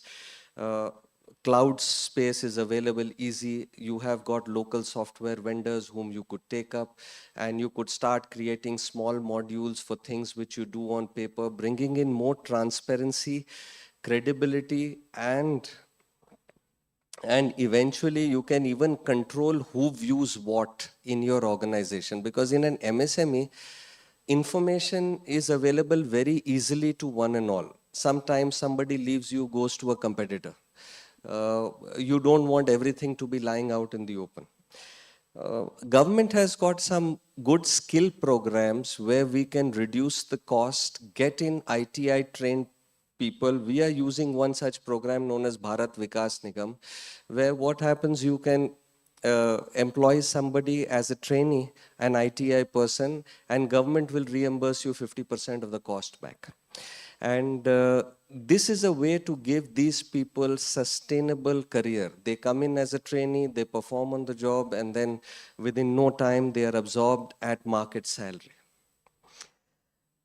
Supportive ecosystem is very important today.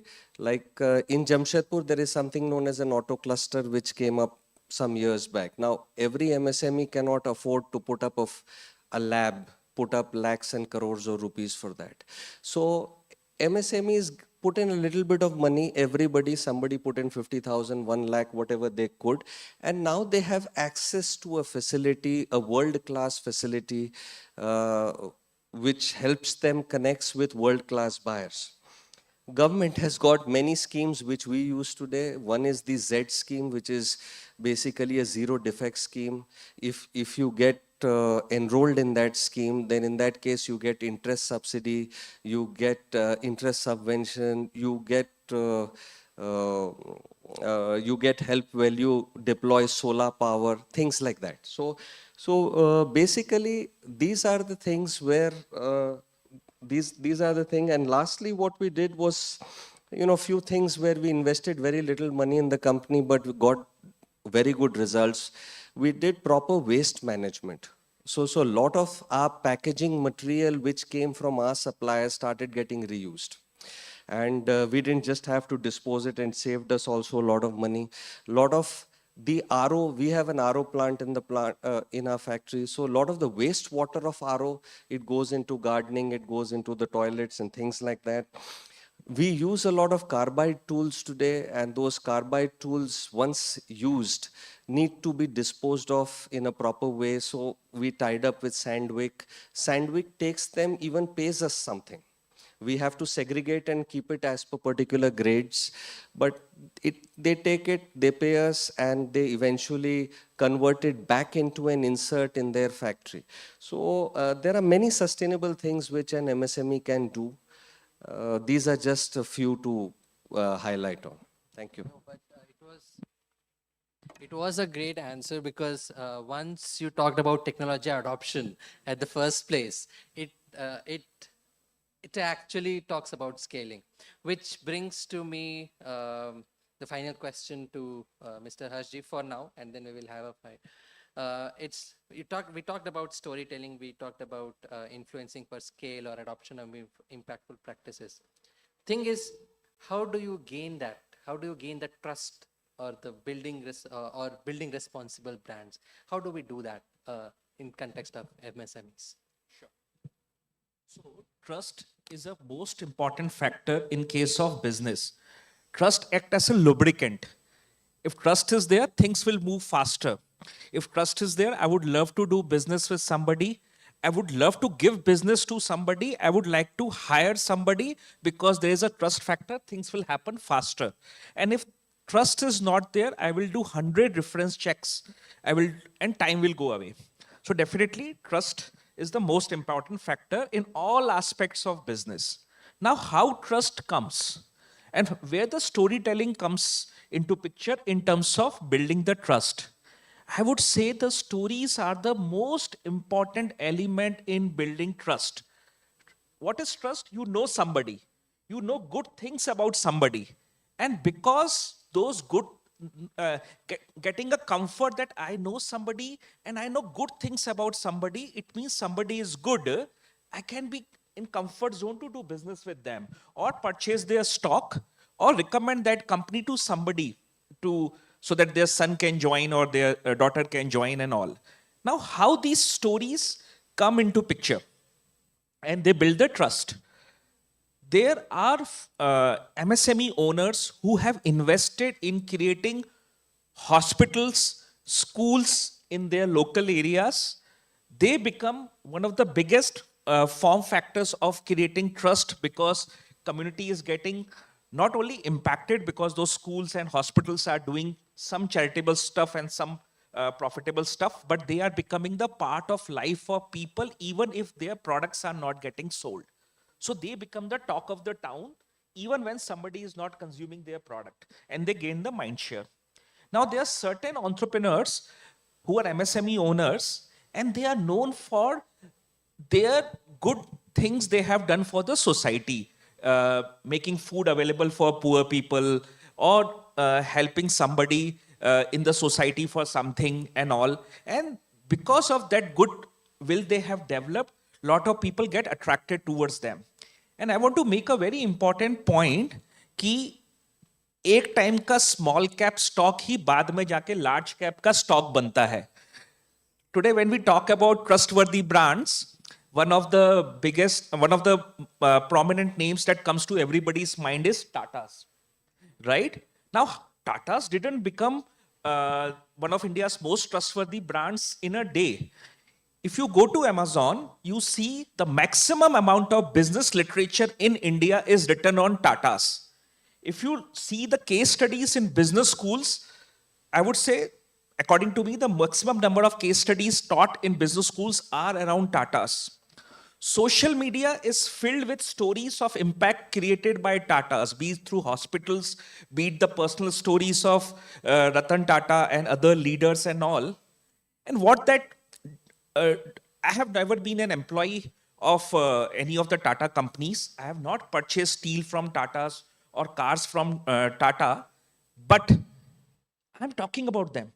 Why? Because I have a positive perception about, I may have purchased a Titan watch, so I'm just changing my statement. I've used some of their products or would have eaten Tata Salt because they're in multiple places. But when I'm talking about them, I'm talking that they are the trustworthy brand and all because those stories have captured my mindshare. And that has happened over the years, over the ages. So if every MSME owner is focused on creating those stories of struggle, starting from zero, reaching to 100 crores, what all good things they did with the employees and all those stories are getting preserved. They will become resources not only for creating the goodwill, but also as the lessons for the next generation who may see the business from 100 crore stage, but they have to understand the story that how business was started from zero. So they appreciate what their father and grandfather created. So I think, and they will have right points to talk about when they are talking to people around them. And I think that will create a bigger impact. That will create the trust and the responsible. Yeah, so as we move forward in this session, I have the last question, but before that, I just want to open the floor if there is a question from audience. Any question from the audience? Yes, please. Hello to everyone. I'm Ratnapriya from IP University, Delhi. So my question is regarding circular economy and waste management. As we can see that there are a lot of waste in surrounding. So my question is regarding challenges in waste management. Is it so that cost to recycle is more than cost to making the product? That is why a lot of waste are surrounded. Because if we see that plastic bottles that we all are having, it is a single uses plastic. So can we replace it with the multiple uses plastic so that it can really, contribute to less to waste on the earth? See, waste, when we see waste is a very big topic. Waste can be anything. What is waste? Something which is produced after your basic product has been made, correct? Example, when you crop a maize, corn, so you pluck the corn and then the stem is a waste. When you, as he said, when we use a RO, we filter the water, the waste is a waste. Plastic bottle, when we consume this water, this plastic bottle is a waste, correct? It's after my usage. It is for us to innovate that how the waste can be not useful, a waste which is not useful to you may be useful to somebody else. So the role of ecosystem, when I said ecosystem, when I told that we have to shake hands, I will give you my example. It's not just talking about theoretical thing. I'll give my example. We have around 400 farmers from where we procure the milk. And the milk quality can be improved if you give green fodder to cows. Correct? We all know. We all have been to villages. Green fodder in urban city is not available. You don't have farms. So we did an innovation, a social innovation. Here, if you know Ranchi, many places in Ranchi villages, Khunti area, Bedo area, Budmu area, these are few areas where people grow corn. So they pluck the corn, but the stem is waste.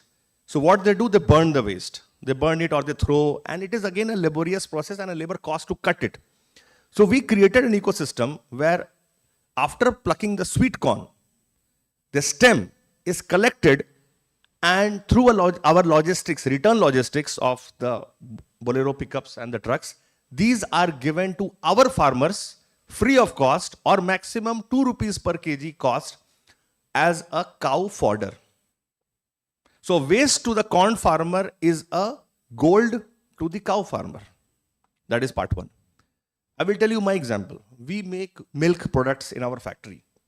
So a lot of water, in a dairy factory, a lot of water is required. Per production of 1 liter of milk, 7 liter of water is used. That is the average. So a lot of milk through our pipes after manufacturing gets cleaned. A lot of dahi which we make goes after the production goes waste. So there is a pond near my factory. Now what we did, we started collecting all that waste. Earlier it was through recycled and thrown, and it was an expensive process. We started collecting that and started giving to the owner of that pond. And he used to ferment it and dump in the pond. He said, sir, now in the pond, my fish is average weight was 1 kg, now it is 2 kg. It's a free protein to them. You got my point? So my waste can be helpful to somebody, and he gives me free fish sometimes. I'm so lucky. So the point I'm making is, how are you connecting? There is a company whom we also deliver milk in glass bottles. We are a sustainable company. All my vehicles are also electric or CNG. So we deliver 2,000 homes in Ranchi in glass milk bottles. We are the first company of Eastern India to do that. So milk bottles break. Now glass bottle is a waste for me. But there is a company, there is again a startup company who buys that bottle waste from me and converts into reusable glass bottles, which is used by villagers in pickle and other things, which are etc.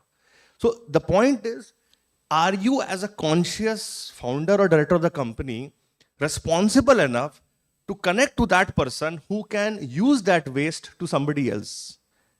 So like plastic bottles are getting converted into sofas and benches, your tables. If you've been to many conferences or other places, you're all chairs, these material, roads. Near my factory, on the ring road, if you travel by ring road towards Ramgarh or Manji area, there are 5 such factories on the road.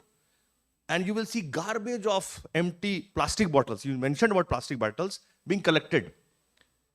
On railway station, you will see many poor ladies collecting your bottles. My friend has a bottle factory. So they all collect it.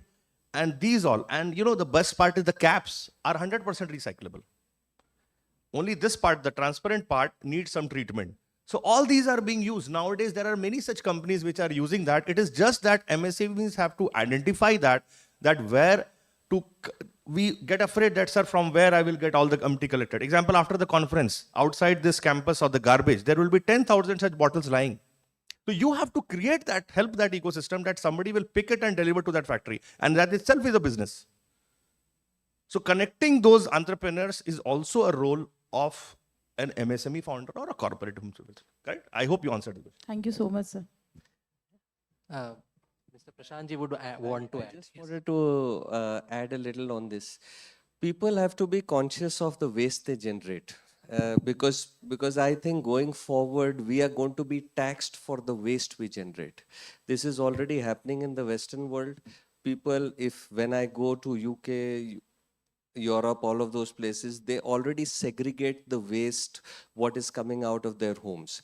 They are very conscious. Instead of using a plastic toothbrush, they might use a bamboo toothbrush. Instead of constantly using these plastic bottles, they might take a glass bottle and just fill it in every fountain that they get across the, wherever they go, rather than trying to use mineral water and have that. So it's just basically consciousness.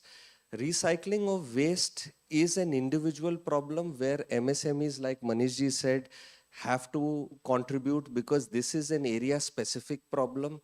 This is no large corporate or the government can solve it single-handedly without the MSMEs contributing in every area of it and picking up things, recycling it and making it a profitable business model. Thank you.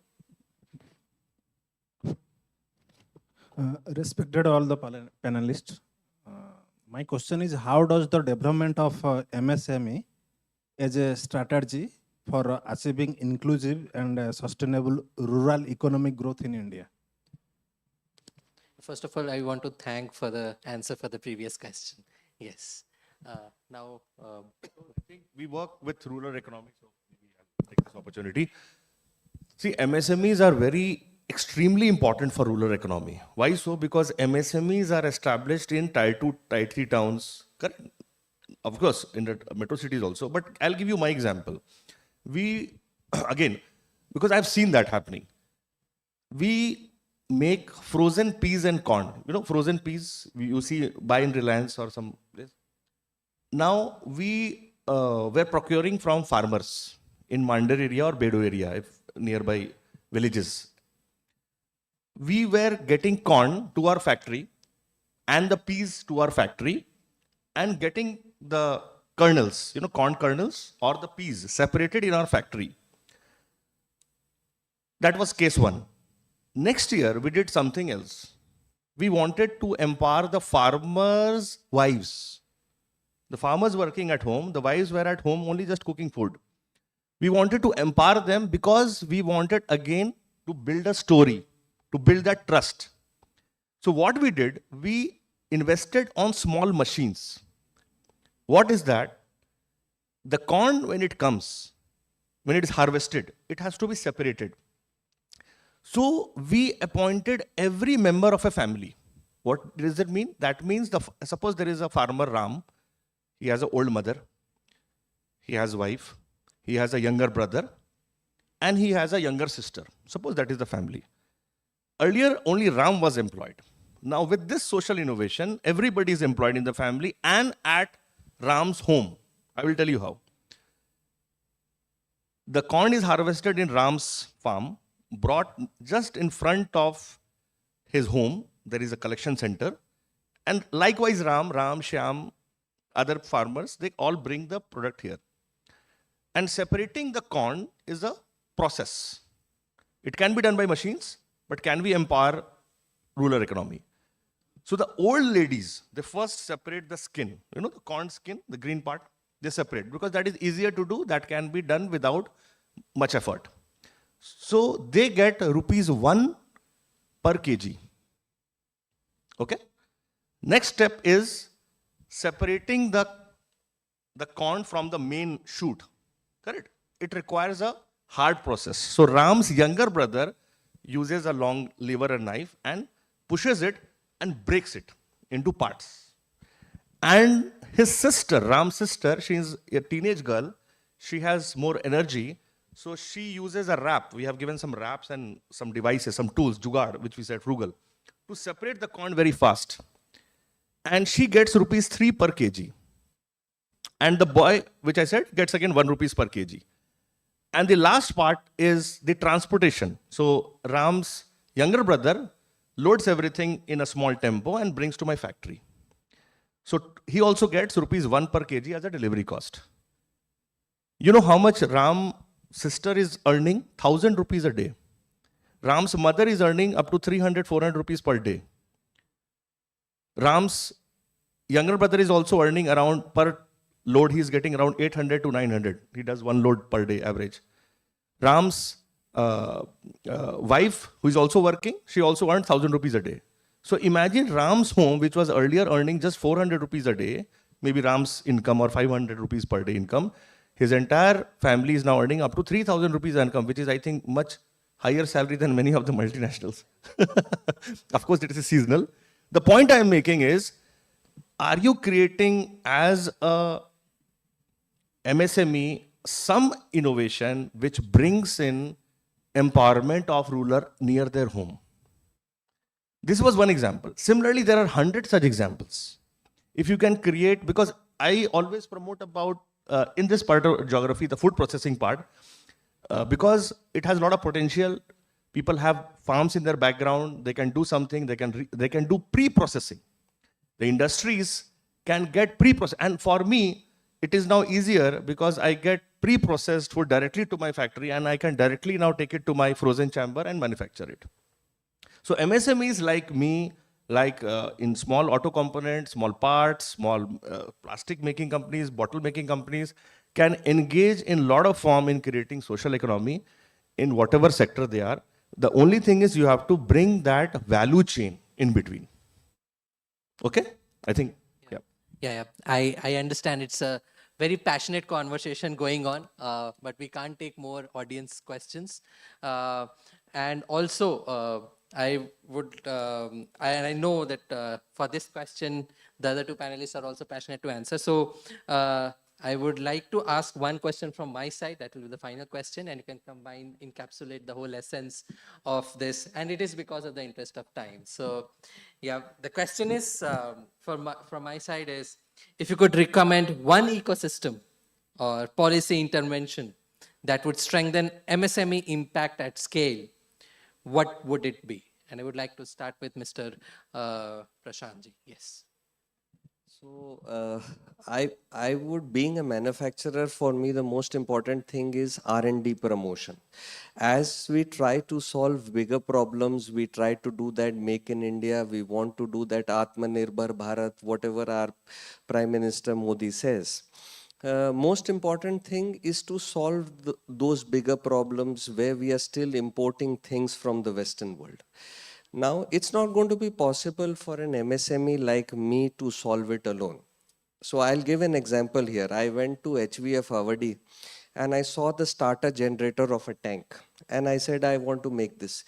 But it has electronics, it has design quotient, it has some mechanical parts, it has a whole lot of things inside it.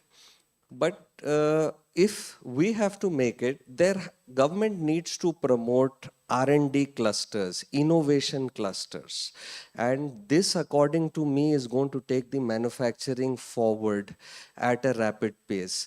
Easy access to mentors with whom we could go and discuss about the problems and who have reasonable knowledge of what we want to do. Second thing, access to scientists, because today government has got a lot of scientists working for DRDO, but it's not easy for an MSME to go and access them, speak to them, or maybe try to get that. So all of these people, if they can come under a platform with required amount of funding. I was very happy to note that recently Prime Minister Modi 1 lakh crore innovation fund. This is what India needs. But how are we going to tap into that 1 lakh crore? If I have an idea, I need 10 crore, 20 crore, 50 crore. There has to be these centers where I can go to give my idea, get it vetted. And after that, maybe, if they find me deserving, they can put in funds behind my idea. This is what I wanted to say. And just adding one short sentence to what Harshji said regarding building a brand. It was basically, Titan is actually the example because he was talking about Tata. If you Titan, the way they built their brand, if you had bought a Titan share when Titan was launched, you would have made so many times more than the price of gold today. That's the power of a brand compared to a commodity. Thank you. Move to Mr. Harshji for his concluding remarks and also to answer this question. Yes. Thanks, Professor Kushagar, for asking this question from policy perspective. I was just thinking that the way Prashant sir talked about R&D and all, I can give the answer, but my answer, I'm not an MSME owner, so my answer will be a little theoretical. So I would request if Piyush can answer, Manish can answer this question. See, as policy is concerned, I will tell that what is expected from an MSME founder point of view. There are many such policies actually made by the government. And many policies are focusing on the manufacturing part. They are all like, can you establish a factory, you will employ so many people. There are many training programs, which I also go through, my employees also go through for capacity building. But there are no such policies on market linkages. Now, market linkages can happen, which has started happening, I won't say, but it has to be little emphasized and it has to be tracked. Example, there is a portal called GEM, government portal. It has mandatorily done that this many percentage of purchase must be through MSMEs. MSMEs can apply for tenders who have some relaxation in terms of their experience level is less than 5 years also can apply, and all these things are there. But the major policy change which is required from the government point of view in terms of their taxation. The MSMEs struggle in capacity building, the MSMEs struggle in terms of their innovation funding, the MSMEs struggle in terms of raising capital. So eventually their cost of operation initially is on a higher scale compared to a corporate.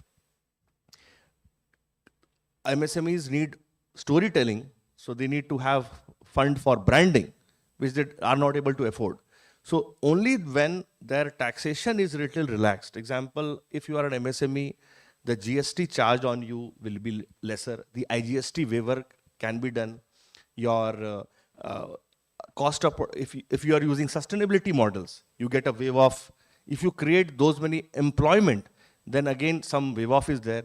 So this market linkage type of subsidy, which is not prevalent, and also in all the government institutions purchase, example, if IIM is also a government institution, it should be mandatorily done that this much percentage of should be done from an MSME. Example, I can see a Godrej table being put here.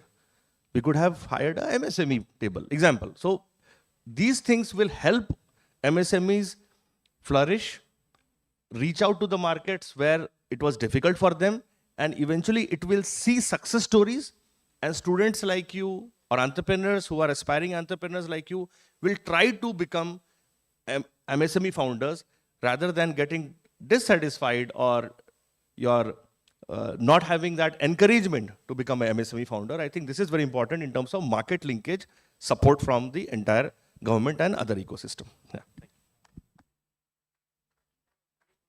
Thank you, Manishji, but I wouldn't leave you like this. Then I have a final question for you, in a sense, like this. I understand you're coming from that background, so I have a very pertinent question for you, in a sense. What capabilities you feel in combining storytelling, digital adoption, sustainability, partnerships could build a long-term impact? So definitely sustainability is required, storytelling is required, technical acumen is required. All these things are required in taking an MSME from one level to another. But most important thing that is required in an MSME is the cultural mindset shift. Many MSMEs are family managed businesses.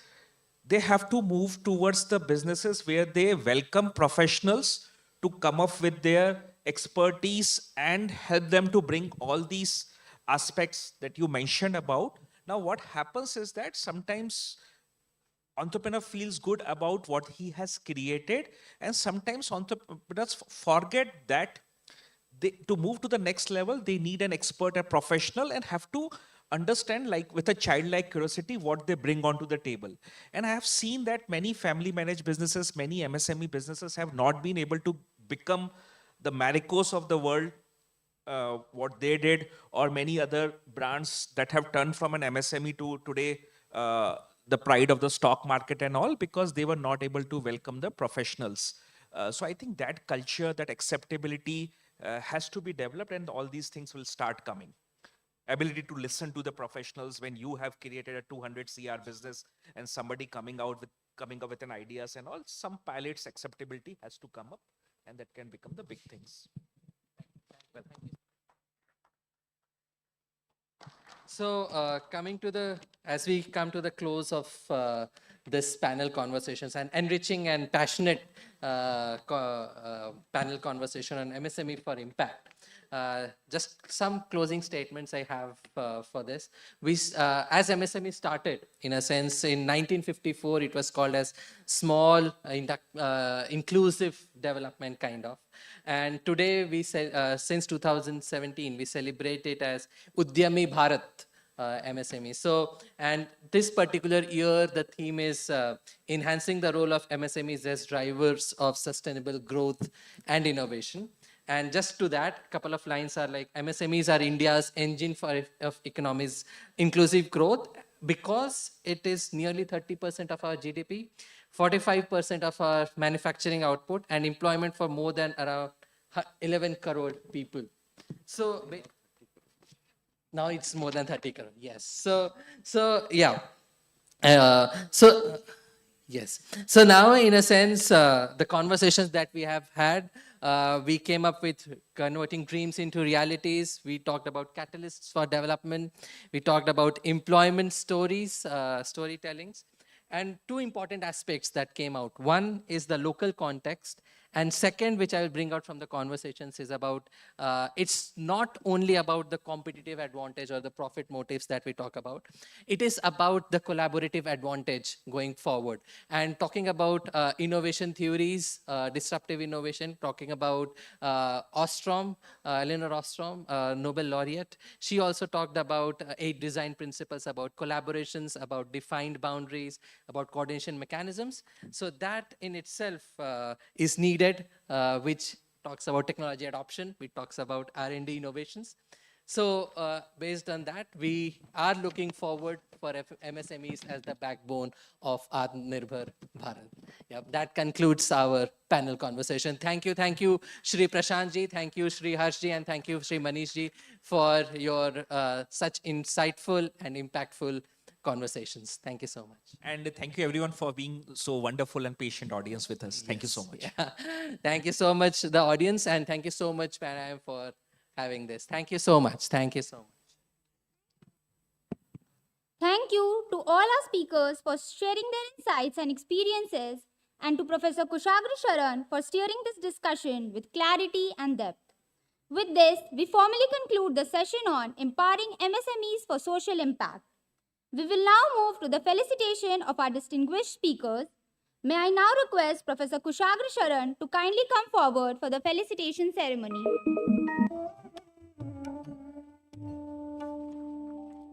First, Prashant Tonk.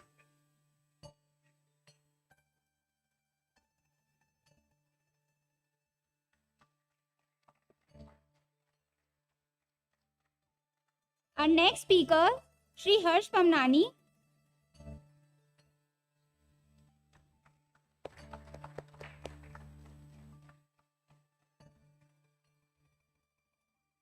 Next is Shri Manish Piyush.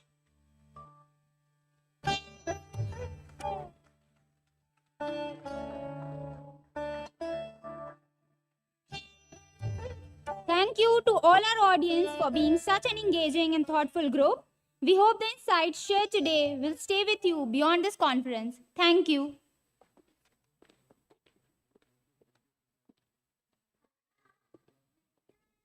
दादी को यहाँ बुलाए? बेटा हम वहाँ जाएंगे क्यों? क्योंकि त्योहार हमेशा अपने घर और अपनों के साथ मनाते हैं। क्या ये अपना घर नहीं है? बेटा हम यहाँ रहते हैं पर ये अपना घर नहीं। हम अपने घर में कब रहेंगे? यूनियन होम लोन के अट्रैक्टिव इंटरेस्ट रेट से मनाइए त्योहारों की खुशियां अपने घर अपनों के साथ।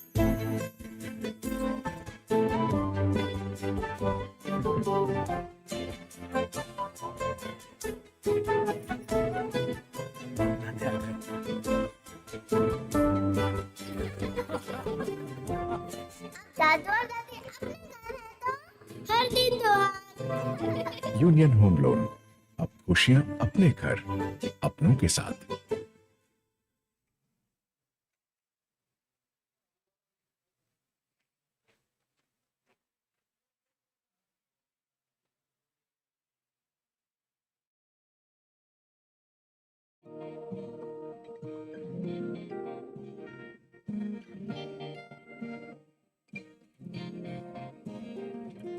आज लिखेंगे हम अपना कल, जब अपनी सोच को राह मिले, सच तक ले जाएंगे अरमानों को, जब आशाओं को राह मिले, सोच से सच तक चले हम, सोच से सच तक, सोच से सच तक बढ़े हम, सोच से सच तक।